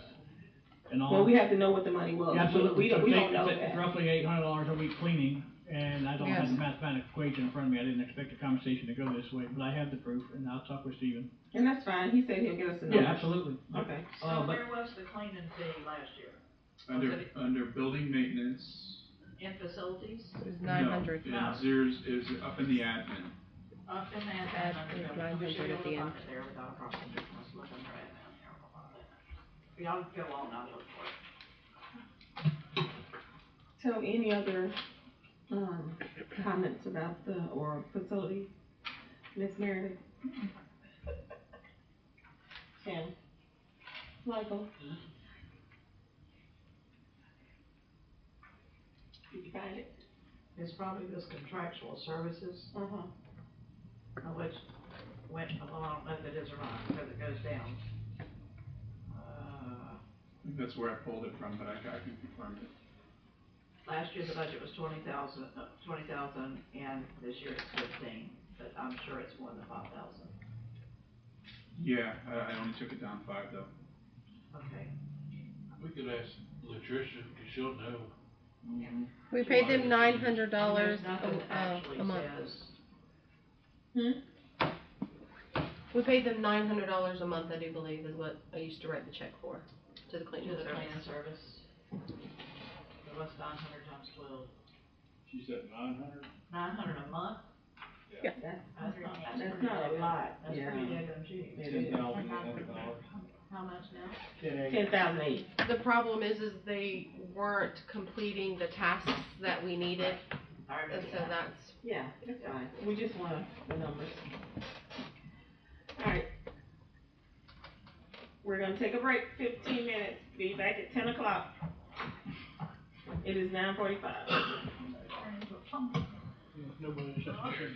I did. He showed me what to do. You're such a girl. I'm like, I sure did. He told me what to do. thought it was. No. Because we got the backup part of Don't you be today? Oh, my battery's back up. Well, no one told me. Just wanted to cut some budgets. Yeah. Steven, remember you gotta leave here. But chief, you hear, everybody is got the same complaint. No, no they don't. you didn't lose No they don't. I know, right? The chief thought I was just picking on him. I think Yeah. hey, he balanced the budget on my budget. He balanced the budget on your back. Yeah. No, you got, strong shoulders. And then gonna tell me, oh, well, it increased by 0.7%.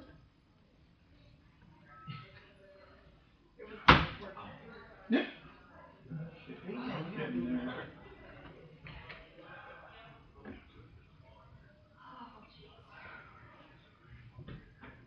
I sure thought I'd be home. I'll run the numbers. Yeah, I did too. For the whole 15,000 is not. It's alright. Yeah, but but we just need, what I needed from you is how many hours does he spend? $10,800 worth of shooting service, it's still $10,800. You're damn right. You're damn right.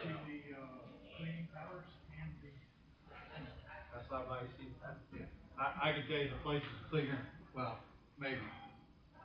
Well, but we're not comparing to the full 15. Some of that 15 is for others. No, even the 10 acres, what I'm saying. Right, no, I'm saying, but they were looking at it, hey, it went up to 15 versus the 10A. It's not really, it's so that's why I just gotta pull it out and split it. Maybe it's better.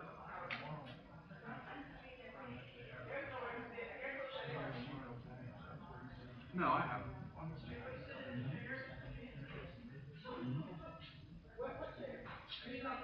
Oh, yeah, right here. And I think you're gonna, we also have that you're gonna say. Thank you, Jimmy.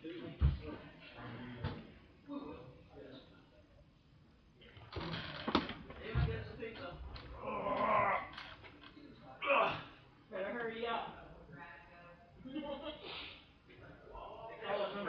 Call number 278, yours is under different.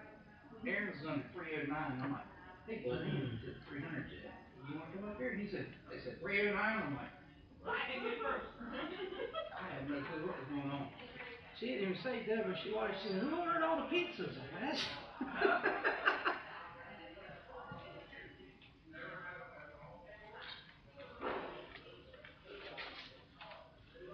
Gotta be honest, for a gas station pizza, it wasn't bad. It's better than Huntsburg.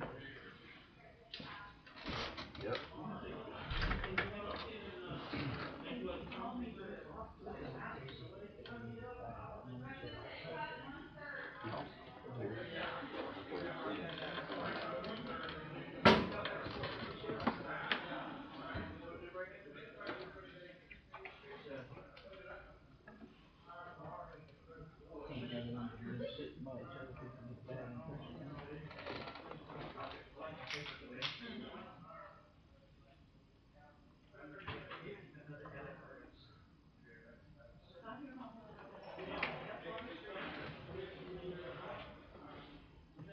I hope everybody got food.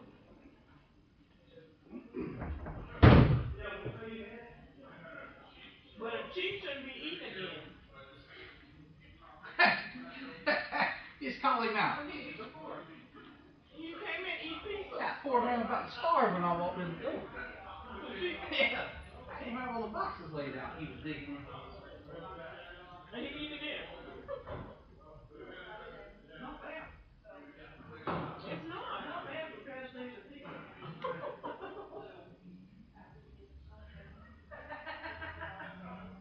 Say you ain't got time. I said there's times I'd like to talk to you with the pizza in your hand. Stephen said that I need to come in there like Dennis did. We put a bullet on the table?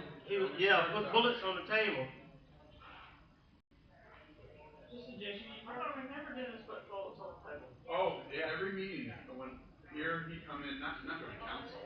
No. He would come in and he would show me his bullets inventory. Oh, And say, let's talk about the budget.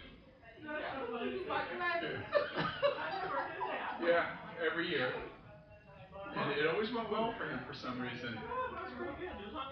Mm-hmm. I'm starving. I'm glad I actually ate lunch today. Yeah. I would be in trouble. I did too. I knew I could get that. I'm just waiting on Stephen to leave tonight. Hey, I could use an escort. If you wanna take me back down to Port St. Lucie tonight? When we come in here for the second budget, my budget's gonna be straight.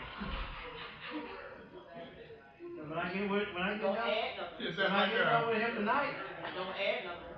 is that like a scared straight type of approach you're gonna do with me? yeah. We haven't taken away very much. We need to do better. They wanna add stuff instead of take stuff away. Hey, I had nothing. Gluten-free pretzels. I had nothing. I have a gluten allergy, so I can't eat none of this delicious food. Oh. It's already in the second version.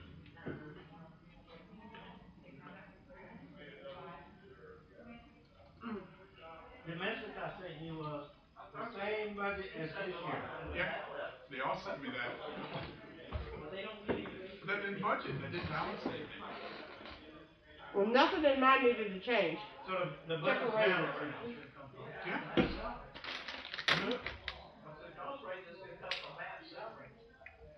No, I gotta hire somebody. Not to make that much. And then I gotta promote somebody. Not to make that much. Eventually. She's a nominate. I'll do that soon.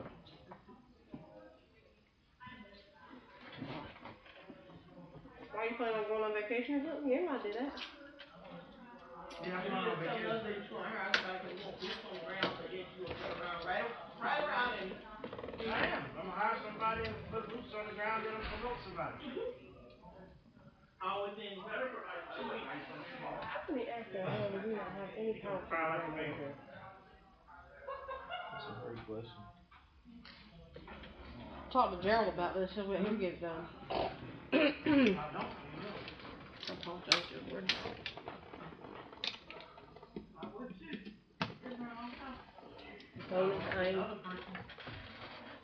Tenure does not signify. Nope. Nope. I know. Yep.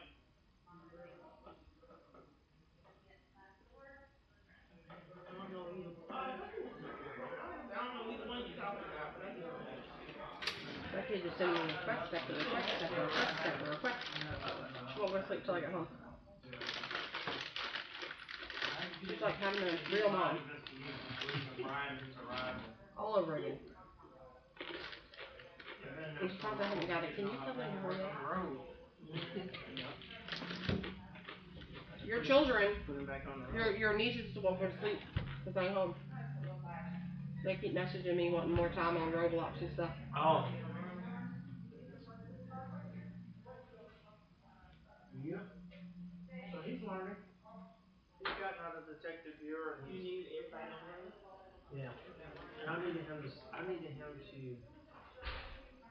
understand both sides. You know, not just the detective side. So there's a lot of things he did on the road side that he had to get on the supervisor. I'm just sorry. He wasn't on the road. I'm so sorry. Whatever the hell his name is. So now he's Did you eat some vacation? Did you go eat anything? this thing he says. I mean, I know what I want for next month now. I want Shogun. I want a French one. I know I would. Well, they waited too late for that. The chief's gonna escort me back. Oh, yeah. He says he's got a nice place for me. Yeah. It's called Marion County Jail. The next one will be good. When will you?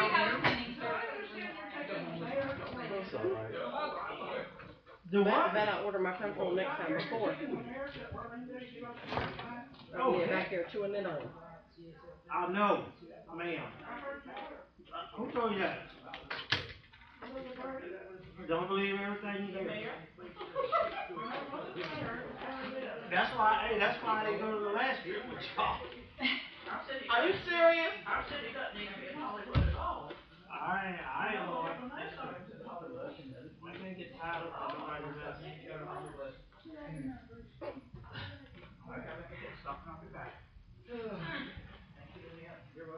Why does he wanna write it? You're all right. They're going to Hollywood. Oh, they didn't tell you I sent the budget? Steven said the hell they are.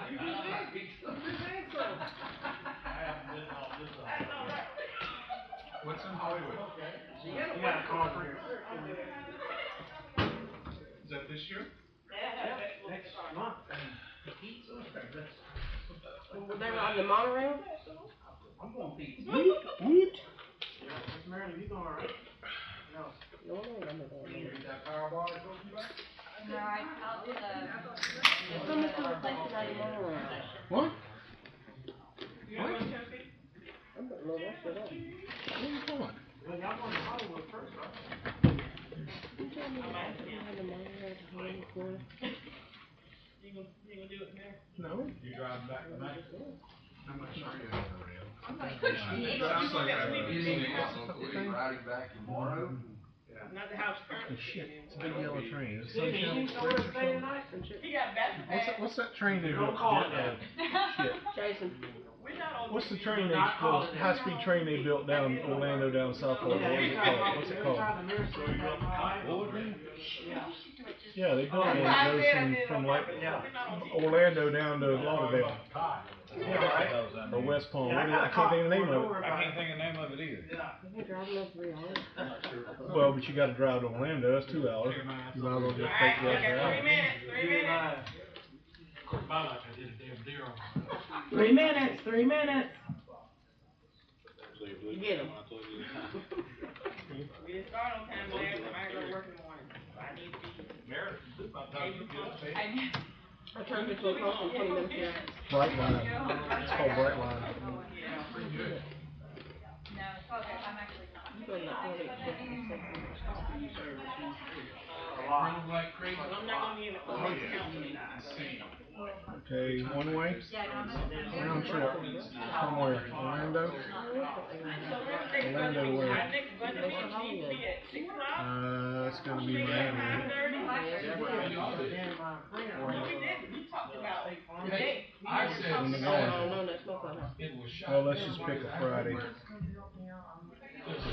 Sunday, how about No, that? I think we said we were gonna do it at whatever time you were doing it. And then somebody said Monday was fine. I just went We along. never said 5:30 is never a good From time. 60 to 117.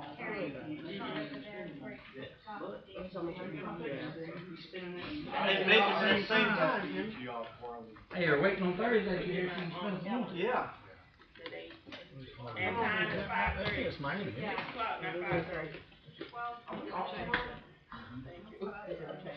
The other one I have, when I put your council seat in there, it pops up, the guy from Seacoast Bank. Just as if. Yeah. For what now? For your seat, council seat. Not I'm gonna try to holiday. send y'all out something Friday, Oh, gotcha. a memo on some fiber stuff, but every time I pick That's the Aaron thing. Aaron. I still don't have access. So that everybody can have access. Have access to what? In person. yeah, it makes Emails, sense. so It does. I was shocked. You have to log in. It says this email doesn't exist every time. It's council seat, No, right? Go to office.com and log in with your email and your password. That's okay, see, man. On the browser. And how many of us don't have this? Thank you. You're the only one. Spell her name right? It's got your name on it. Come up your name. No, I blind copied me on something, sitting somewhere, and it's kind of like. Same person. Okay, you're a hell of a time, sir. Yeah, it's gonna be Miami. Yeah, I mean, North of Miami. Trying to contact us through the city website. So they may have a stop when you stop to get off there. I don't think they do. But still, $60. Where's it picked up at? Basically runs from Orlando to Miami. It's the Brightway, Brightline train. From 8-hour Orlando. drive? From Orlando to Miami. To Miami. But you still gotta drive 2 hours to Orlando, catch the train. When they gonna move it to Ocala? I don't know, they ought to extend that, it's right on by the turnpike. Cause if they do that, I can do that, it's a haul ass down there. Rent me a boat. That's pretty good. You don't think it's good? And I seen your picture of you on the boat the other day, I thought you was back in the Bahamas. Alright, so let's. Yes. No, but I'm out of town. Alright, we're gonna call back to order, 10:01 PM. And right now, we're gonna talk about our budget times. So on the 12th is a Wednesday, why would we do it on a Wednesday? Because we, oh, I don't know. If we could do it on the 11th, that would be fine, but the 12th is a Wednesday. Just placeholders. Oh, the other one's on Wednesday too. That's fine. I think we did a Wednesday last year, or Thursday, one of them. I thought we were doing Tuesdays all the time. We had to change the couple of. And I think that's 60. kinda what. 68. So we gonna do August 11th? Stephen, is that okay? At the council as well. Well, I just don't know what the other Oh, no, you municipalities. don't, workshops don't. It doesn't matter, Does not. okay. It's only that last one that counts. Just the 2 public hearings. Alright, so August 11th, 6 o'clock. At 6 o'clock. 6 PM. I will still not be present. Oh, you won't? Okay, that's. And then when is the next one after that, September? The 26th is the September next, 26th. no, August 26th is the next scheduled one, but that's also Wednesday. If we did the 25th of August. So we got one on the 11th and the 26th. Yes, all at 6 PM.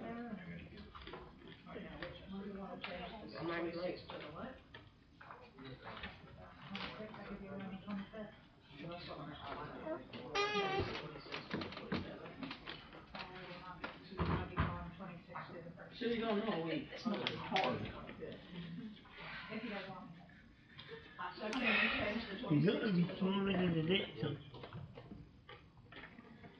Again? Everybody look at their calendar. What is Works it? for me. Meredith can't be here on the 26th, but she can be here on the 25th. It's gonna be on the 26th. I can mumble them down there. Can't be here on the 26th. Your mic's on.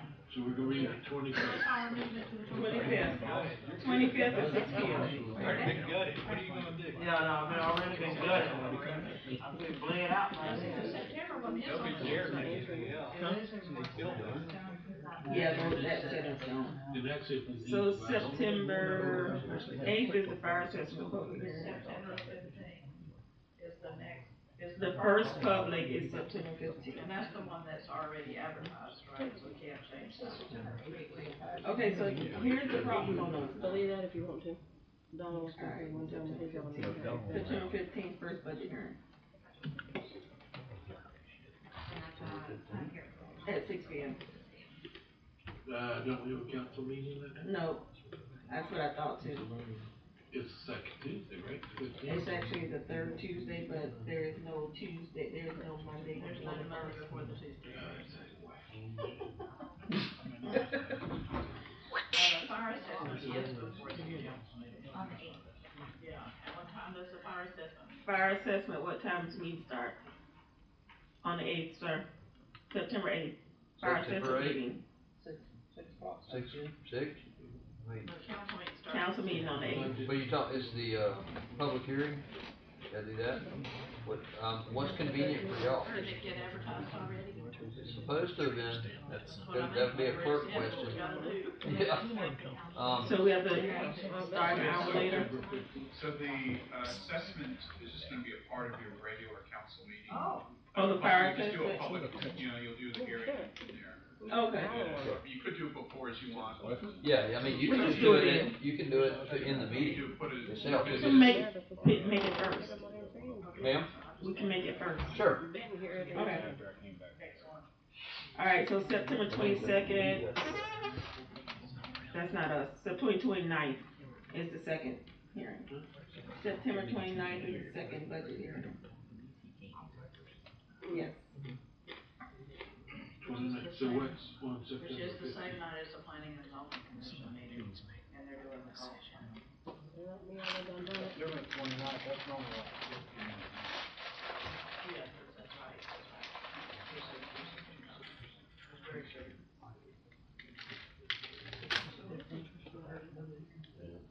At 1800. Correct. Not 15. Which one? You said the meeting. Right here. Well, the first one, maybe about an hour, hour and a half, 2 hours. The last, usually the last hearing. Alright, so we good. We're good job on the budget calendar, right? August 11th, August 25th, August 15th, and August 29th, all at 6 p.m. The last two were September's. Yes. Yes, sorry, last two are Yes. 11th, 25th. 15th and What was you 29th. said, August? August 11th and August 25th are your next two 6 p.m. workshops, 6 p.m. And then September 15th at 6 p.m. will be your first public hearing. September 29th at 6 p.m. will be your final public hearing. Okay, what was the first one in September? 15th. And somewhere in between the 25th and the 15th, it gets advertised in the paper. Is that correct? Yes. Probably like the 25th or 26th. Alright, we're gonna keep it moving. Special events, that's Miss Patricia. Are you gonna be doing that? We will postpone that one and go and keep moving. I don't know anything about it. Other than Latricia, but it looks like zero. So it looks like 41.5 is what you have. There's no increase. Yeah, everything's the same. I'm gonna be the rain on the parade here about fireworks, cause we upped the budget for fireworks this year. So we wanna because of the decrease it? 250. Yeah. Well, Latricia's not. Well, darn, 'cause I was Well, gonna say. previously it was 18,000, so. How about we go back to 25? Back to 25, when was it 25? It was 18. It wasn't, but if we go back to 25, we'll still have some good fireworks. If we go back to 2025, 2025, or 25,000? We will not add 25,000. I know, but if we roll it back to 25,000, Patricia won't kill us. And we'll How about we roll it to 22,000? Okay. That's only 5,000 more. I'm all right. I'm good with 22. Everybody good with 22? It's actually 4,000 more, but I'll take it. Oh, okay, well, what I said, bye. Alright, you heard that, Steven? We wanna, I know. So we're gonna roll back to 22,000. You got it, Steven? Already did it. Thank you. She ain't gonna like us, but. Alright, so non-departmental.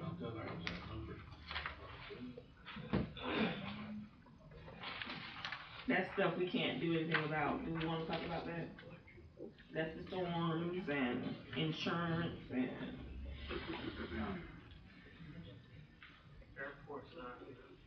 I mean, you could, I wouldn't say cut it now, I would say look at what the agent private organization is and see, itemize it. I know what it is. What is it? Chamber of Commerce. It's what? Chamber of Commerce. So we're good with that. Okay. I'm good with it. They get it in $2,500. Alright. Airport. Is our airport manager on the line? Some question. Yes, I don't know if he can hear you. Did you finish the first part of the agenda? Try it again, Benton. No, I wasn't. I was gonna wait till the end. Okay. But we can, if you, cause y'all keep going back to. He's not there, he dropped off. Okay, so let's go back to the general fund. Alright, talk. The vet, oh, he's there? Yeah, I had to drop off of Ring Central because it's terrible. Yeah, I mean, a lot of the changes that are coming for the airport are going to be based on staffing. I sent you guys the presentation. I've got it up if anybody wants to go over any of that stuff. Or if anybody needs to hear about it for the first time, we can do that too. Let's hear about it for the first time, even though I looked at it, but I'm just. Okay, cool. For those who didn't. So we've been, as Steven said earlier, we've been taking some very measured approaches with the airport, as far as, keeping it competitive and keeping salaries, in check, not getting too terribly top heavy. We're kind of at a point where we need to deal with some compression. Along with revamping our job descriptions in a couple of different places. So we're going to be making with your approval, making some organizational changes, and, you know, that will help with some of the compression, that'll help our leadership structure at the airport and just, you know, overall management of the airport. Let's see, do you guys have the PowerPoint? I can't see if you have it up or not. Some of us, We do not have your PowerPoint. I do. I have it on my phone. But I don't Yeah, have it. everybody should have it. If somebody wants to print it, I can send it to them and they can print it. I mean, every one of the council members and the city manager and city clerk should all have it in their emails somewhere. We do. Continue. Okay. So on slide 3 of that, it kind of shows this year's org chart. With myself, you know, Audrey is our project manager. John is a maintenance superintendent. We have a kind of a stand-in operations supervisor right now, but we don't have anybody named in that position. We've been training one of our team members to kind of step into that role, and he's done a pretty good job of that. So we're planning on filling that spot this year. The big organizational changes for us is I would like to create an assistant manager's position out at the airport. So Audrey would be filling that assistant manager's role. She's kind of already been filling that role. We would be changing the project manager to a project supervisor role. I've got a team member that's willing to take on that. We've got job descriptions already kind of updated and submitted to HR. The project supervisor will essentially work with the land leases and the grants and grant submittals. We wanted to have a person that was a little bit more dedicated to grants because Stephen and I have been talking about that, and grant submittals for the next couple of years will be something that we need to stay on top of. We're not going to be able to let a month go by without submitting for any of our grants. So then we have Lucas moving into the operations supervisor, and then a couple of ops technicians, and then I'm asking for a part-time ops technician, which will be a weekend role. So Lucas would be the operations supervisor. He would supervise a weekend team, primarily, and that's kind of how we have it broken down for our org. Slide 5 would show, all of the pay increases. Before you go there, let's talk about your organizational chart. So you are creating a position. Do you have to advertise for that position before you put somebody in it? Not if it's an internal promotion, no, ma'am. But it's a new position. I mean, if it was a position already, I think you have to post for that post that position before you actually move somebody into it. Just check with HR prior to. Sure. Yeah. We'll make it right. Yeah. Just check with HR to make sure since we're good. Yes, ma'am. Okay. All right. Now we're going to pay.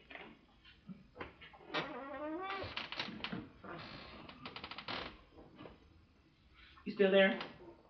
Yes, ma'am. Okay. We can continue. Okay. So, I'm assuming that you guys are not looking at the slide, so I'll just kind of read it off. We are. Oh, you are? We Okay. pulled it up on our phones. Oh, very good. Well, that makes my life a little bit easier on this side. You can see everybody's current rate on slide 5. Then the columns right next to it would be the increase, and then proposed rate, and then rate of change right next to it. So I'll give you guys a second to look over that, and then at the bottom you'll see the cost differential. So this was my hasty math. It may not be as exact as some of Steven's math. But it gives us a pretty good number to work with. So that's where we're at with that. Are there any questions thus far?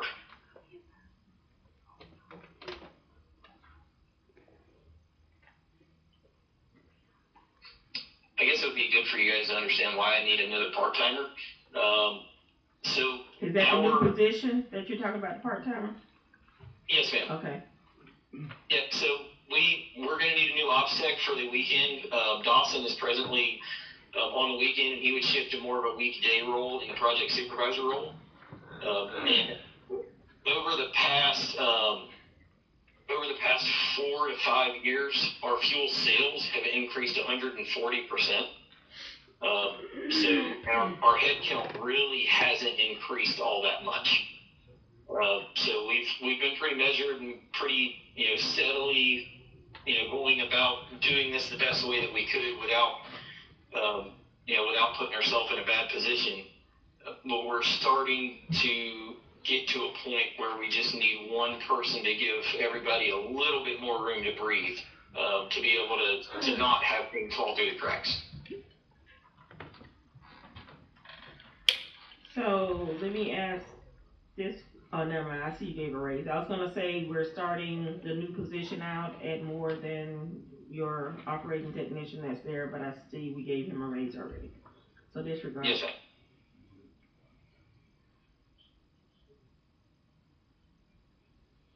And I mean, just to be totally transparent with the council, my intention is to get my baseline guys over probably the course of the next 2 to 3 years. I would like to get my lowest guy to $20 an hour.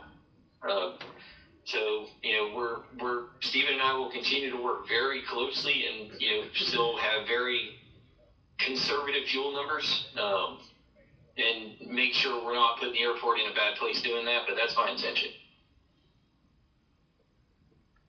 How many, out of all your employees, how many of them are you proposing for a raise?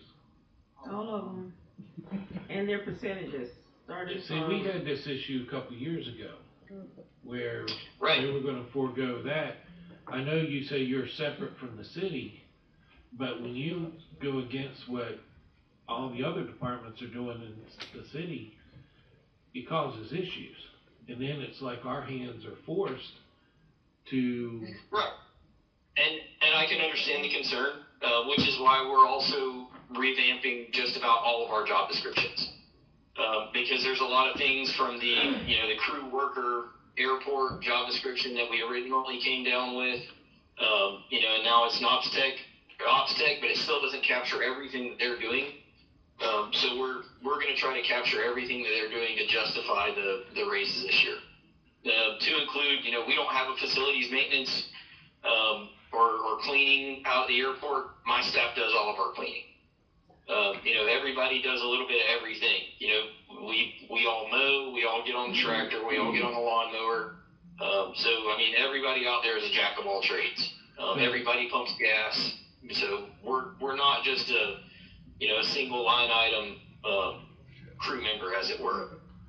So if we need to justify that with changing job descriptions, that would be the easy button. So the gentleman that you paid to cut grass, cut the long runways, he's still working with you? So he's more or less auxiliary. He only comes out if we really need the help, and this year we've actually done a pretty good job of keeping it all in check. We hadn't had the tractor issues like we've had. Michael, you can see one of the guys on there that I'm putting in. We've been kind of moving him towards a maintenance role. He's actually got one of the tractors up and running and operational, and is keeping it run very well. So we haven't had a single tractor issue this year when it came to the mowing season, which allowed us to have 2 tractors operating at one time. So we're doing a lot better as far as cutting the grass goes. So we could probably take some out of other contractual services, but I don't know that we need to per se. This is Deborah. sorry, this is Deborah. And Yes, sir. I'm here to say that it just looks to me like you've changed people's job titles to get them a raise. No, I mean, we're And pretty that's much, not, they are members of this employee base. They are also covered by the union, just like all the rest of them. And if we start one without concluding all, we're gonna be in trouble. And just changing a job title to me doesn't do it. And that's kind of the way I feel about it at the moment, anyway. Because you've done everybody. I mean, if there were some that were getting promoted for a special reason, that's one thing. well, But they the are. fact that you It's did good. everybody just kind of looks real fishy. I mean, not everybody's being promoted. So, you know, I've Not got everybody some got a raise. staff that has it. You know, Audrey is going to be stepping into this number 2 role. She's kind of been playing it, but not really. You know, and I'm being pulled into more of a regional role. Like, I'm at this conference this year for the first time in, you know, 7 or 8 years, however long I've been at the airport. And I'm, you know, being pulled into more of the strategic planning and takes me away from the operations. So I need an assistant manager, which means, you know, I'm going to need more leadership positions and more positions to do these other things. You know, I understand your concern, but we're not just creating positions to get people raises. We're creating these things, we're moving these things around because these are the pieces that we need in the right place to play the game properly.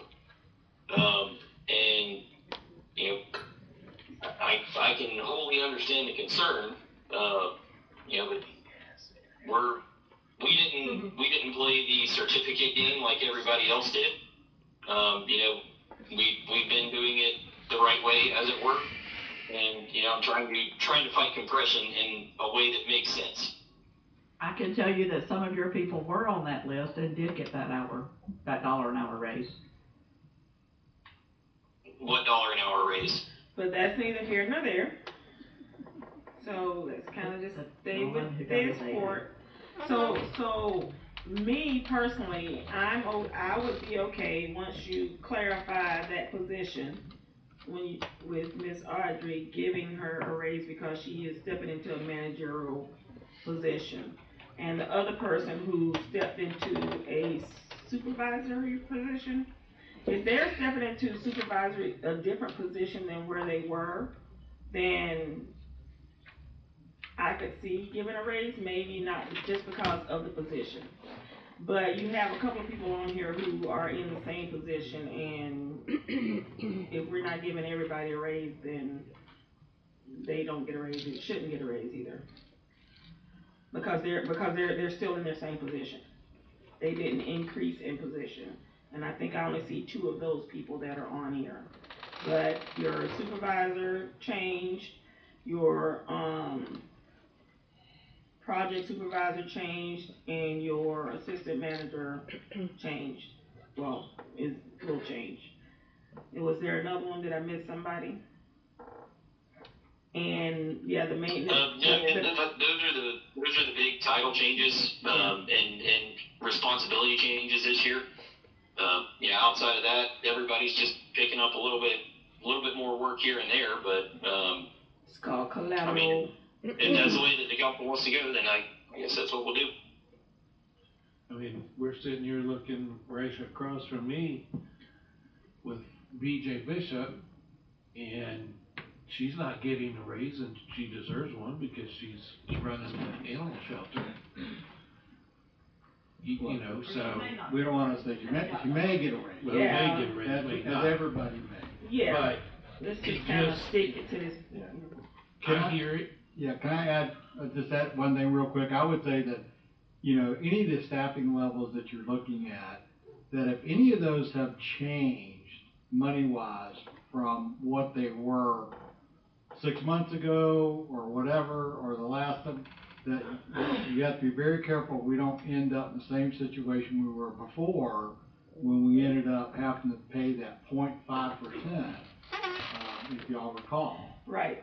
That's why I was saying, if they're in the same position, absolutely, but if there's a promoted position, then they're entitled to that just because of the position. So if there's a. Does that make sense? Yes, ma'am.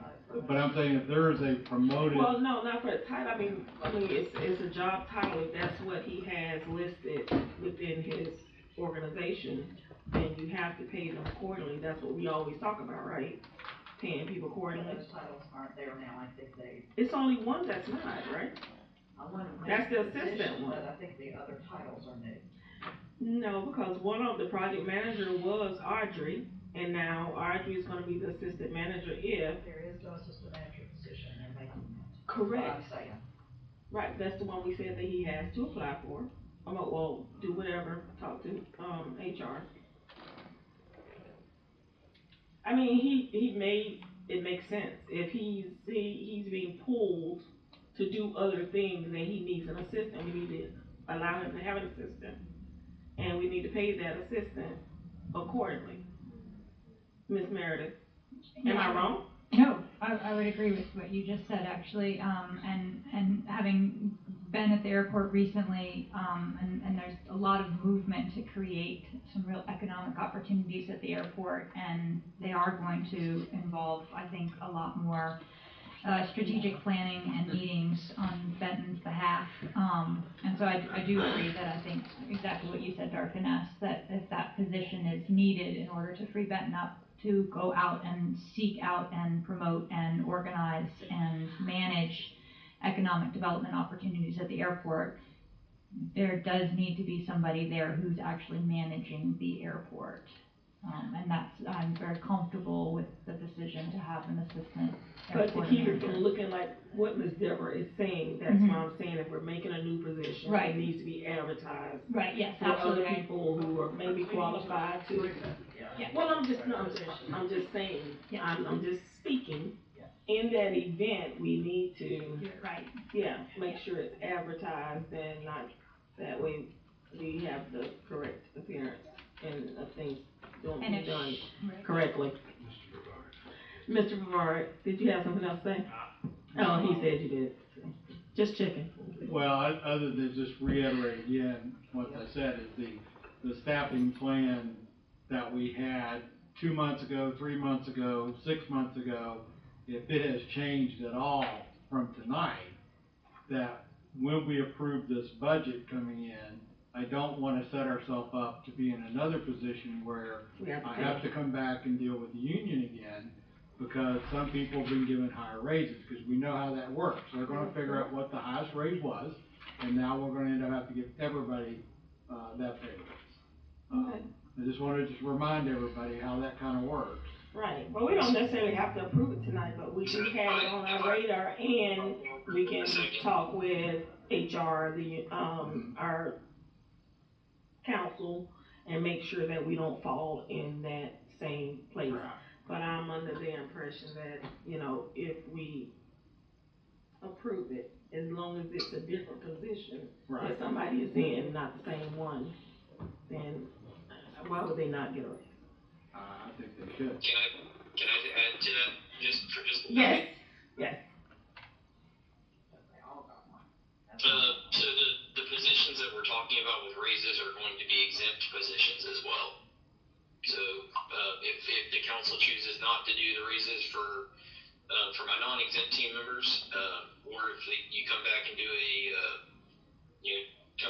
whatever you wanna do, the three that we're talking about with the assistant manager, project supervisor, and ops supervisor, those are all, exempt positions. Those are non-union eligible positions. Food for thought. So their exempt position, does that mean it's salaried position? Well, it's not a salaried position, can it be an exempt position and not be salaried? Yeah, they're salaried, so non-exempt, non-union eligible. Right, they're exempt with. If they are, I'm sorry. No, you're good. If they are salary, then why do we have rates? Cause there's always. Salaries don't typically, huh? Yeah, that's how Steven's done it in the past. Okay, Just to make it all make sense. I'm just asking. Just It's a way of clarify me. No, it's just a way of making everybody on the same page if you show an hourly rate. If I have some of them showing their salary and others showing hourly rates, you can compare them as easily. Okay. If everybody's an hourly rate, even though the salary people are divided by 20/80, Okay. it's easier to compare. Is there anywhere in here to like signify that there's salary or hourly? Salary? I know I said it wrong. Okay. There's nothing that talks about exempt or non-exempt. I don't. No, I'm saying, is there a way for? I'm sorry, Kay Benton. I don't know that there is in this particular slide, but I know it would be in their job descriptions. Okay. Right. Okay, gotcha. Any other conversation? So how do we wanna move forward with this? Bring it back to the next meeting. What do you wanna add? Excuse me. In my opinion, we need to wait to see if we're gonna have raises for everybody else. And then see what that amounts to and how much off this is, because that's where we're gonna get in trouble. If we raise it more than the other people are getting. Are you talking about the regular people, or are you talking about Yes. the management position? Well, they're all the same. If we give a 3%, it'll go to No, they're everybody. not the same. They're not the same. It is. That's the way we've done it before, It's not. except for the, charter people.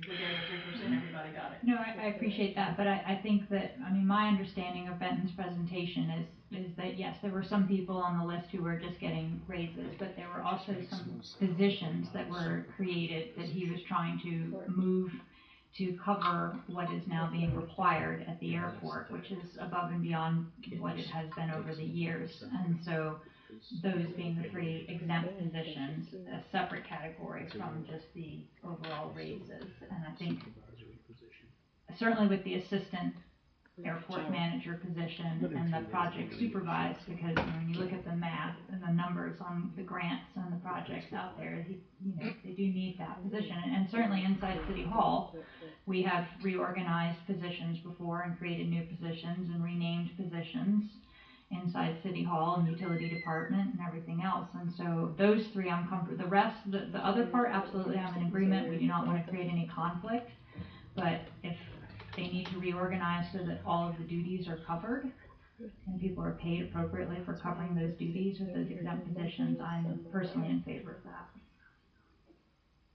If that's what he's doing, I would rather we do that before we actually get to the budget, into the new budget year. So that it doesn't appear that that's why he's doing it. But then he would have to have the money for the new positions, and he can't do that until the new budget year. Well, I'm looking at the staffing plan we have in our book. There's 1 supervisor. Here we have 2 supervisors and an assistant manager. So it's a big deal. And I agree with what Meredith said. I don't disagree with what you said. But I still think it doesn't need to appear as if it's been done so they get a raise when nobody else may not get one. I think if it needs to be done, it needs to do it. We can make it. We can make it happen before the budget. That just in years past, we've kind of done this restructuring for the airport at budget time. So we can make it happen before that if that's what you want.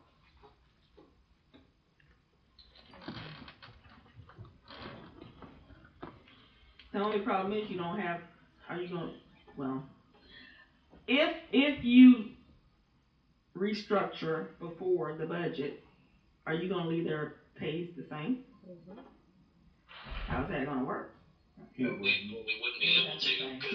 You won't be able to, but the. Airport's got plenty of money, they could take care of it. Right, but it wasn't in the original budget. So if it wasn't in the budget initially, then can you amend the budget? You would have to amend the budget in order for him to do that, correct? Right. So let's, again, not to about the decision itself, but in terms of the financial, keep in mind that you're really talking about maybe 2 months of this. It's just not gonna be material enough to affect your 2026 numbers. Right. Not gonna require a budget amendment. Okay. It's at the council will again. That's what I'm asking about the budget. Okay. I would make those managerial supervisory changes now in this year's budget. And then let the others wait and see what we do But it still has to be approved. with all the other employees. Still has to be approved by us. It would. So I guess have that ready for the next meeting on Tuesday.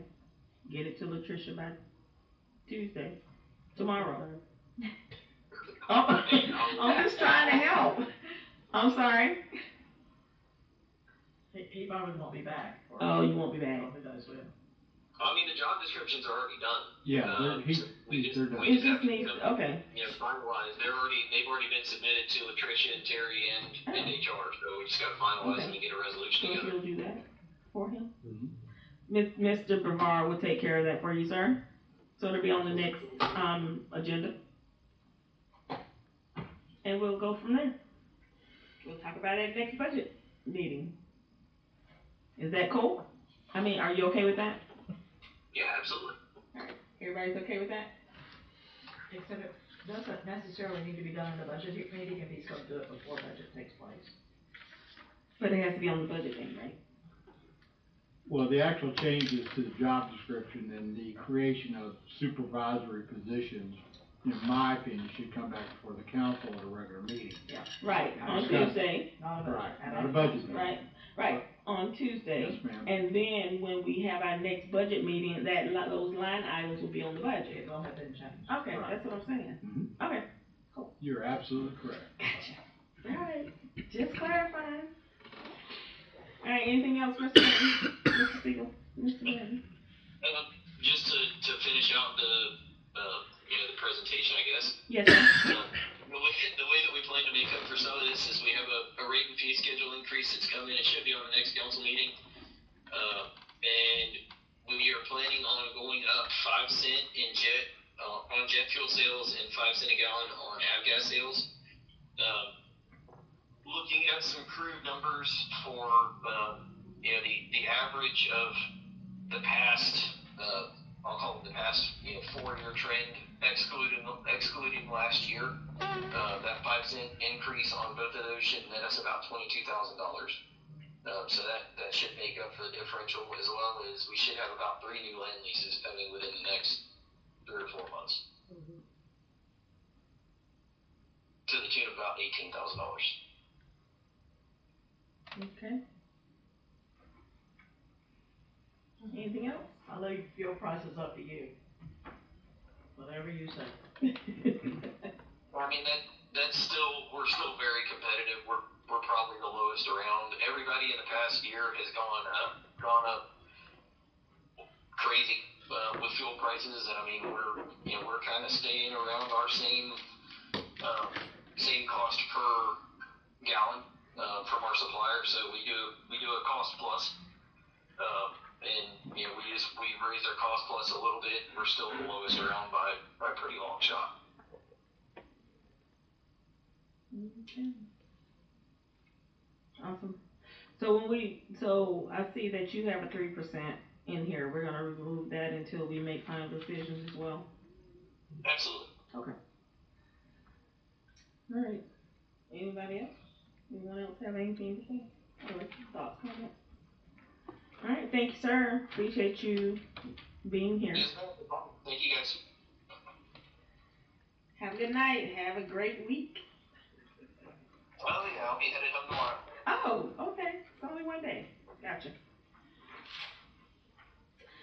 All right. No, I talk about it to mama all the time. All right, so we good? All right, so we go to the CRA.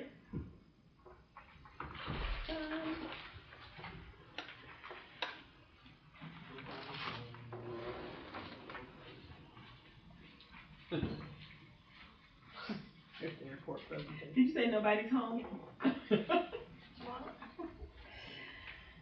All right. Did you change anything in this? Anybody? Anybody have any comments? Any thoughts? This went through Laura. Okay. And she requested that let's see if I did it properly up here. The facade I didn't note it, but grant she did request that the AP person, specialist go down to 5% instead of 10. I made the change, I just got to update the note on here. And that was really it. I got a subsequent request from Nicole for version 2 to go down a little bit. She says that the block 12 parking lot, the 250 that I have budgeted for next year is not needed, and I can consolidate that into the capital outlay CRA projects line above it. They did increase the facade grant amount to $50K for the year, so that was something consequence that they did do. Otherwise, it's a pretty base type of a budget. Just keeping in mind with the CRA, there is really not a concept of cash reserves. They're supposed to spend everything they have. Now they don't, because they just don't get to it, but every year I budget the full amount of what they have to be used in that next year. And it'll keep doing that until the CRA sunsets. When is their sunset? That's been, 2030 or something? well, yeah, if it doesn't change. Yeah. So, what's the tax incremental revenue? What is that? Is that what we're paying? That's the tip money. Yeah, we have to pay our portion of it, and the county pays their portion. Okay. Yeah. The increase is the amount of the increase. Yeah. In the assessed value. And that number will actually go up because it is a function of our millage rate. So we have it, right now it's based on 6.75. It'll go up, based on the 7.25, depending upon what you ultimately decide. Okay. Any further discussion on CRA? Alright, utility fund. Moving right along. Almost 11 o'clock.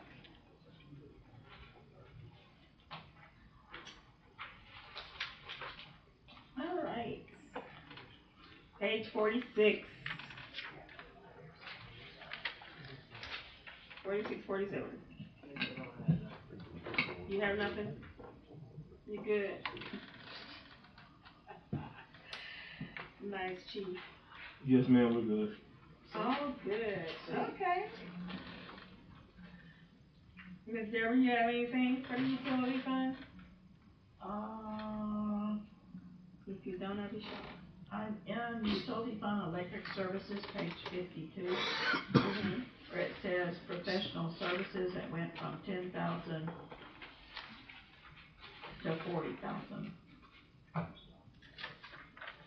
300% increase. I'm just wondering what that might be. Because the tree trimming was separate. Something that grabbed me there, I don't quite know. I mean, it looks like we spent 58,000. Yeah, I'll have to go back and check and see what. But I don't know what that is. Ooh, that's some savings. Could be the poles.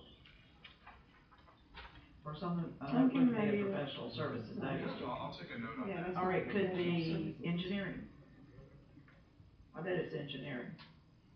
They don't do a ton of engineering in the electric side. But we have put up some new lines in a couple of different areas. Could be the poles. I mean, like the dude.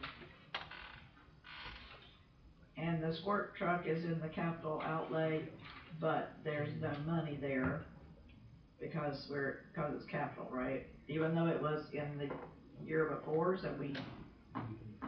Well, It says we spent it, but I don't know that we did. It's projected to be spent in 2026.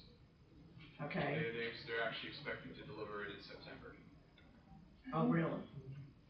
So do we have that money?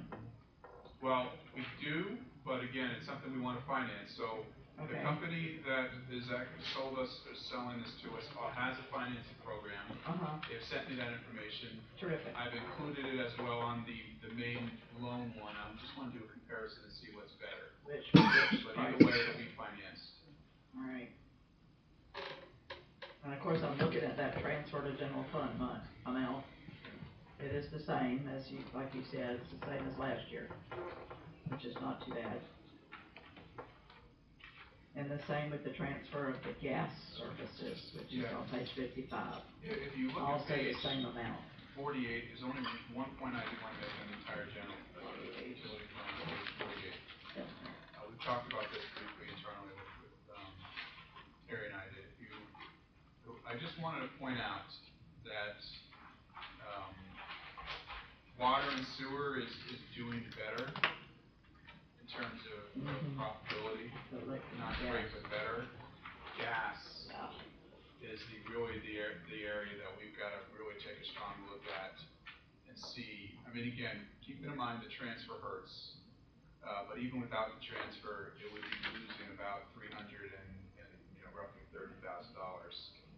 Everything else on there is profitable. Your admin department is where I'm showing the sinking fund, so that's fine. And customer service does not have revenue, but gas is the area that has me concerned, right? Because it has not made the level of improvement that we hope for, even with rate increases. There's one more rate increase coming for it. I just wanted to bring that up, that, as we're looking to find areas of where we need to improve. I mean, if you were to get the gas back to level, just break even, that's about $500,000. Adding to your utility fund right there, just breaking that, certainly even, so. What are y'all looking at? On page 48, very about the 48, bottom line. very last row, where that's basically shows you, Under gas it's or weight loss? it's a silo of how each service is doing. Yeah. And so electric is making about 1.7 million, water, even, I have solid waste making a little pennies here, but, gas is projected to budgeted to lose about 500,000 this year. I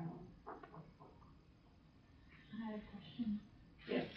I have a question why we have overtime in customer service and billing of $1,500. Just curious why we would accumulate overtime and billing. Page 47. Probably because of Jones Edmonds, if I had to make a guess. So that was due to needing to get caught up for Stephen for all the budget. People weren't turning in their credit card receipts on time, and if they don't turn it in, she can't enter it. So there's a lot of overtime that goes into that, and a lot of overtime for Kelly that is required to get it all caught up. Okay. So that's something we could crack the whip on and get. I know it's a meager drop in the bucket, but yeah, drop in the bucket. Well, not really. It's still a lot of money. A lot of money, yeah.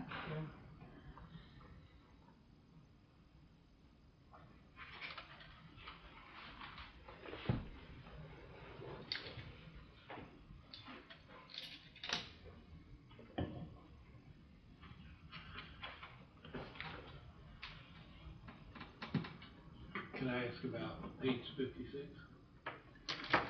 54? 56. 56, that's where I am too, I have circles. Generators?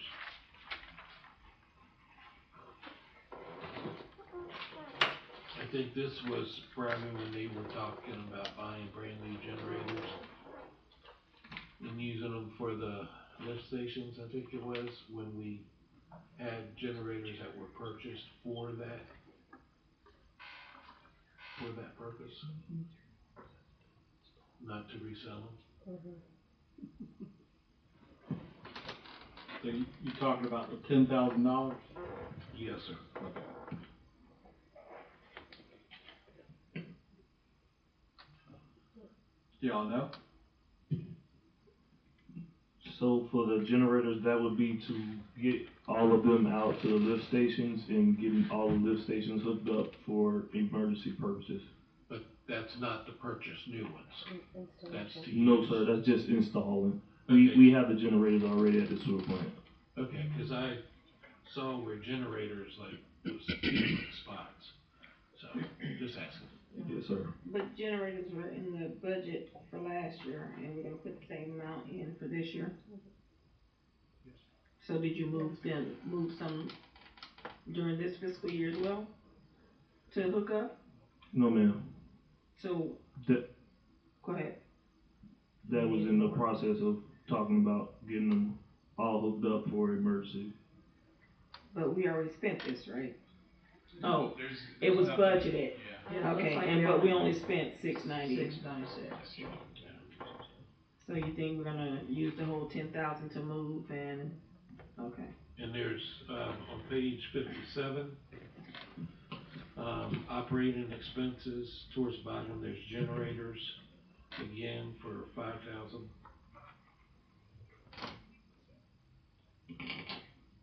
It'll be the same as well as the, Yeah. Okay. Cause one is collections, one is sewer plant. Yes, ma'am. Sewer plant, those sewer lift stations. And they did lower that one from 10 to 5. Yes. Can you also just explain to me, just staying on this page, although it kind of travels from page to page, but the utilities, the line items in operating expenses for sewer collection and sewer treatment, really significant increase in utility cost, both actual and then budgeted for next year, and double in the sewer treatment. So I was curious, are we actually using more electricity? I mean, I know our electrical rates have gone up, but they certainly haven't gone up 106%. Yeah, so that is the city billing the city. Yeah. So, and it has, I checked those are accounts, I guess I can get those accounts over to the team and ask them to do a little bit of a deeper dive. I just would be curious to know Yeah, why we have what, such an increase in utility it's- costs. Yeah, it's more than doubling. Throughout the whole budget. Throughout the whole budget, yeah, I it doesn't seem to match what our the actual utility rate that we're paying. That makes sense. This does not match that, like it's not rising at the same rate. Right. That's the CPI that we put in once, yeah. Oh, Jonathan, yes. I'm looking at the budget. So everything that was just stated is actual fact, but with Acre, we had to put a new meter in, that was broken. By broken means it runs slow, so when we put the new meter in, it actually did triple, but that's just one lift station out of all of them, so one lift station absolutely went up, the rest of it, I don't know how to answer the question.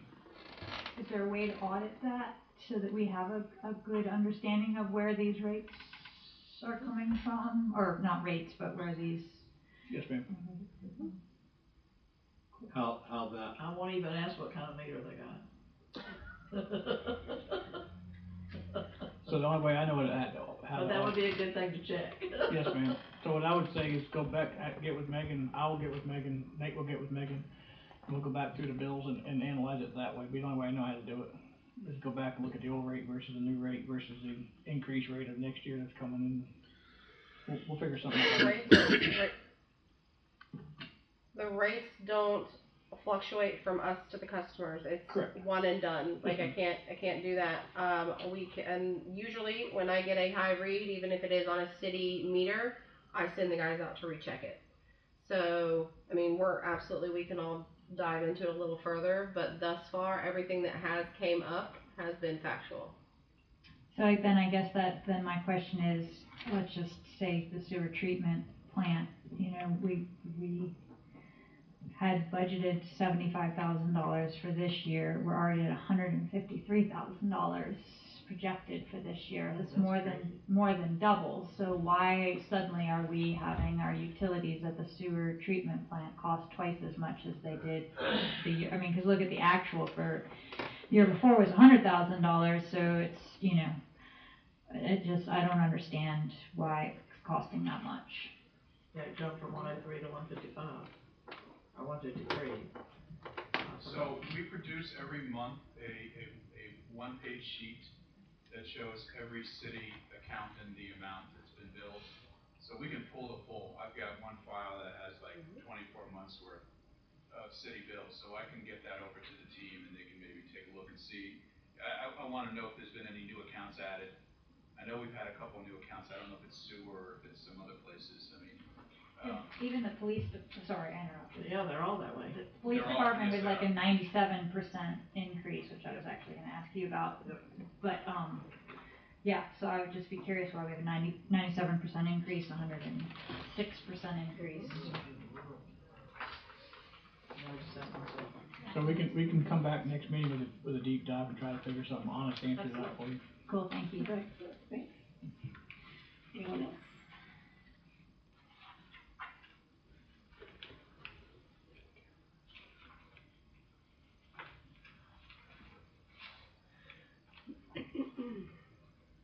No one else? We're good. And utilities, that portion? Alright, let's keep moving, I'm done. You done with everything? We've done fiber. We already did fiber. So let's go back to the front. Do we need to do something else? That's just the breakouts that are for those particular departments. So- They're really, in the other part, this is just the easy place to see them. I just have one question. On the police department, maybe they can answer this. We have utilities, like Ms. Meredith said, and then when we go to dispatch, we have no utility charge.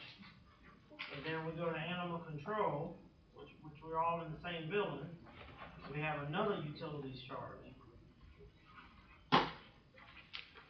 Maybe they split them all between the three of you? No, it used to be when animal control was not under police, so they would get a percentage of the total liability. Ooh, we could save some money there. Well, it's just a percentage, so it's like a 75-25, 75. So you got $2,000 there. Yeah. That's not much. So I think we can take a look at the allocation I'm system sorry. altogether, but that's where all was us allocated. Alright, where we at now? I guess we'll finish Patricia. Yeah. Patricia and. Alright. We'll go back to page. Can I go to city council on 16? Thank you. Yeah. I wanna know what all this, $25,000 worth of insurance is on the city council page. Yeah, 'cause we don't get any insurance. And there shouldn't be anybody allocated to us. Not health, this is the general liability, public officers. Okay, insurance. so D&O. Yeah. Directors and officers liability. Yep. Can you maybe put that there, just for our brains to remember that? It costs that much? Wow. Well, I've got, you can see there, I've got a 50% increase in there just in case. I don't think I'll use it all, but it's. Bless you. Thank you. Bless you. They don't pay insurance. I mean, utilities. Yeah, the utilities, yeah, we don't really use. I know we have to do lights when we come to this city business. And Utilities. No, city manager don't pay utilities. That's because we're using yours. Charge the PD. So the election fees went down? It's not there at all. That's what he's saying. The election fees? Oh, election fees, sorry. Probably because we didn't have to have an election. Yeah, you haven't used them in like 3 years here. Okay. So I just lowered it 1,000. Because we went in with the general. He's trying to get us all the raise money he can get. Yeah, because there's gonna be an election next Yeah, year. this guy's a question. Yes, it's. Okay. No fun here, but, on the training and seminars, I mean, I do think we've done pretty well everywhere else in the city council budget, but, I just think that possibly we should consider, maybe not this year, but definitely next year, that we send representatives to some of these conferences and not multiple council members in an effort to be responsible about that cost as well. And trust me, like, going to Florida League of Cities legislative session was incredibly educational. I do think there's some where, you know, because they're, each of us is in a different legislative, session. There's some that might not make sense, but there are some where if we needed to cut back, I'm not sure that all of us would need to go. And I'm saying this tonight while Latricia isn't here to throw erasers at me, but she does love us to, right, she loves us to be out there, but I just think if we're asking all the other departments to cut where they can, that's possibly a place that we could look at, and I'm not saying in this fiscal year, but next year, because it doesn't look like we've had any increase there, but, just food for thought. Not to mention, not everybody goes. It's only really been about 3 people at the most that goes to conferences. And it kind of fluctuates. Yeah, like coming up, we have more people who are going, and our new council member is interested, which she should be going so that she can learn the roles and, you know, how things go as well. But I think this is really low considering what it could be if everybody went like we did at one point, but that kind of slacked off a lot. I mean, between that you and really travel only and per have- diem, it's $24,000 a year. We don't even pay ourselves per diem like we should. So And we only that's a use savings there. $10,000 we only use $575. That's probably mileage that we use. I think that goes in, we use $12,893 in travel and per diem, that's the mileage. The Yeah. the $975, I think, is for, I would assume for fees or whatever. But anyway, I think we should make sure we're not the carrot and the scalpel either. I do want to make one point on that line, we talked about the training seminars. I believe that's one of the places that we have some unposted credit cards. I think that, you know, so I think we're probably gonna be closer to the 10,000 by year end. Wow. Yeah, so I know they're working on it really hard, and trying to get caught up with all the receipts and stuff. That's the one reason why it was very important for us to push that, because financials are not gonna be accurate.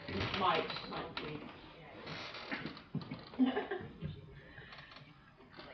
Yes. So anyway, I just think that your projected is probably gonna be closer to the 10,000 for that line.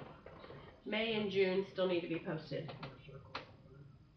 Cause she's not getting the credit card, information in a timely manner, so. I don't know that we run a whole lot of places in May. May and June. I don't know how much that was there. Didn't go anywhere. I didn't go anywhere in May or June. Those are the 2 months. That wasn't paid by the Florida League. I do go places where the league pays everything for me. I don't. I mean, they pay for my hotel, they pay for my food, they pay for my mileage, because I'm on one of their boards. So people may see me going, but they pay for it. So.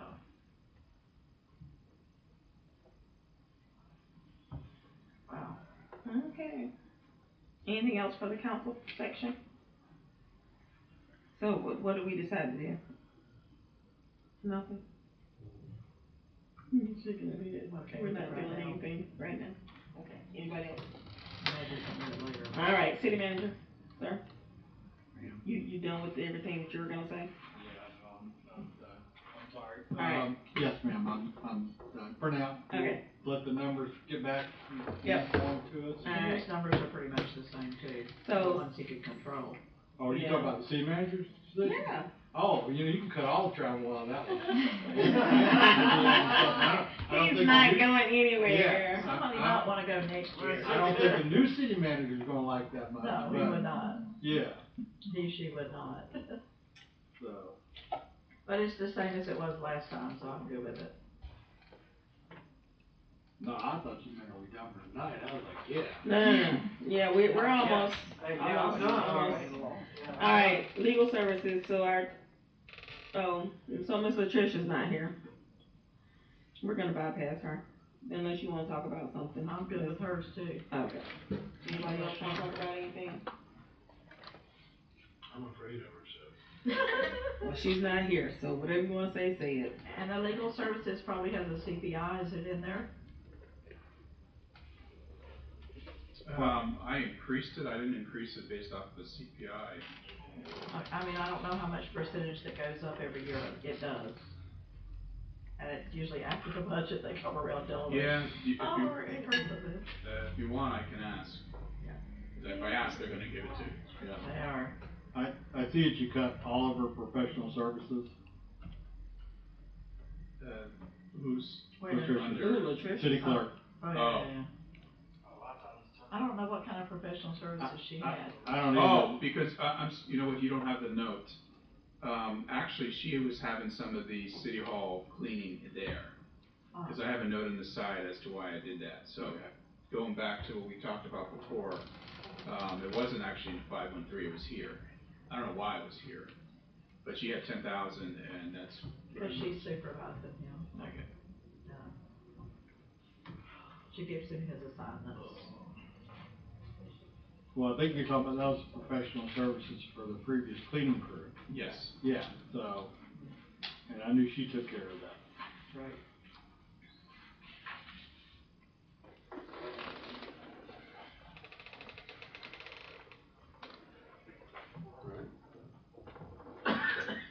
Alright, Lord, I think we made it. administration? I think we made it. Only thing that it says debt service, repayment to utility fund.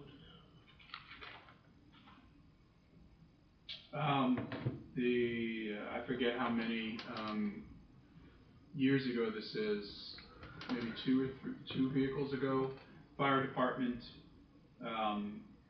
purchased a $400,000 plus truck. Got half of that with the grant, and the other half the utility fund loaned them. So very slowly, we gave it back. And then the other piece, it also covers a little bit of the city hall loan. That's good. Yeah. I saw that listed separately somewhere in here. I don't remember where. All right, so now, I have a big question. Do we want to put a raise in here and ask Stephen to put it in here just so we can see what it looks like when he brings it back to us No. for the employees? No. Obviously, no. I mean, I'm talking about the 2%, which would be in part of that money that we talked about earlier. I say no until we figure out what our budget. Well, you're asking, but I'm trying to give my explanation as to why, but I don't have to. I just leave it at no. Well, you're just shutting me down, girl. I was just gonna go on into it. All right, go ahead. No, too late. No, go ahead. Go ahead. What y'all wanna say? I would like to see it. I would like to see it. I would like to see what our budget looks like before we start wanting to see it. If we put it in there, we'll know how much we have to cut to make it work. Even more. Well, I know it Okay. won't be even more, but if No, I'm it's just not saying. in there, we still won't know. No, that was kind of like a explanation and Because it's not going a to- question. It's not gonna be just their salaries, it's their retirement and their everything. So we really need to see what it would be. Good. How about 1.5%? No. I'm just kidding. But, I know it's not we funny, but. were just talking about with the What airport, happened? with him giving the raises. Well, see, we would do it for them too, those people that he did not give a raise to, the people that are not the three he's moving to a different Including position. himself. Those three, including himself, would be included in that. And we would see what it looked like to see, and it may actually also incentivize them to help us cut it, so they could keep it. I mean, think about it.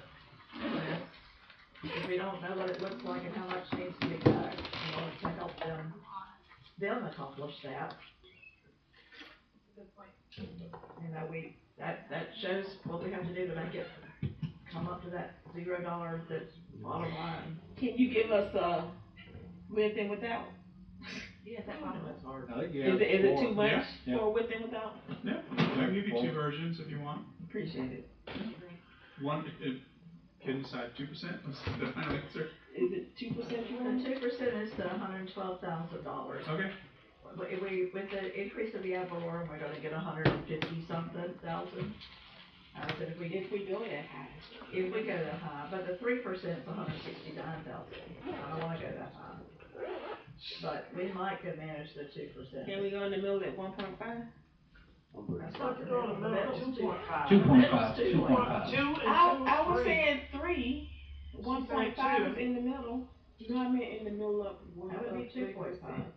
In the middle of 3%. Well, I said 2, you She said said 3. 2, you said 3, then you Oh, said. 2's in the No, middle it's of 3. 2.5. Okay, Jesus I yeah. think 2's the best we can accomplish. It's late. Y'all all tired, y'all need to I just come think on, at this let's point, do 2 is something the here. most we can So, Yes, accomplish. sir. one question, Stephen, so the new, when you come back with a new budget rate, you'll come back with a new millage rate and the higher assessment, what we'll get. And so basically what we'll see is that 7.25%, Right. right? Yep. Yes, both So- versions will have the 7.25%, 7.25 mils. Yeah. One version will have a 2% increase, Okay. the other version will not. Okay. And then I have the rest of the list that we've just put together Awesome. to go through as well and try and integrate that and stuff. And then as we whittle away back to that 7.25, whether it stays there or not, Right. you can give us a live update Yes. of where our budget's at the time. Yes. Okay. That'd be great. I think that's the only way we can accomplish it. And if not, they'll know we tried. Yeah. Right? Yeah. We always try. Yes. Yeah, except me, I'm always trying to get you. So can I play devil's advocate? Yes, what's your advocate? Ms. Hines, It's can a I say lot. something just a second? Yes, give me just a second, he has something. Go ahead. The fire department has some needs that they want, and there's some other things that we have to purchase. So we're gonna push those things that we have to purchase back. And again, I would like to see them get raises, but I think we need to also purchase some stuff that we need. That's just me, sorry. Most of those things are on the capital plan and would need another funding source anyway. That we knew they weren't gonna be this budget. I would just like to have some money in the bank. Agreed. Yes, sir. I just wanted to tell y'all, this is one of the most stress-free budget meetings I've been to in probably 30-something years. Aw, I mean, really? oh yeah, this is, Really? We actually didn't fight with each other or y'all. Lenore actually stayed the whole time. so I- y'all noticed that? I'm pretty sure I went to sleep the last hour, but I've been here. But no, in all honesty, it was one of the best budget meetings I've been to in a long time. Everybody seemed to be very cordial, very stress-free and getting along. And I think we all needed that. Yeah. I think it's because y'all gave us a good budget to start with. I really do. Presentation. I mean, Stephen always give us a good budget. I'm with Mr. Cox, I got some things I need to buy. No. And that's fine, we have another budget hearing meeting that we need to attend. So before we leave, or a couple more, yeah, any discussion from the council? At all about this budget? Joe, Mike, no. Mike? I would like to see if that everybody gets everything. Things already. Go ahead. You just can't. I'd like to do raises, I'd like to get trucks, Yeah, I'll look Mike at it. needs things, so. Everybody went up 100. Awesome, thank you. Any public participation? This is your first opportunity and, yep. Count on your last. Seeing none, all right, we'll move forward. Discussion of possible action, millage rate by Finance Director Steve Bloom. I think we have already covered that, but if you want to, okay. And public participation again. Anyone out there? We have none. All right, number 8, adjournment. Can I get a motion? Okay, simultaneous, we have a motion. Can I get a second? Second. Second. All right, motion second.